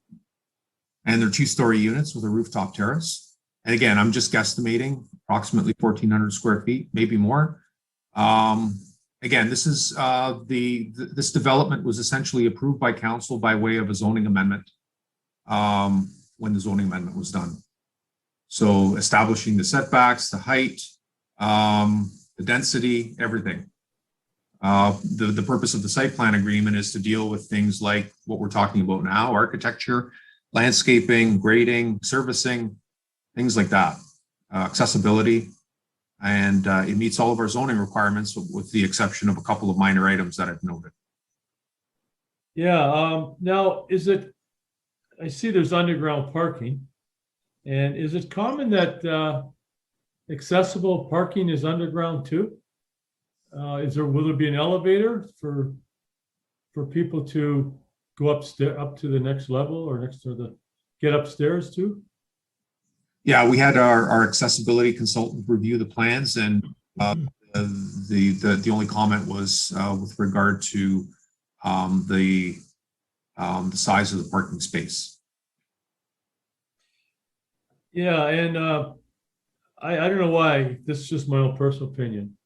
A sloping driveway with the inclement rain and everything, I know it ties into the storm sewer and all that stuff, but why anybody would do that is, I think there could be better and other options. That's just my own personal opinion. The height compared to the adjacent buildings. I was, like I say, I was there for quite a while today, and how much higher is this development, these townhouses, to the nail and hair salon, and even the house that's on the west side? It's a John Mansfield white house style of cladding, or that's how that fit. So how much higher does it kind of fit into the height of the existing buildings? Through you, Mr. Mayor, the height is approximately the same as the roof structure. Like if you take into consideration the roof structure of the commercial building to the east, and it will be a very similar height to the residential dwelling on the northwest corner, the white building you're referring to. And again, this building has a flat roof structure, rooftop terraces. So that's the amenity space for each unit, as you would say. Again, the 2-story dwelling on the northwest corner is a 2-story dwelling, but it has a sloped roof. So ultimately, it might be a little bit taller than this flat roof building, but the heights are very comparable. Yeah, and reading the report, what are bicycle parking spaces? Is there racks for the bicycles in the underground? That's correct. So they don't actually take up, because it says 8 bicycle parking spaces. So are they separate?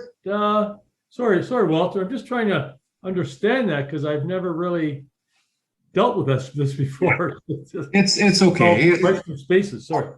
Oftentimes within building parking, there are, because you're dealing with structural elements of the building itself. So when you try to fit in parking spaces, oftentimes there's a little bit of space left over beside a parking space to accommodate bicycle parking. So the bicycle parking that's being proposed is in sort of a situation like that. So it's in an area where there's surplus floor space available that can accommodate bicycle parking. Yeah, and I'll just, with all due respect to you and staff, I don't like this. I don't. When I looked at the diagrams, and then I took my paperwork with me on site there, and I thought, oh, it's going to be 4 units in there. But I'm not, and I'm just trying to envision that building on that small piece of property. And yeah, I'm sorry, I'm not supporting this at all. I know it got passed and everything, Walter, with all due respect, but being there, and I thought, yeah, and trying to visualize everything, it's, to me, it's too much density. Anyways, I mean, that's, maybe that ship has sailed, but just giving my opinions on it. That's, yeah, with all due respect again. So, yeah, that's it. Thank you. Councillor Vardy. Thank you. You know, I've said from the very beginning, when I was on the planning committee, that this building is ill-conceived. It doesn't make a lot of sense to me. You know, we'll start with handicap parking. Handicap parking in an underground garage. So you've got a space big enough so that the person in the wheelchair can get out of the vehicle. Then what? What are they going to do? Crawl up the stairs with their wheelchair on their back? It just does not make any sense to me whatsoever. Visitor parking. I understand it's underground. So how are they going to get in? Does the person you're visiting have to run out of their house, go down to where the garage is and, you know, put their card in? Again, makes no sense. So any handicap parking for this building would need to be above ground. I mean, it just makes no sense to me whatsoever. Why even have handicap parking if it's useless? And if anyone can get into the underground garage, I guarantee you, because there's always been like a bit of a shortage of parking at Slessor, people will be slipping in there. Main Street is the face of Grimsby. So I think it's really important what is on Main Street and what faces Main Street.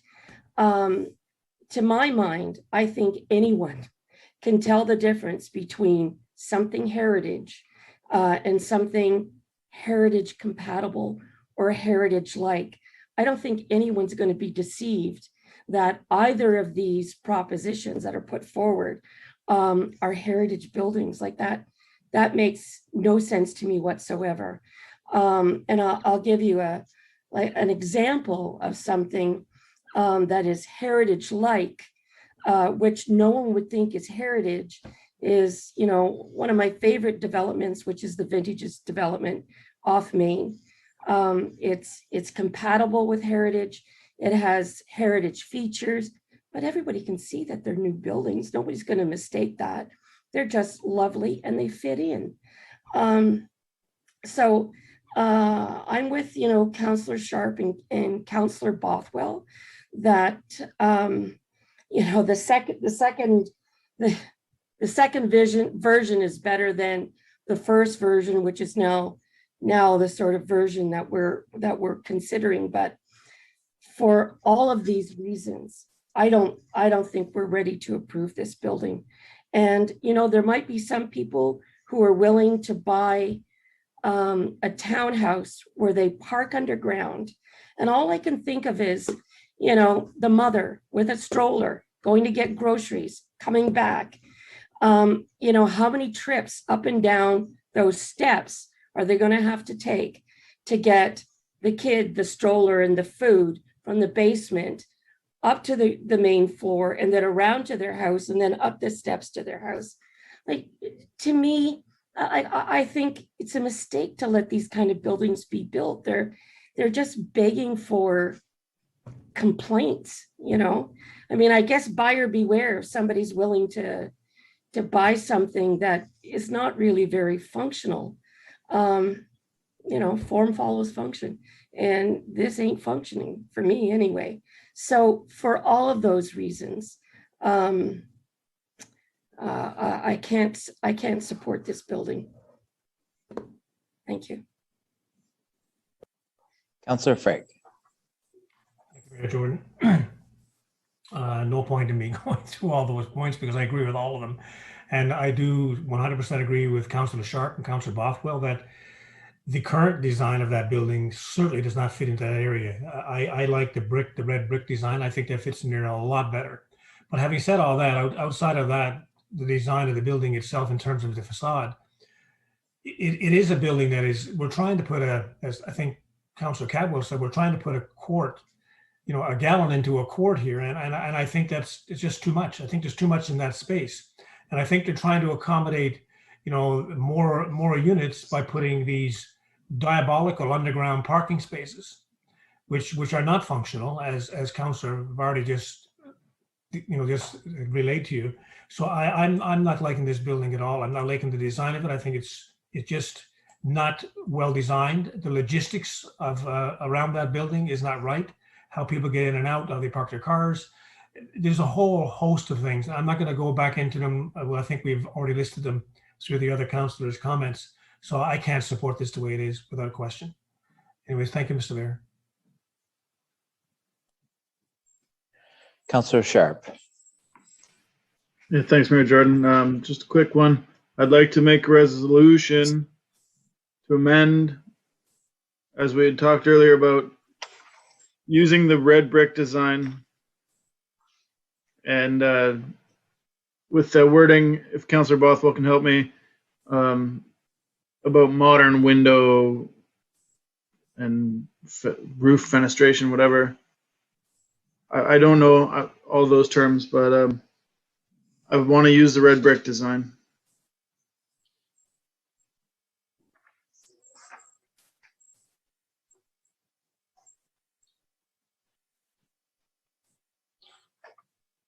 Maybe this message then to the clerk. Do we want to refer the matter back to staff to come back with?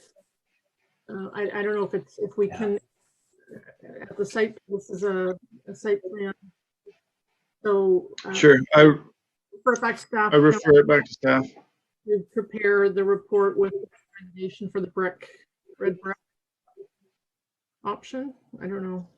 Yeah, I'm okay with that. We could refer it to staff, but I just wanted to be clear. I think we approved this already at planning, and then we approved it by council. And so, like, the zoning and the building is allowed there. We're only looking at the site plan, which is like the more finer details, like the facade and the exterior finish and some other things. But I don't think we're at the point where we can say no to this. We've already approved this.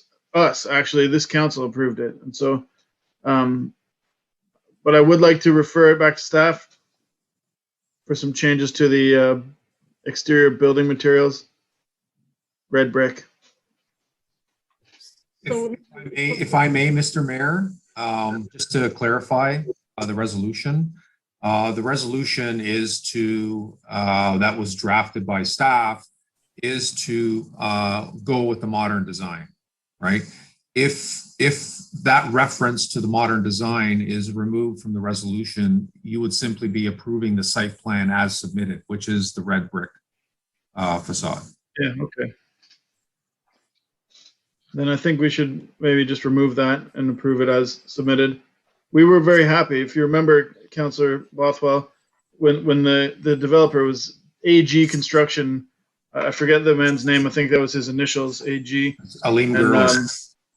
Yeah, and so we asked him to make some changes to it. I was one that said it was too contemporary, and he came back. He says, "Here," and it was like, "Wow, that's excellent!" Like, and so there was some argument about the accessible parking and being underground, but they're not accessible units. And anyhow, I don't want to rehash all those things. If we remove that and approve site plan as originally submitted with that red brick that was submitted by the developer, he did an excellent job. And but maybe we could add some wording. I know Councillor Bothwell talked about modern windows, right? So don't change the design of it, but just to use some. Councillor, if you could help me fill in the blanks here. I think it's just I know there's bay windows right now, and Mr. Bates noted that the encroachment may be an issue, so that would be another zoning issue. So I don't know if just the way you might have to just look at that. So I think considering the massing and the I think the bay windows are nice. yeah, if it was only a Sorry. difference of 0.15 or whatever encroachment, so I would almost say it would be nice to keep them, but to somehow make the Yeah, they are nice. It breaks up the facade. It's nice. So like, if we can just remove the modern what Walter suggested, yeah, and then if staff can just take our direction, that might be would be appreciated. that might be a minor variance. Would it be, Mr. Basic, if the bay windows remained and that was an encroachment? That's correct. If it's 2 years from the passing of the bylaw, then you need special, or they would need special permission from council to consider the variance. But it's not, they could do it at this point in time, correct? I don't recall when the bylaw was passed offhand. It wasn't more than 2 years ago. Conversation, I can find out. Okay, anyway, do you want to refer it back to refine it as noted in whatever? Can the clerk? I think we can refine it right now. I think by removing the second paragraph, it essentially reverts it back to the brick facade that we're happy with, so. Yeah. So that's what I want to do. However it's worded, I'm okay.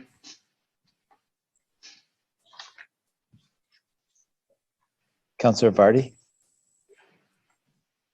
Thank you. I've been consistent from the first time I've seen this, that I've not been supportive and have voted that way. And this is my concern where we approve things and we're told, oh, don't worry about it, don't worry about it. You'll be able to make all those changes when we do the site plan. So here we find ourselves at the site plan, and I'm specifically thinking about the Kemp Road berm situation, where it was there and we approved it. Not me, but then where it said what can be dealt with in the site plan.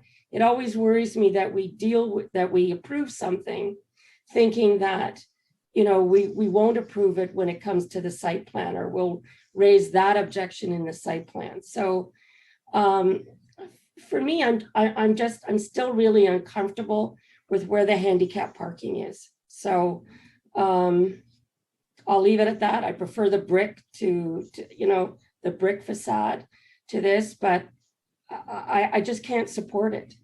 So, you know, maybe I'm an outlier. Maybe this is better than not, but I just am very uncomfortable. So there you go. All right, seeing no further questions or comments, moved by Councillor Sharp, second by Councillor Bothwell, resolved that report PA 21-28 dated July 19th, 2021 regarding the site plan application 26 SP-16-2001 at Slessor 3 Slessor Boulevard be received, and that the mayor and clerk are authorized to sign the development agreement on the town's behalf. Recorded vote. Sorry, can you read that again? How did we capture that we're reverting back to the other version? I don't know how I heard that in the motion.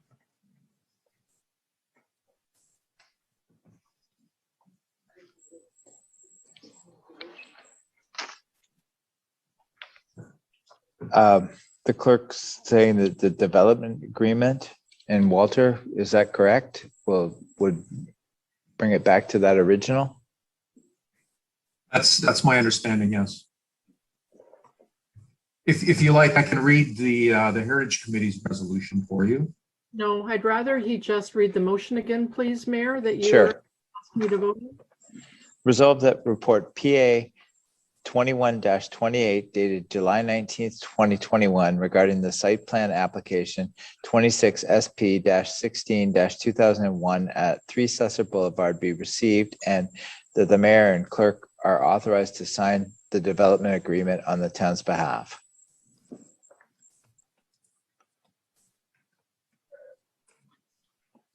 Okay, so we don't have to say that the site plan be approved. You're totally removing paragraph 2, and that means that we're reverting back to the original site plan, correct?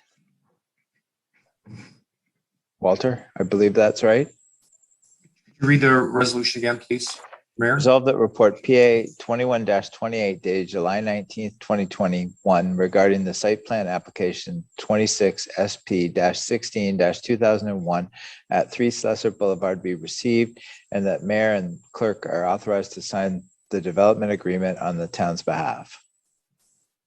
No, the resolution, through you, Mr. Mayor, the resolution should say that the application is approved.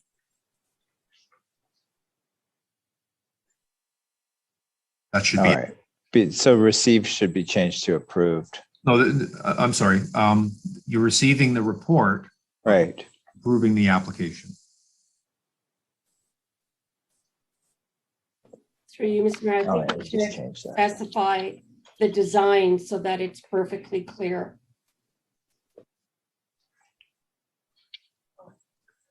Yes, find out what design that was.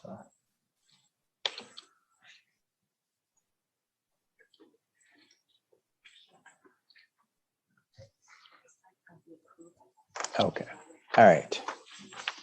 I'll read it again. Resolve that report PA 21-28 dated July 19th, 2021 regarding the site plan application 20.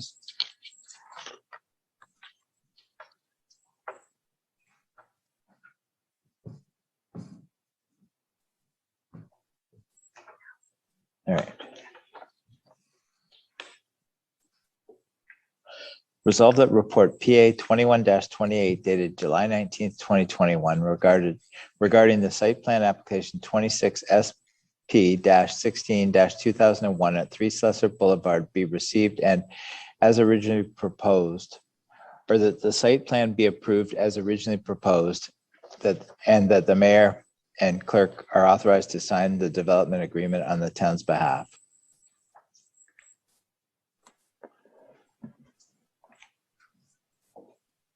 Councillor Bothwell? Yes. Councillor Dunstall? Yes. Councillor Frake? Yes. Councillor Cowell? No. Councillor Ritchie? Yes. Councillor Sharp? Yes. Councillor Vane? Yes. Councillor Vardy? No. Mayor Jordan? Yes. That's carried.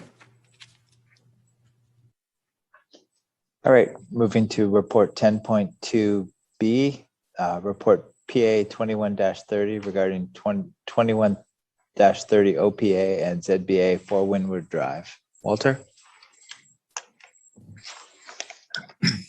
Thank you, Mr. Mayor. Unfortunately, I won't be able to be as brief with this one because it's a significant development, and so I'll try to be as diligent as possible. And this is going to be an overview of report PA 21-30 regarding an official plan amendment and a zoning amendment application for the lands at 4 Windward Drive, which is the Casablanca Inn Hotel. Next slide, please. Next slide, please. The subject lands are surrounded by Winston Road to the north, Windward Drive to the south, and the North Service Road to the west.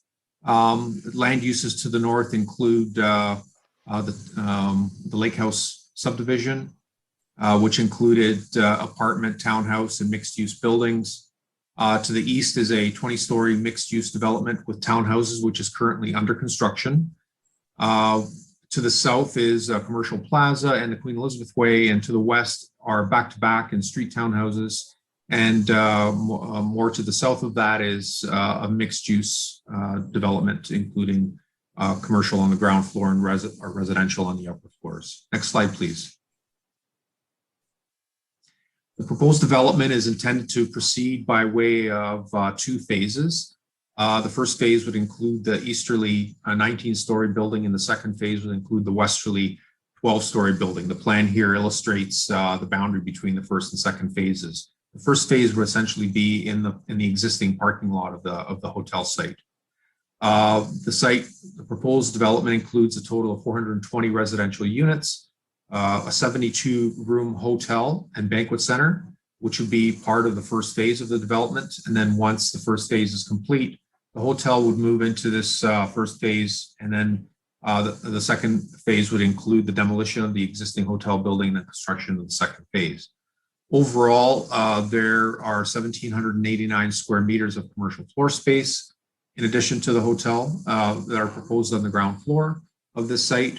The total gross floor area is 52,295 square meters, which represents a density of 4.98 times the lot area. Now, this increase is different from what was presented at the public meeting.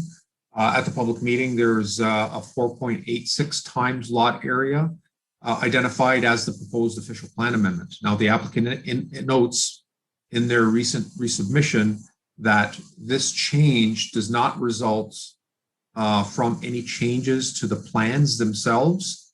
The floor plates are all the same. The site plan is exactly the same.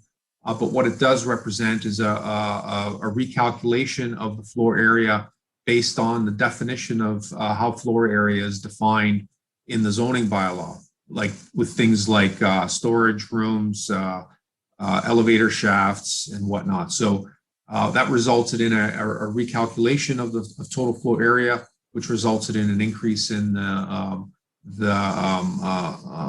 lot area or the gross floor index to 4.98 times lot area from 4.86 times the lot area.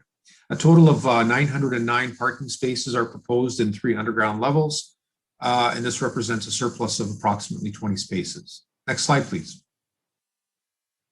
Again, these renderings here illustrate the buildings and development of the site from the point of view of the top one would be above the Lake House subdivision. You see the existing tower that's under construction just on the left side of that particular rendering. The middle rendering would be from approximately the patio of I forget what it's called. It's the Pink restaurant, and the bottom rendering would be from La Maison Rose. I'm sorry, Maison Rose, and the bottom rendering would be from the parking lot of Tim Hortons. Next slide, please. Now, this slide illustrates a preliminary landscape plan, which shows an approximately 1,500 square meter proposed public outdoor amenity area that fronts onto Windward Drive. That's the area sort of circled by the buildings on the east and west sides and south side. Next slide, please. Now, we've again circulated the applications to various agencies, external and internal. The region of Niagara expressed support for the official plan and zoning amendments on behalf of the region and provincial agencies, as a proposal aligns with regional and provincial policy. MTO has no objections. Conservation Authority has no objections. Public Works Department has no objections and will provide detailed review at the site plan stage. They did, however, provide more detailed review of the traffic and parking studies that were submitted, and did not identify any concerns in this regard. Grimsby Fire Department has no objections to the proposed zoning amendment and official plan amendment applications. However, their detailed review will be critical at the site plan review stage. Next slide, please. There was an open house and there was a public meeting. No, there was an open house held by the town, and there was also an open house held by the applicants directly. And the town also held a statutory public meeting. A lot of the comments at these public participation events were very positive about the design. They found the concept appealing. However, some of the participants identified parking as a potential concern. Questions about continuing hotel use and the build quality. It was identified that the proposal is denser than the previous proposal from a few years ago, but the benefit is that there are lower buildings with this particular design. And there's also comments about who will manage the proposed public open spaces that are being proposed. Next slide, please. After reviewing the material submitted with the application, staff is of the opinion that the proposed mixed-use development conforms with provincial policy, meaning a place to grow, growth plan for the Greater Golden Horseshoe 2019, and the provincial policy statement. Regional planning staff who are tasked with the responsibility of assessing application in context of provincial policy have also arrived at the same conclusion. Next slide, please. Regional planning staff, again, support the proposed development and state that the subject lands are located within the Grimsby urban area as designated in the regional official plan. It directs development to take place in urban areas to support intensified development and to build upon existing servicing and infrastructure. Regional policies place an emphasis on intensification and infill in order to foster the development of complete communities that have a mix of diverse land uses and housing choices, improved social equity and quality of life, new and expanded access to multi-forms of transportation, and the provision of spaces that are vibrant and resilient in their design. They indicate that the approval of the proposed official plan amendment is delegated to the town based on a memorandum of understanding between the region and the local municipalities, which essentially means that the proposed official plan amendment is a local official plan amendment, and those are exempt from having to go through regional approval. Next slide, please. Subject lands are located in the urban settlement area and are subject to a major intensification area on Schedule A in the municipal structure. As identified there that's the red dotted area. Those are the major intensification areas. We have two in Grimsby. One is around the Queen Elizabeth Way interchange at Casablanca Boulevard, and the other major intensification area identified in our official plan is the downtown core. This is the area of the town, including this property, that is intended to accommodate the majority of residential growth, planned and designated to meet the intensification targets set out in the town's intensification strategy.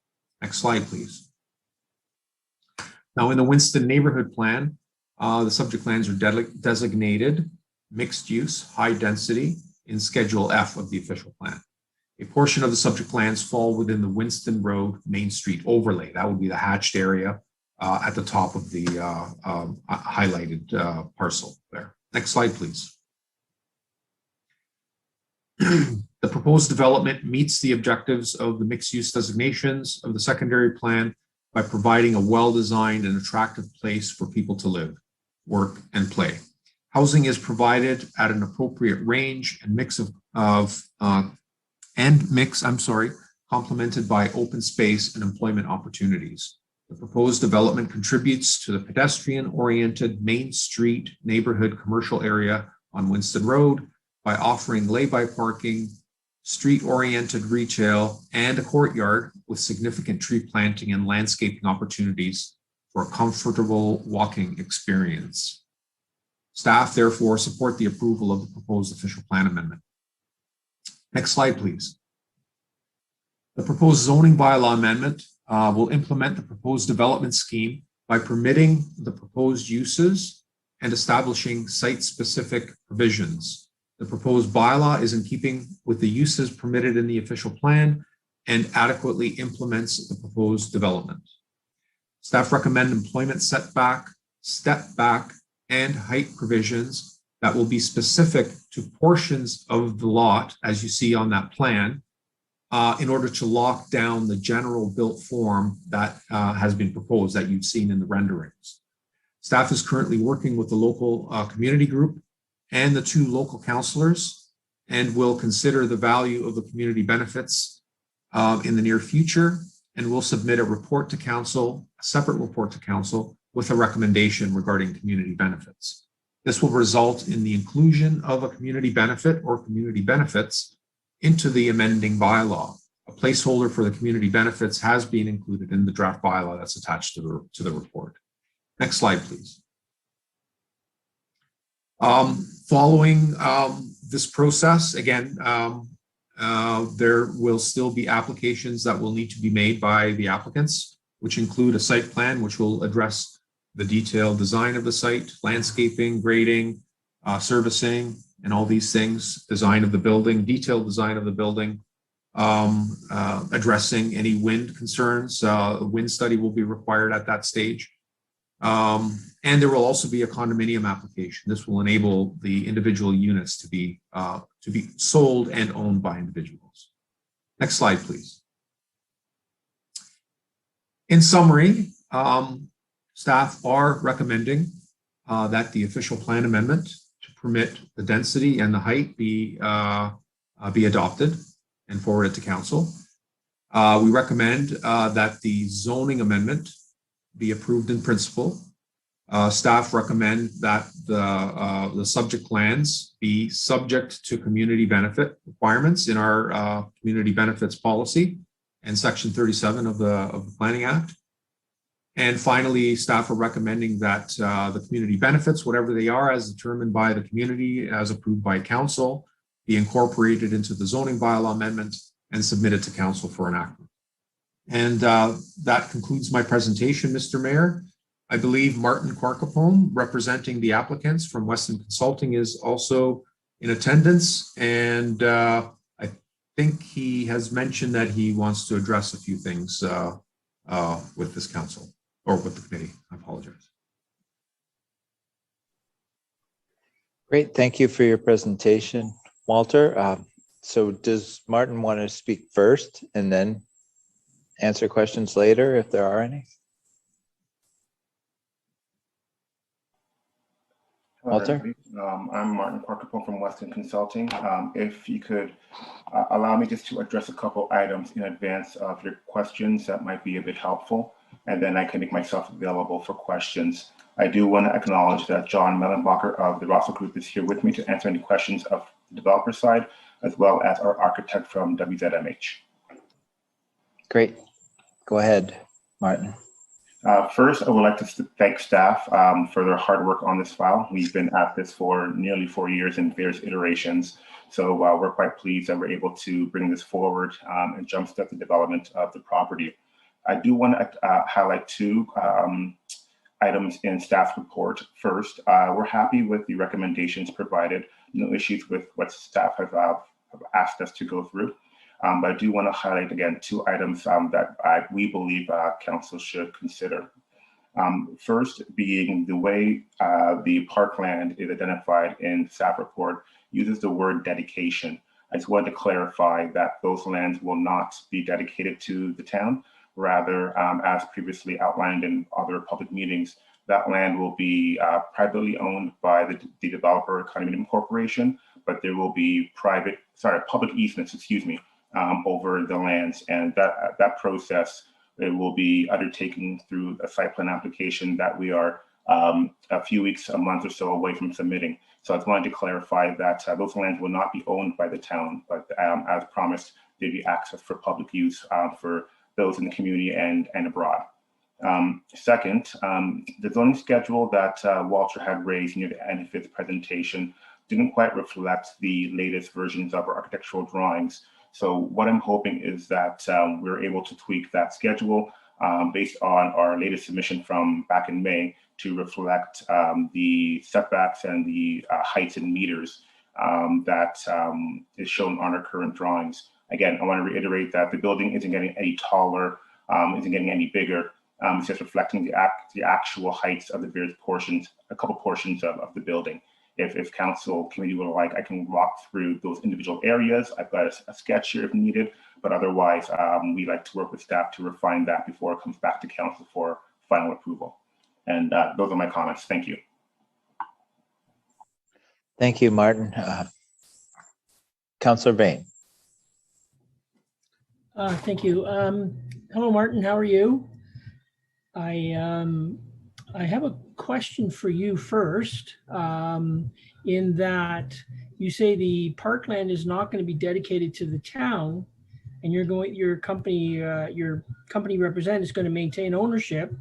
How is that going to work? Are we going to receive cash in lieu as well as access to the parkland? Because generally with the development, the town gets something, parkland or otherwise. I'm just curious. You kind of caught me off guard with that comment. So I just, you threw me there, buddy. That's all. So maybe you could just clarify that for me. 100%. Sorry for not being clear earlier. The intent is for the ROSO to pay their full cash in lieu obligation and not provide physical land to meet that requirement. The parkland is a separate element from the parkland, from the Planning Act requirement altogether. So the town will be getting their cash in lieu as part of this development. And then there'll be a separate structure or an agreement on how to manage, maintain, operate that space, which we will work through with staff through this process, the next process, which is site plan. Excellent. Thank you for clarifying that. My next question is directed at either Brandon or Walter. As I have spoken to a number of people in this area, as you know, like the rest of the town, there's serious concerns about traffic issues. We have 2-lane roads, 1 lane each way, all around this development: Winston Road, Windward Drive, Hunter Road. And I know eventually Hunter's going to be expanded across the QEW and all that at some point in the future. But having said that, what is the plan for the traffic? You're talking not only this development, I'm looking at the broad picture here, I'm also looking at the fifth wheel. Currently Winston Road, for example, is a racetrack.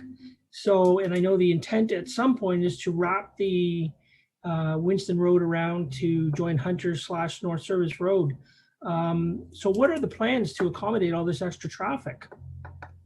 I'll direct that to either Walter or Brandon, either one. Or Harry. Go ahead, Brandon. You jumped up first. I guess I'll try to take that. Thank you. Thank you. Through you, Mr. Mayor. So again, as part of any new development, the area is studied. Traffic impact studies are created that will be included as well as the fifth wheel and this one as well. The town previously had done a traffic study in cooperation with the other developers previously to look at the area as a whole. The regional EA did a traffic study to look at improvements that were required to the Casablanca interchange, which will be realized through the road reconstruction. So again, there's a number of times or occurrences that we do the traffic impact studies and ensure that traffic will not be an issue in those areas. So, sorry, just to clarify, Brandon, you're saying that the existing infrastructure, and I realize Casablanca Bridge is being redone and expanded and all that, but you're saying the existing infrastructure on Winston Road, Windward Drive, Hunter Road, North Service Road, all that is okay to handle what's coming based on your traffic study? Yeah, through Mr. Mayor, the road on Winston Road was designed according to accommodate the future traffic through there. The fifth wheel development there'll be a section that needs to be reconstructed in front of the fifth wheel development. Casablanca Boulevard will be reconstructed as part of the Casablanca EA. So that yes, the roads are designed to accommodate it. If not, they are being reconstructed as through those different projects that I had mentioned. Wow. Okay, thank you. Councillor Frick. Thank you, Mayor Jordan. Well, I think Councillor Vane mentioned the elephant in the room, and I don't care how many traffic studies is done. There is no possible way that we're going to mitigate the traffic down in that area. When you have probably 5,000 units, and I don't know how many thousands of cars, one thing for sure, Councillor Vane, you won't have to worry about people speeding because there'll be too much traffic to speed. There just won't be enough room for them to speed. But anyways, I also, that is the big concern that I have down that area, and this particular project is not gonna help it. I do have a couple of questions, and we're going back to parking again, and I'm going back to page 9 of 21, where there was questions or comments made during the last open house, public house, whichever. You haven't really quite answered some of the questions in there, some of the comments. I want to ask a question. How many parking spots or parking spaces have been allotted to the hotel for people who are staying in the hotel, and for the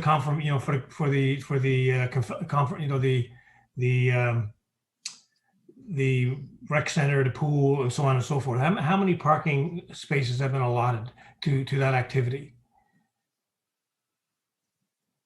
I guess that's Martin's question. I'm just trying to get my site plan up, get my package here up just to confirm the numbers. The required number for the hotels is 1 per suite, and we're currently proposing 72 suites, so 72 parking spaces will be dedicated towards a hotel. There is 1 parking space per 10 square meters of gross floor area for the ballroom itself. And that results in approximately 87 parking spaces. And this is not including the required spaces for the retail component, as well as the restaurant component within that phase 1 hotel building.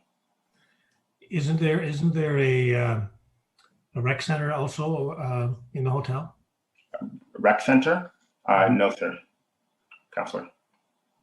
There might be a gym component as some amenity space, but there is no rec center as part of the proposal. Okay, I don't think that's enough parking spaces, but anyways, in the comment section here, there's you've noted that the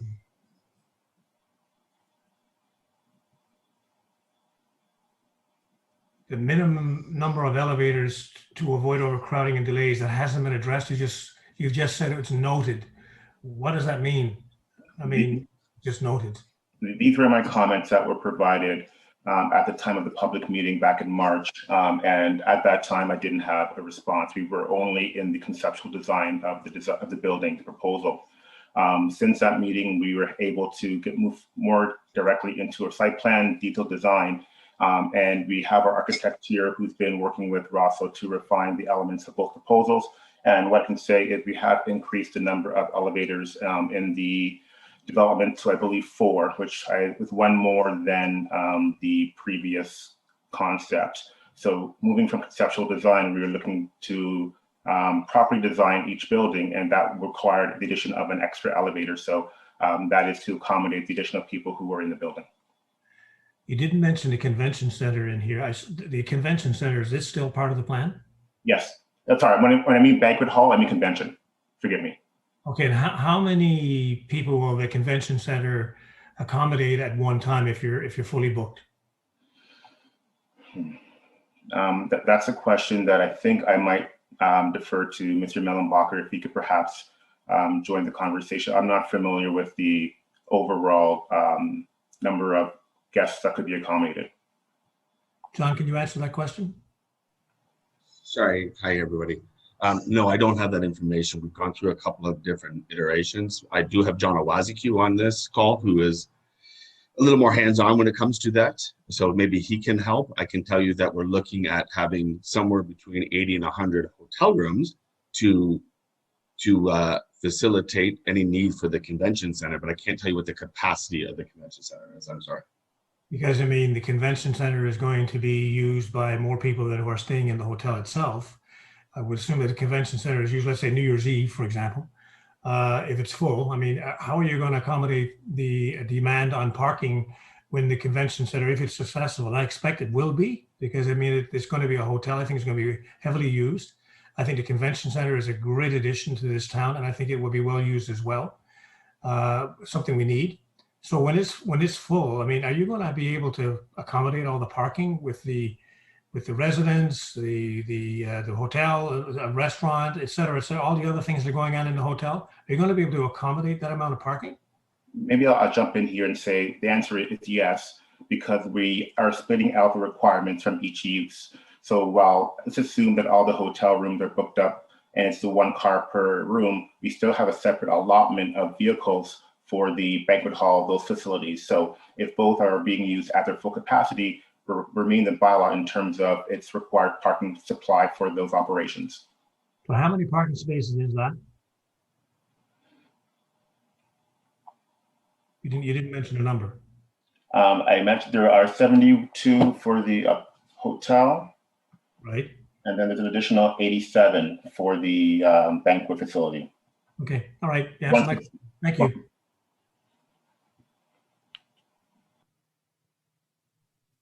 Councillor Vardy. Thank you through you, Mr. Mayor. I guess to Walter, given that they are not giving us, the developer is not giving the land to the town that's in front of the building, would this allow the developer at a later date to put another building on that piece of land?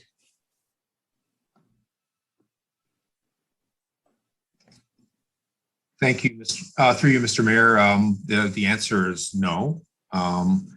If the zoning is approved similar to the zoning that I've identified in the report, then that will tie down the built form to essentially what's being proposed. And the developer would have to, or the owner would have to come back with another application that would be subject to council approval again.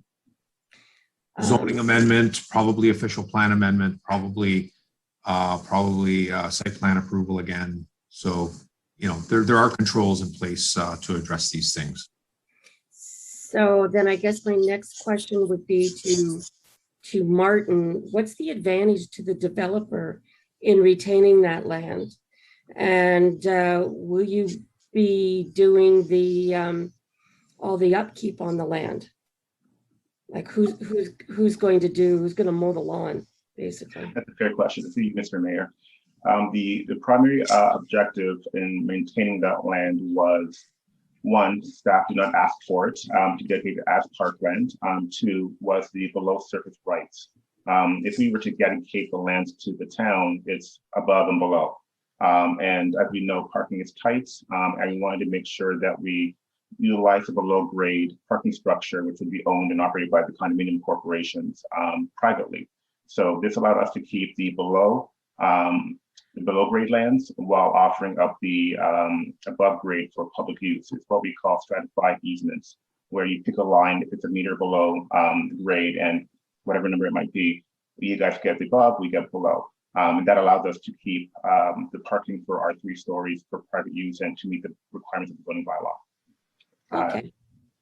To your question, who owns or rather maintains this? That is a question that, again, we'll have to work with staff on. We've identified that this is something we have to work on. It's not required out of zoning, but we understand it will be part of our site plan approval. So I expect that staff, both planning and other departments, perhaps even members of council, will probably have their comments on how we will manage that space in terms of who maintains the cost of that, the long-term viability, and we're keen to that. And again, I mentioned that we're filing our site plan application in the next few weeks, maybe a month or so. And we expect and we're hoping to have that dialogue start rather quickly because I'm sure it could take some time. So if these are going to be condos, would it not be the condo board that would manage that? That's the one question. And two, does this allow for the possibility of the development to say, this is private land, you can't come on it? To your first question, can you please actually repeat that? I want to make sure I heard it correctly. Your first question. No, I've forgotten it. I guess if these are condominiums, would that land not be managed by the condominium board? I guess is one question. And then the second question is, if the development owns the land, could they conceivably say, this is just for this this development, so we don't really want, outsiders to use this land? A fair question. To your first question, the agreements that we will have with the town will be registered on title, and that will run with the land, whether it's owned by Rosso or the condominium corporation. And the condominium, the future condo, will be made aware of their obligation to have that space open to the public. So they will be aware before the corporate even created that this is a public space they have to acknowledge and maintain. And to your next question, the terms of that agreement. So your question as to, could there be a day where the condo says, you know what, we're done, we've had enough of you guys, and we want to get all private? that would be at the terms of the agreement that the town and if it's Rosso, the condo corp put on title. If you decide to put a short term, maybe it won't work for the town and you want to get out of it for whatever reason. Those are things we can work out through this process, and the terms of that arrangement will be set through that agreement, which will be on title. All right. Okay, thank you very much. You're welcome. Councillor Bothwell. Thank you, Mayor Jordan. Just a few questions, and to tag onto that one with Martin. The interior of the Boomerang is retail, correct? So the public is going to be encouraged to be walking into that space, that green space, to attend to the retail commercial units you have on the ground floor. Is that correct? That is correct. So you're going to be encouraging that type of vitality and that type of engagement, and people using it as a common engagement space in order to encourage them to go and use your businesses, I gather. So, right? 100%. That's the point. We want them to use that space, grab a coffee if it's a coffee shop, sit in the park, and vice versa. Thank you. Next question. You mentioned earlier in your presentation that you had brought back a revised plan to staff in May, and that this report does not reflect the height.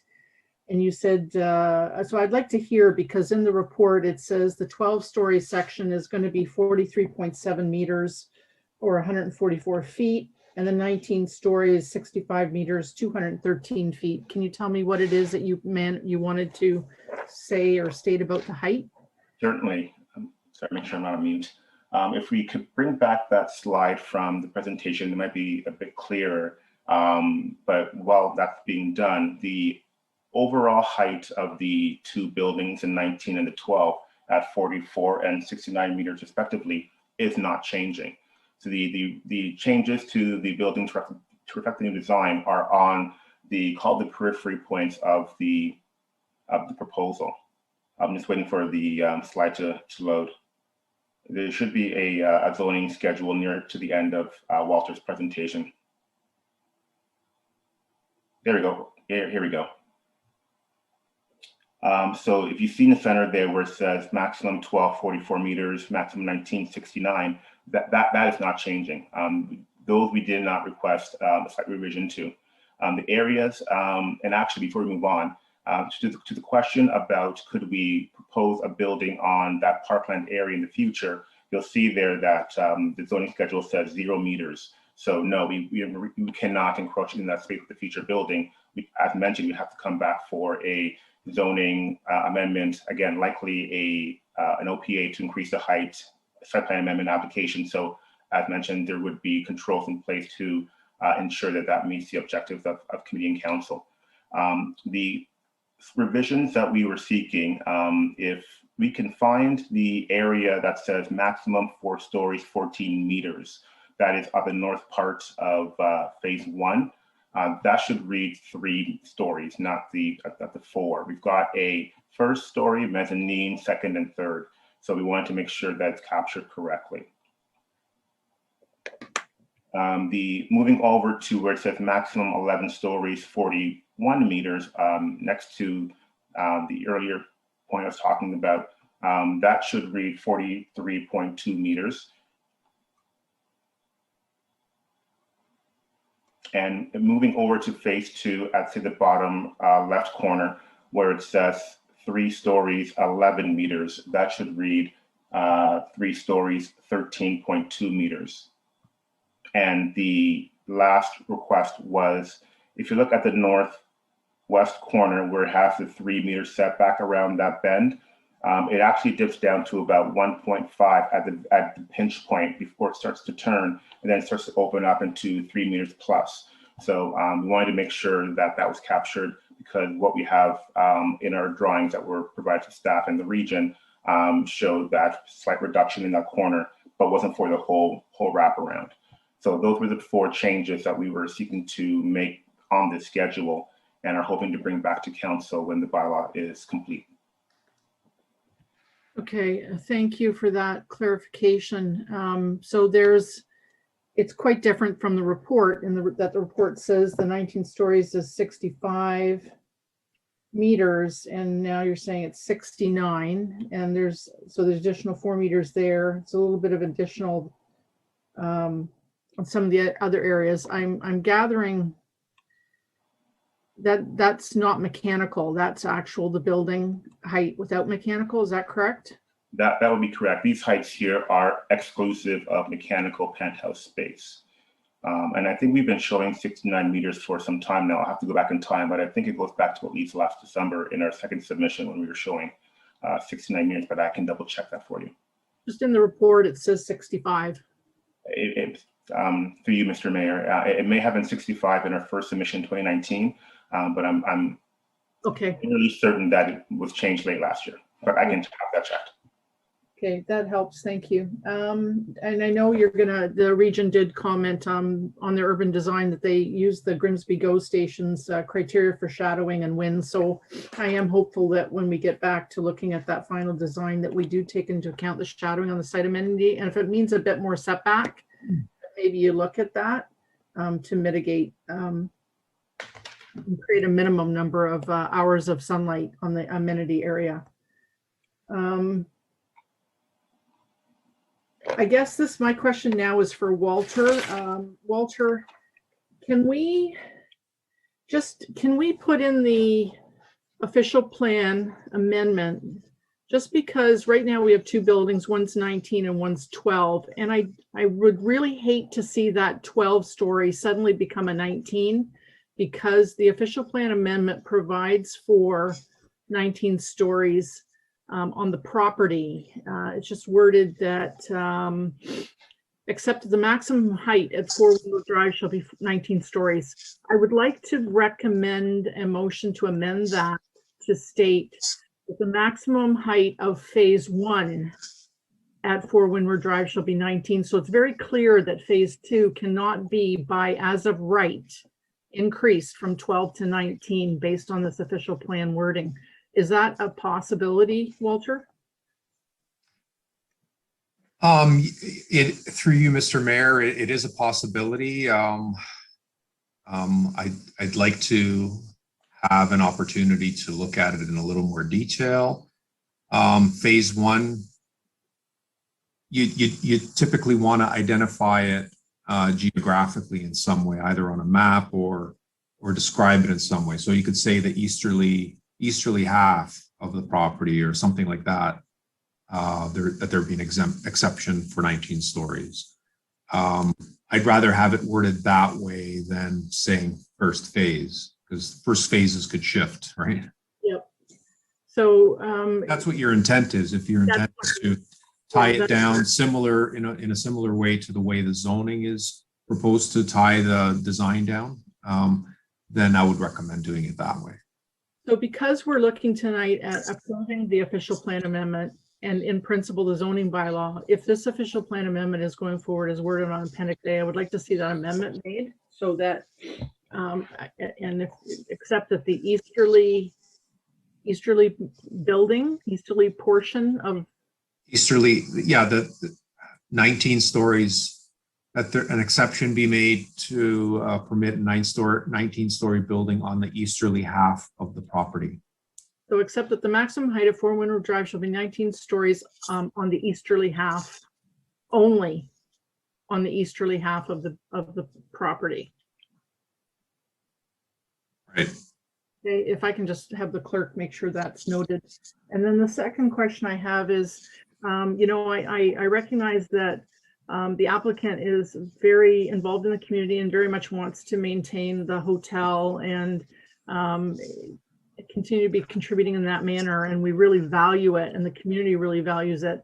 I'd like to make sure that the 72 hotel rooms that are in phase 1 are retained as hotel rooms and not migrated to Airbnb or rentals or residential units for a period of time.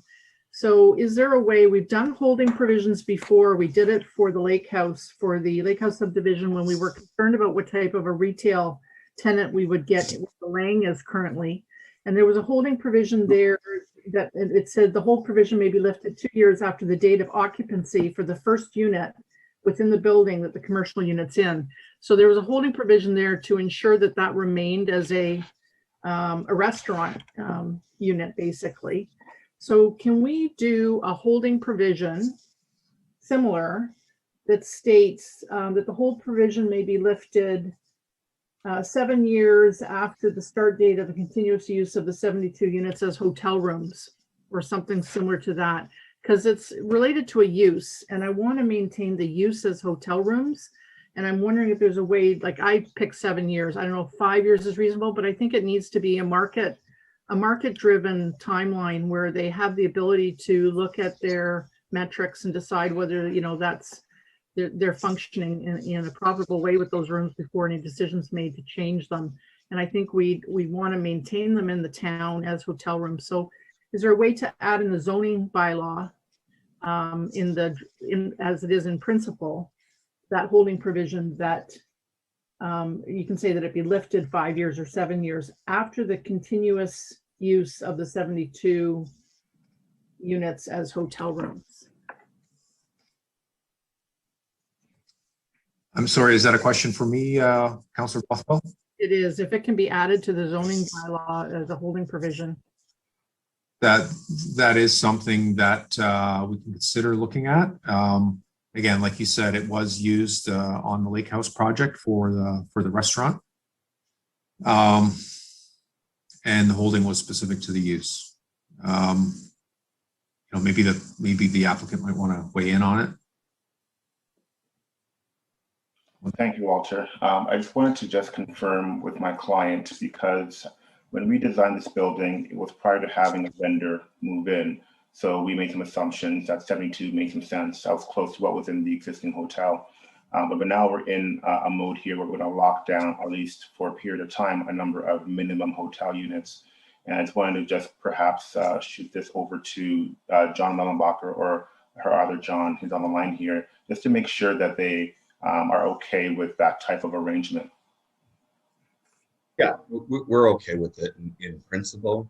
I mean, I thank you, Councillor, for the kind words. And yes, we're here to invest in the hotel and the property. So it only makes sense to make sure that we have some hotel rooms to facilitate the convention center and the other things we're doing on the site. So we are fine with some sort of provision that makes sure that there's a hotel there for a minimum of 5 years. I'm okay with that. If we could just, I mean, we put 72 as a placeholder. We have 79 currently in the Casablanca Hotel. I can promise you, I don't think 79 people have stayed on the property in the last 15 months.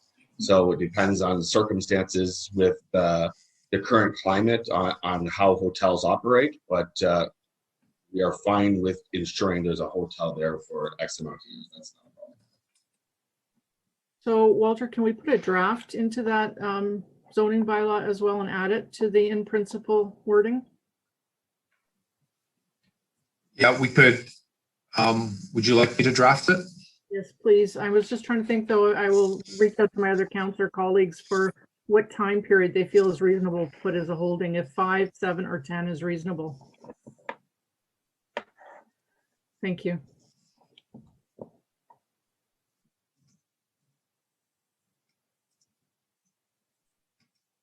I'll leave that for Walter to draft, and maybe if the mayor wants, I'm finished, I'll let him draft that, and then we'll see what he comes back with. Thank you. Okay, Councillor Cadwell. Thank you, Mayor Jordan. I'm not going to get into with the parking. I agree with the comments made about the parking. The overall parking allotment with the in conjunction with the business functions to the to this property, I've got some concerns on that, but I'm not going to harp on it because you know, everybody's got a chance, you know, to speak, and there seems to be a common flavor to that. But my question is to Mr. Basic. What are the next steps in this planning process, Walter? Is there another public meeting? You can just enlighten the next steps just for ourselves and maybe whoever's staying up this late to watch this. It's only 10:30.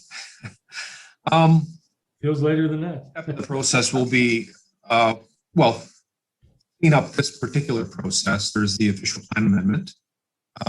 There will be an official plan amendment going to the next council meeting for adoption, as amended by whatever you guys decide tonight. There is the issue of the zoning bylaw. So however it's crafted tonight, the approval. However, the zoning wouldn't come forward for council passage until the community benefits issue has been resolved. And again, we're having ongoing discussions with the applicant, with the community, with the two ward councillors regarding what appropriate community benefits would be applicable to this particular project. Following the completion of the zoning amendment and official plan amendment processes, the next step will be the site plan application. And that's, again, like I said, we'll get into the very detailed design stage for the site and look at other things like wind impact and what features can be placed on the site and on the building to minimize any wind impacts, things like that, very detailed.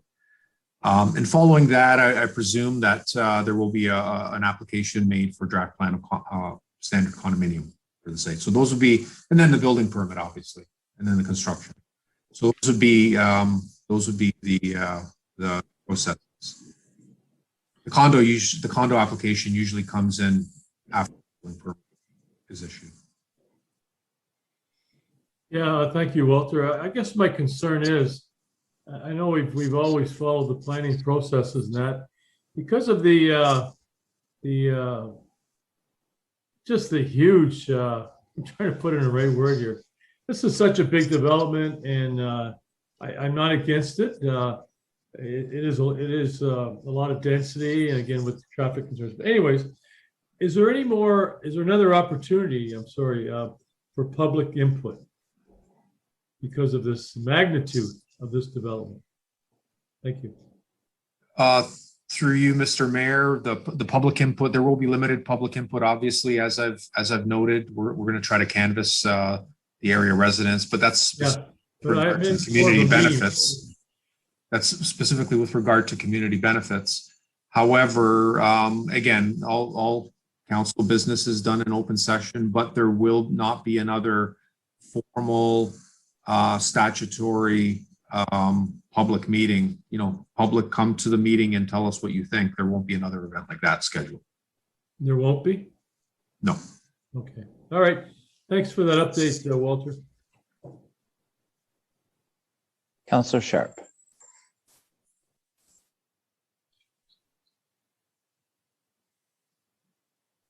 Yeah, thanks, Mayor Jordan. I just had a question and maybe a comment about the parking to Mark. Correct, 100%. It's been the mandate of council that we meet the minimum, and we've got that. Okay, and so it sounds to me like there's about 160 spaces dedicated to the hotel and banquet.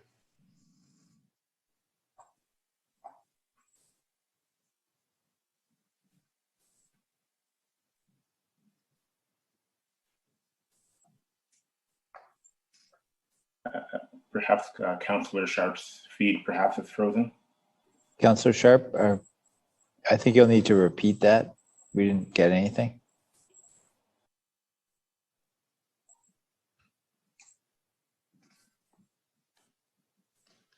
No.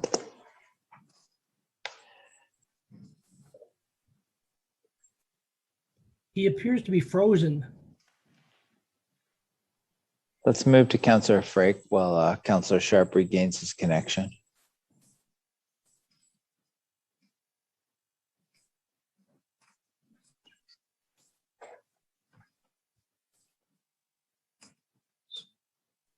Councillor Frake, I think you're muted.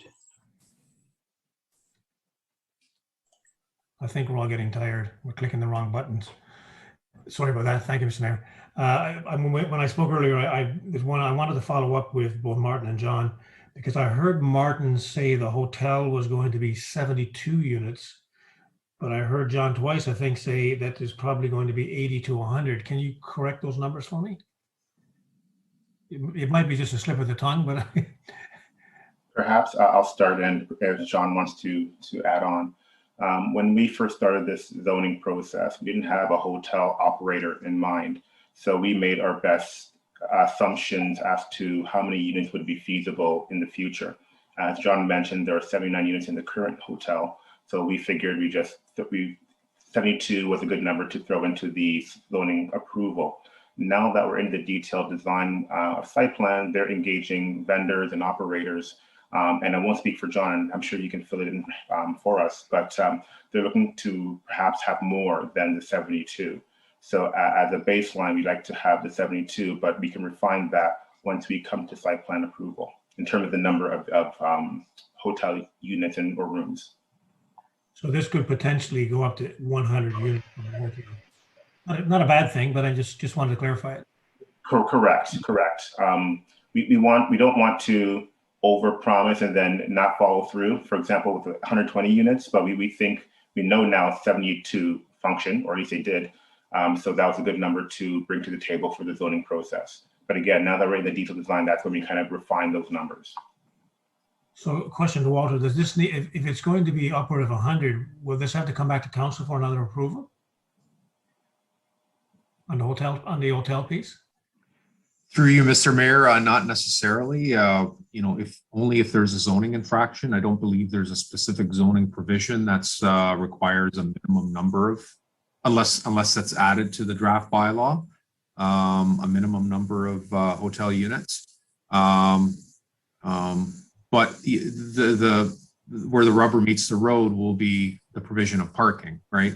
So if each hotel unit will require a space, and each residential unit requires a space and a half. So, we may have hotel units that are replacing or supplanting residential units in the ultimate design. So we'll. Yeah, that was going to be my next question, actually. Right. So what will happen is if there's going to be more hotel units, there'll be less residential units. Is that Yeah. okay? All right. That's correct. I wanted just to add that as one goes up, the other goes down. We have a finite building form given the zoning approval or zoning schedule, and we have finite parking. So we can't just keep adding hotel and not have to shave or revise other numbers within the building itself. So we have to find that balance. But to your point, Councillor, yeah, as one goes up, the other goes down. Okay, that's great. Thank you. Another question I'll throw out to you. Is there any chance you might consider a voluntary open house again for residents? I know that Councillor Cadwell alluded to that, but is that an opportunity that you might throw out there at some point in time? During COVID, it was pretty crazy out there. So, just curious.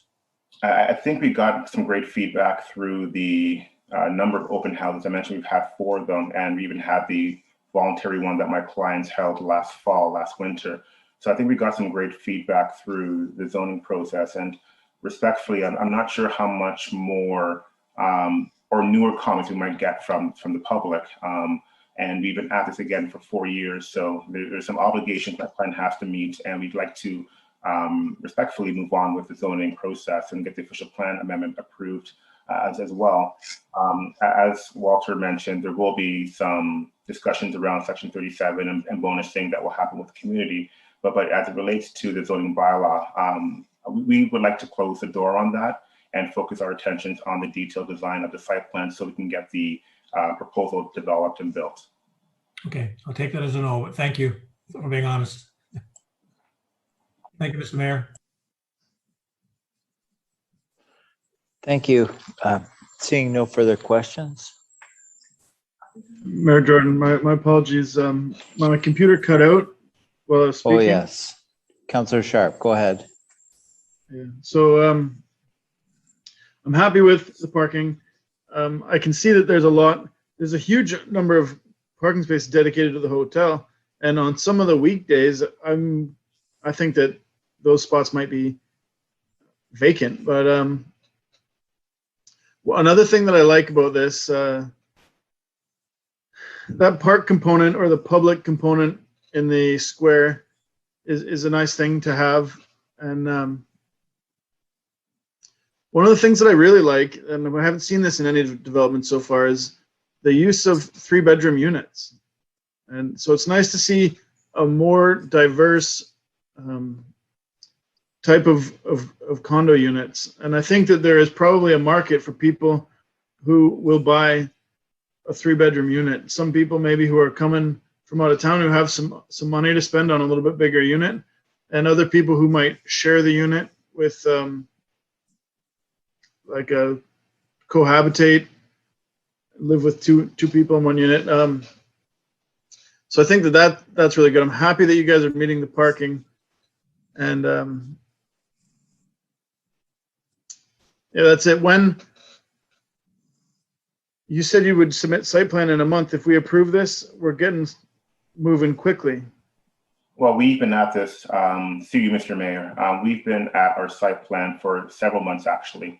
We had our pre-consultations in the spring, and we wanted to make sure that we put most of our attention into the zoning, making sure the region, town staff are happy with the proposal before we submitted the site plan, because we didn't want to submit the site plan then change it if staff or council didn't like something. But we've been working in the background, working with Walter and his team to answer some questions that would be drawn into our application. But I guess to answer your question, we're very close with site plan submission, and based on our consultant and all our timing, we're looking like in the next few weeks or so, a month or so. Okay, then the other comment I had is with regard to construction, and I know that we're not quite there yet, but I can see that you guys are eager to get there. At the building next door, they had some issues. I've had some complaints from some neighbors about construction noise, and the neighbors are understandable during the week, but there was some noise complaints on the weekends, and I just want to get some confirmation from you or whoever the project managers will be that like, I don't know exactly what our bylaws say with regard to noise, but if you guys can work with the residents specifically on Saturdays and Sundays, not to start at 7 a.m. I know you guys have a lot of work to do, but through your construction management plan, if you could, or even just through your project managers, if you guys could help to respect the residents on the weekends, that would be appreciated. That's something that I've heard already from the building next door. I think John may want to start that.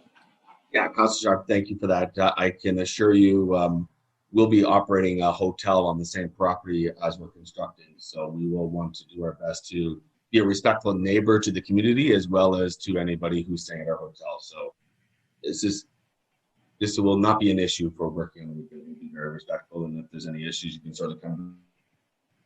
Also, thank you, John, for that. Maybe I'll just clarify at one point that you mentioned, John. And then I think Walter also mentioned it in his presentation. The structure and the phasing of this development has changed in the way that to optimize the below grade structure and the parking area to ensure that we provide all the required parking, we introduce lockers and the additional elevator and other storage areas. It made the most amount of sense to construct the underground garage all 3 levels at once for both phases. That way we wouldn't have structure walls between the 2 garages. They can be open between the 2, and I'm not a construction expert by any means, but I've been told that it simplifies the construction and the mechanical equipment and all that fun stuff. So the plan is to take down the hotel in the first phase, build the 3 underground, and then start with phase 1 right away. Bring the hotel up and open that immediately. And then that will then free up the rest of the lands for phase 2 with the boomerang, the retail, and the park. Yeah, okay. And so that reminds me, you guys, I forgot, and this is one of the things that I really liked about your proposal, was that you guys are the owners of like half or a third of this building. You guys own the hotel, you own the banquet center, you own all the commercial. And so I'm hoping that the building is built to a higher standard, and obviously being the owners, you guys are concerned about the quality of construction and then maintained to a high standard, obviously being the owners of the commercial and the hotel. I think that is, I'm happy to have a developer that is also a member of the community. And so I think that is a plus. So thank you again. Thank you. You can thank Mr. Mellenbacher for that. He's directed us to provide the best building possible with all these features. So it all stems from him. Okay, thanks. Seeing no further questions, I'll read the resolution. Resolved that report PA 21-30 dated July 19th, 2021 be received, that the draft official plan amendment attached to this report as Appendix A be submitted to council for adoption, subject to an amendment to permit the 19-story height only on the easterly half of the property, that the draft zoning bylaw amendment attached to this report as Appendix B be approved in principle with an amendment to add a holding provision that requires the hotel use to be in place for a period of at least 7 years, that the application be subject to Section 37 of the Planning Act and the Town of Grimsby Section 37 implementation guidelines, and that the community benefits be incorporated into the draft zoning bylaw amendment and submitted to council for enactment. So we need a mover and seconder on that. Moved by Councillor Frake, second by Councillor Bothwell.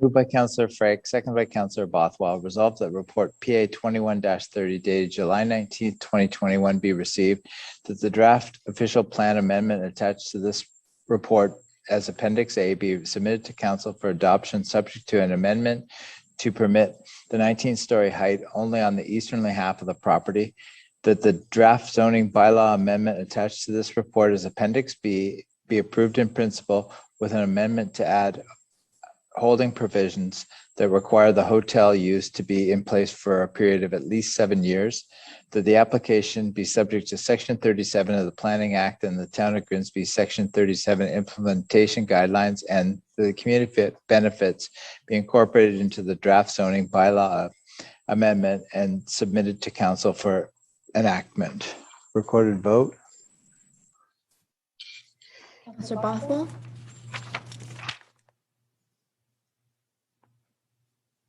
Councillor Bothwell, Yes. Councillor Dunstall, Yes. Councillor Frake, Yes. Councillor Cowell, Yes. Councillor Ritchie, Yes. Councillor Sharp, Yes. Councillor Vane, Yes. Councillor Vardy, Yes. Mayor Jordan. Yes. That's carried. All right, we're moving to, thank you very much, Walter, Martin, and John. Have a good evening. Thank you, Mayor. Thank you, Council. All right, we're moving to number 12, correspondence. Region of Niagara CLK-C 2021-108 motion regarding 16 days of activism. Under Parks, Recreation and Culture, under Planning and Development, Region of Niagara Notice of Decision, ROPA 19, LOPA 30, S17. Need a mover and seconder for the correspondence? Councillor Bain, Councillor Dunstall.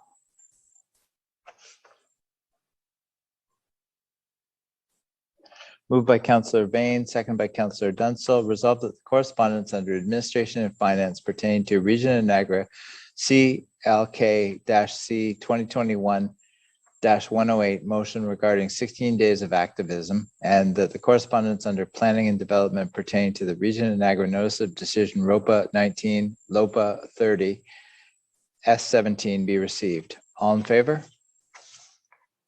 That's carried.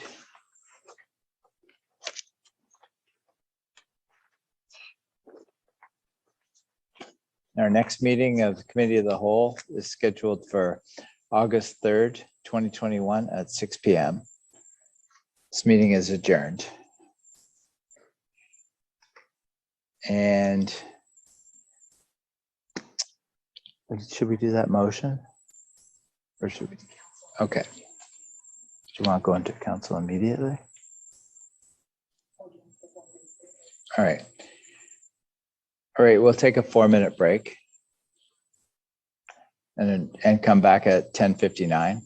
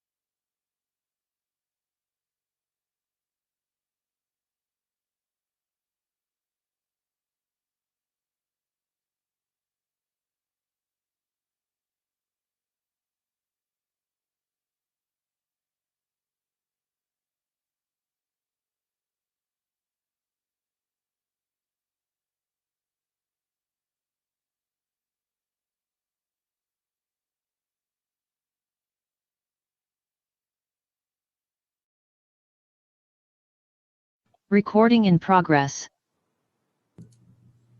We'll be starting in 1 minute.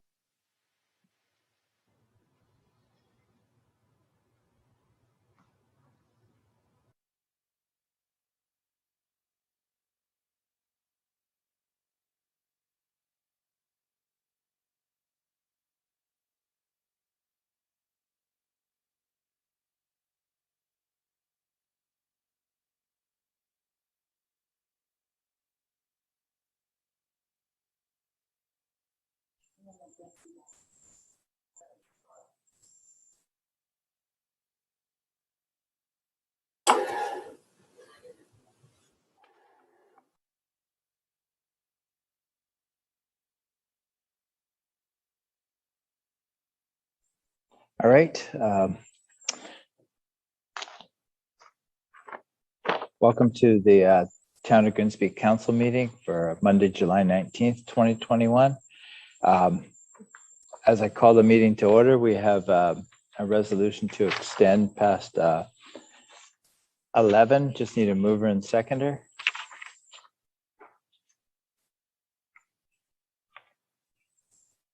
Mover and seconder. Can I speak to this motion?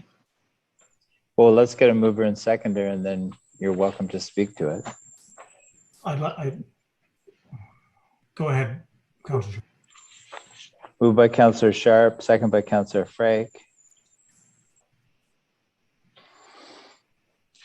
All right. Councillor Frake or Councillor Sharp? Councillor Sharp, you go ahead since you asked, and then Councillor Frake will go next. Yeah, so I am, thanks, Mayor Jordan. I'm a little concerned about the time that we're starting our council meetings. Like I don't know if we started a council meeting before dark, and it's summertime, like it gets dark late at night. And all of our meetings are going past 11. Normally we only have one meeting in the summer, and we have 3 meetings this month. The last one went past midnight. We're not even starting this one until 11 p.m. And so I'm just questioning. There's an issue with accessibility. I'm sure that most of the residents in Grimsby are in bed right now. And so how can they access? I know that this is available later on YouTube, which is a great thing that we put this live stream and recorded, but it's in the name of accessibility, it's hard to access our council meetings, and it's not right to be making decisions after dark. I mean, I don't want to make that statement, but nothing good happens after 11 p.m. So can we have this council meeting like another day, or can we start to be more conscious about scheduling our council meetings so that they don't go into the wee hours? I'd like to second a motion along those lines, if you don't mind. Well, we can just defeat this. Like we could defeat this, and then the meeting will happen tomorrow. Or I think without further discussion, we'll just vote on the motion to extend. If that's defeated, then we pick up where we left off at the next meeting, or we reschedule another time. So, Councillor Bothwell, you wanted to speak? I understand there's delegations that have waited 6 hours. 6 or hours. 5 hours, sorry. 5 hours, yeah. So, and I feel for those delegations, but I would rather hear those delegations at 6 p.m. at night or 7 p.m. at night, not at 11 p.m. after 5 hours. Sorry, Mayor, thank you. Can we ask the clerk look at when we schedule our council meetings, if we know there's delegations and we know this happens every single time, that we put the council agenda before the committee of the whole? We've got to, anytime there's a delegation, I think we've got to move them up to the 6 o'clock slot or whatever, whether it's council or committee of the whole or whatever. We've just got to move it up. If there's a way, parts of it. Yeah. Councillor Ritchie? Thank you, through you, Mr. Mayor. I think that when you look at the delegations and the agenda, I have no problem going past 11. I think we would be done by midnight. we did make these, or did have these delegations wait 6 hours. If this gets defeated to not have this right now, I think that we should be calling an emergency special meeting ASAP, not waiting to the next council meeting. It's not fair for the developer or any of these individuals. That's just my thought process. I sit there and look and say that, you know, you want to get something deleted off an agenda and you want 2/3 vote, and that's what's passed. And here we are, we're just going to totally wipe out a whole council meeting. Thank you.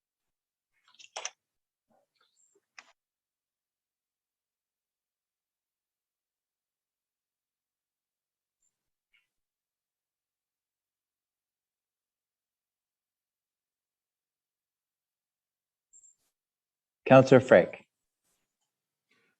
Thank you, Mayor Jordan. And I disagree with Councillor Ritchie. We're not deleting items off the agenda. We're just postponing it. It's a huge difference. And I don't think any of us are, at this point in time, I don't think that any of us are thinking with 100% mental capacity. I mean, I know out of you guys, but I'm tired. I've been here sitting in this chair for over 5 hours. It takes a long time. We need to think things through. We need to make wise decisions based on a fresh mind. We don't start these meetings till in the evenings to begin with. And I'm sure we all would like to get our decent hour a night's sleep. You know, I mean, if these were happening in the morning, maybe we should move our meetings to early morning. I don't know. But doing these things, 6 hour, 7 hour, 8 hour marathon meetings is absolutely crazy. And I do apologize to all the delegations as well, and to the developers and others who are watching. Some are probably given up watching because they've probably gone to bed at this point in time. So I think we need to have a hard stop at 11 o'clock at all our meetings going forward. But in the meantime, I think we should delay this, whether it's tomorrow night right away, or whether we delay it to the next meeting or next week. I'm okay with that. Or even tomorrow morning. I'm okay with that. I second Councillor Sharp's motion. All right, and the clerk, well, Sarah's going to speak on when we can fit this in. Just for as a recommendation, we are meeting next Monday for the traffic workshop. So we could schedule the council agenda to next Monday instead of waiting until August 3rd. I'm okay with that. Councillor Cadwell? Does that, excuse me, does that work with the presenters? Maybe they have vacations, they have plans, I don't know. So I like the idea of Sarah, I do. But I think we have to be fair to the presenters. Well, why don't we just vote on the motion to extend, because we're at that, and see how that goes, and we'll take it from there. So a move by Councillor Sharp, second by Councillor Frake, resolve that council waive the rules of procedure to go past the 11 p.m. curfew. Recorded vote. Councillor Bothwell? No. Councillor Dunstall? No. Councillor Frake? No. Councillor Cadwell? Yes. Councillor Ritchie? Yes. Councillor Sharp? No. Councillor Vane? No. Councillor Vardy? No. Mayor Jordan? No. That's defeated. All right, so we will figure out when the next meeting is going to be. So this meeting is suspended right now. Jordan, I'd like to put a motion to, or put something forward for a special council meeting this week, Wednesday, Thursday. I think it should be dealt with. I think you have I would, even though I'm saying that right now, I think you should get in contact with the delegations and make sure they're available. We should be looking at a special council meeting. Wednesday, we have a library board meeting.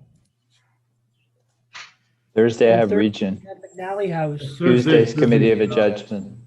Some things should take precedence. All right, so I'm happy with next Monday. Can I suggest that we let the clerk sort this out, and maybe she Yes. can Our clerk's going to work this out, so. What do you need? Catch All this right. motion. So I just need a mover and seconder to pass the confirming bylaw. Moved by Councillor Vardy, second by Councillor Bain. Just a question for confirming bylaw when we didn't have a meeting. Moved by Councillor Vardy, second by Councillor Bain. Resolved that leave be given to introduce bylaw 2152 inclusive and that same be read a first time. All in favor? That's carried.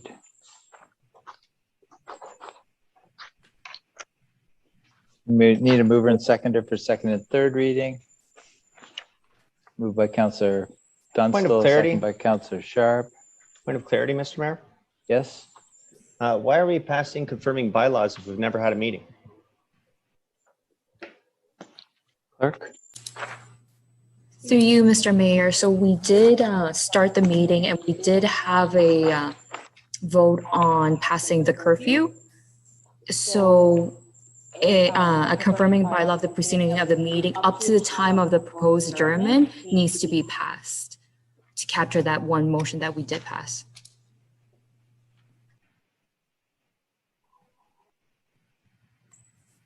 Thank you, Sarah. Moved by Councillor Dunstall, second by Councillor Sharp. Resolved that leave be given to introduce bylaw 2152 inclusive, read a first time, now be read a second and third time. Finally passed, and the mayor and town clerk do sign and seal the same and rule council to the contrary notwithstanding. All in favor? That's carried.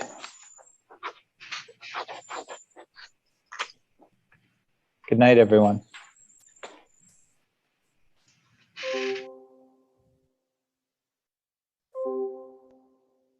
Recording stopped.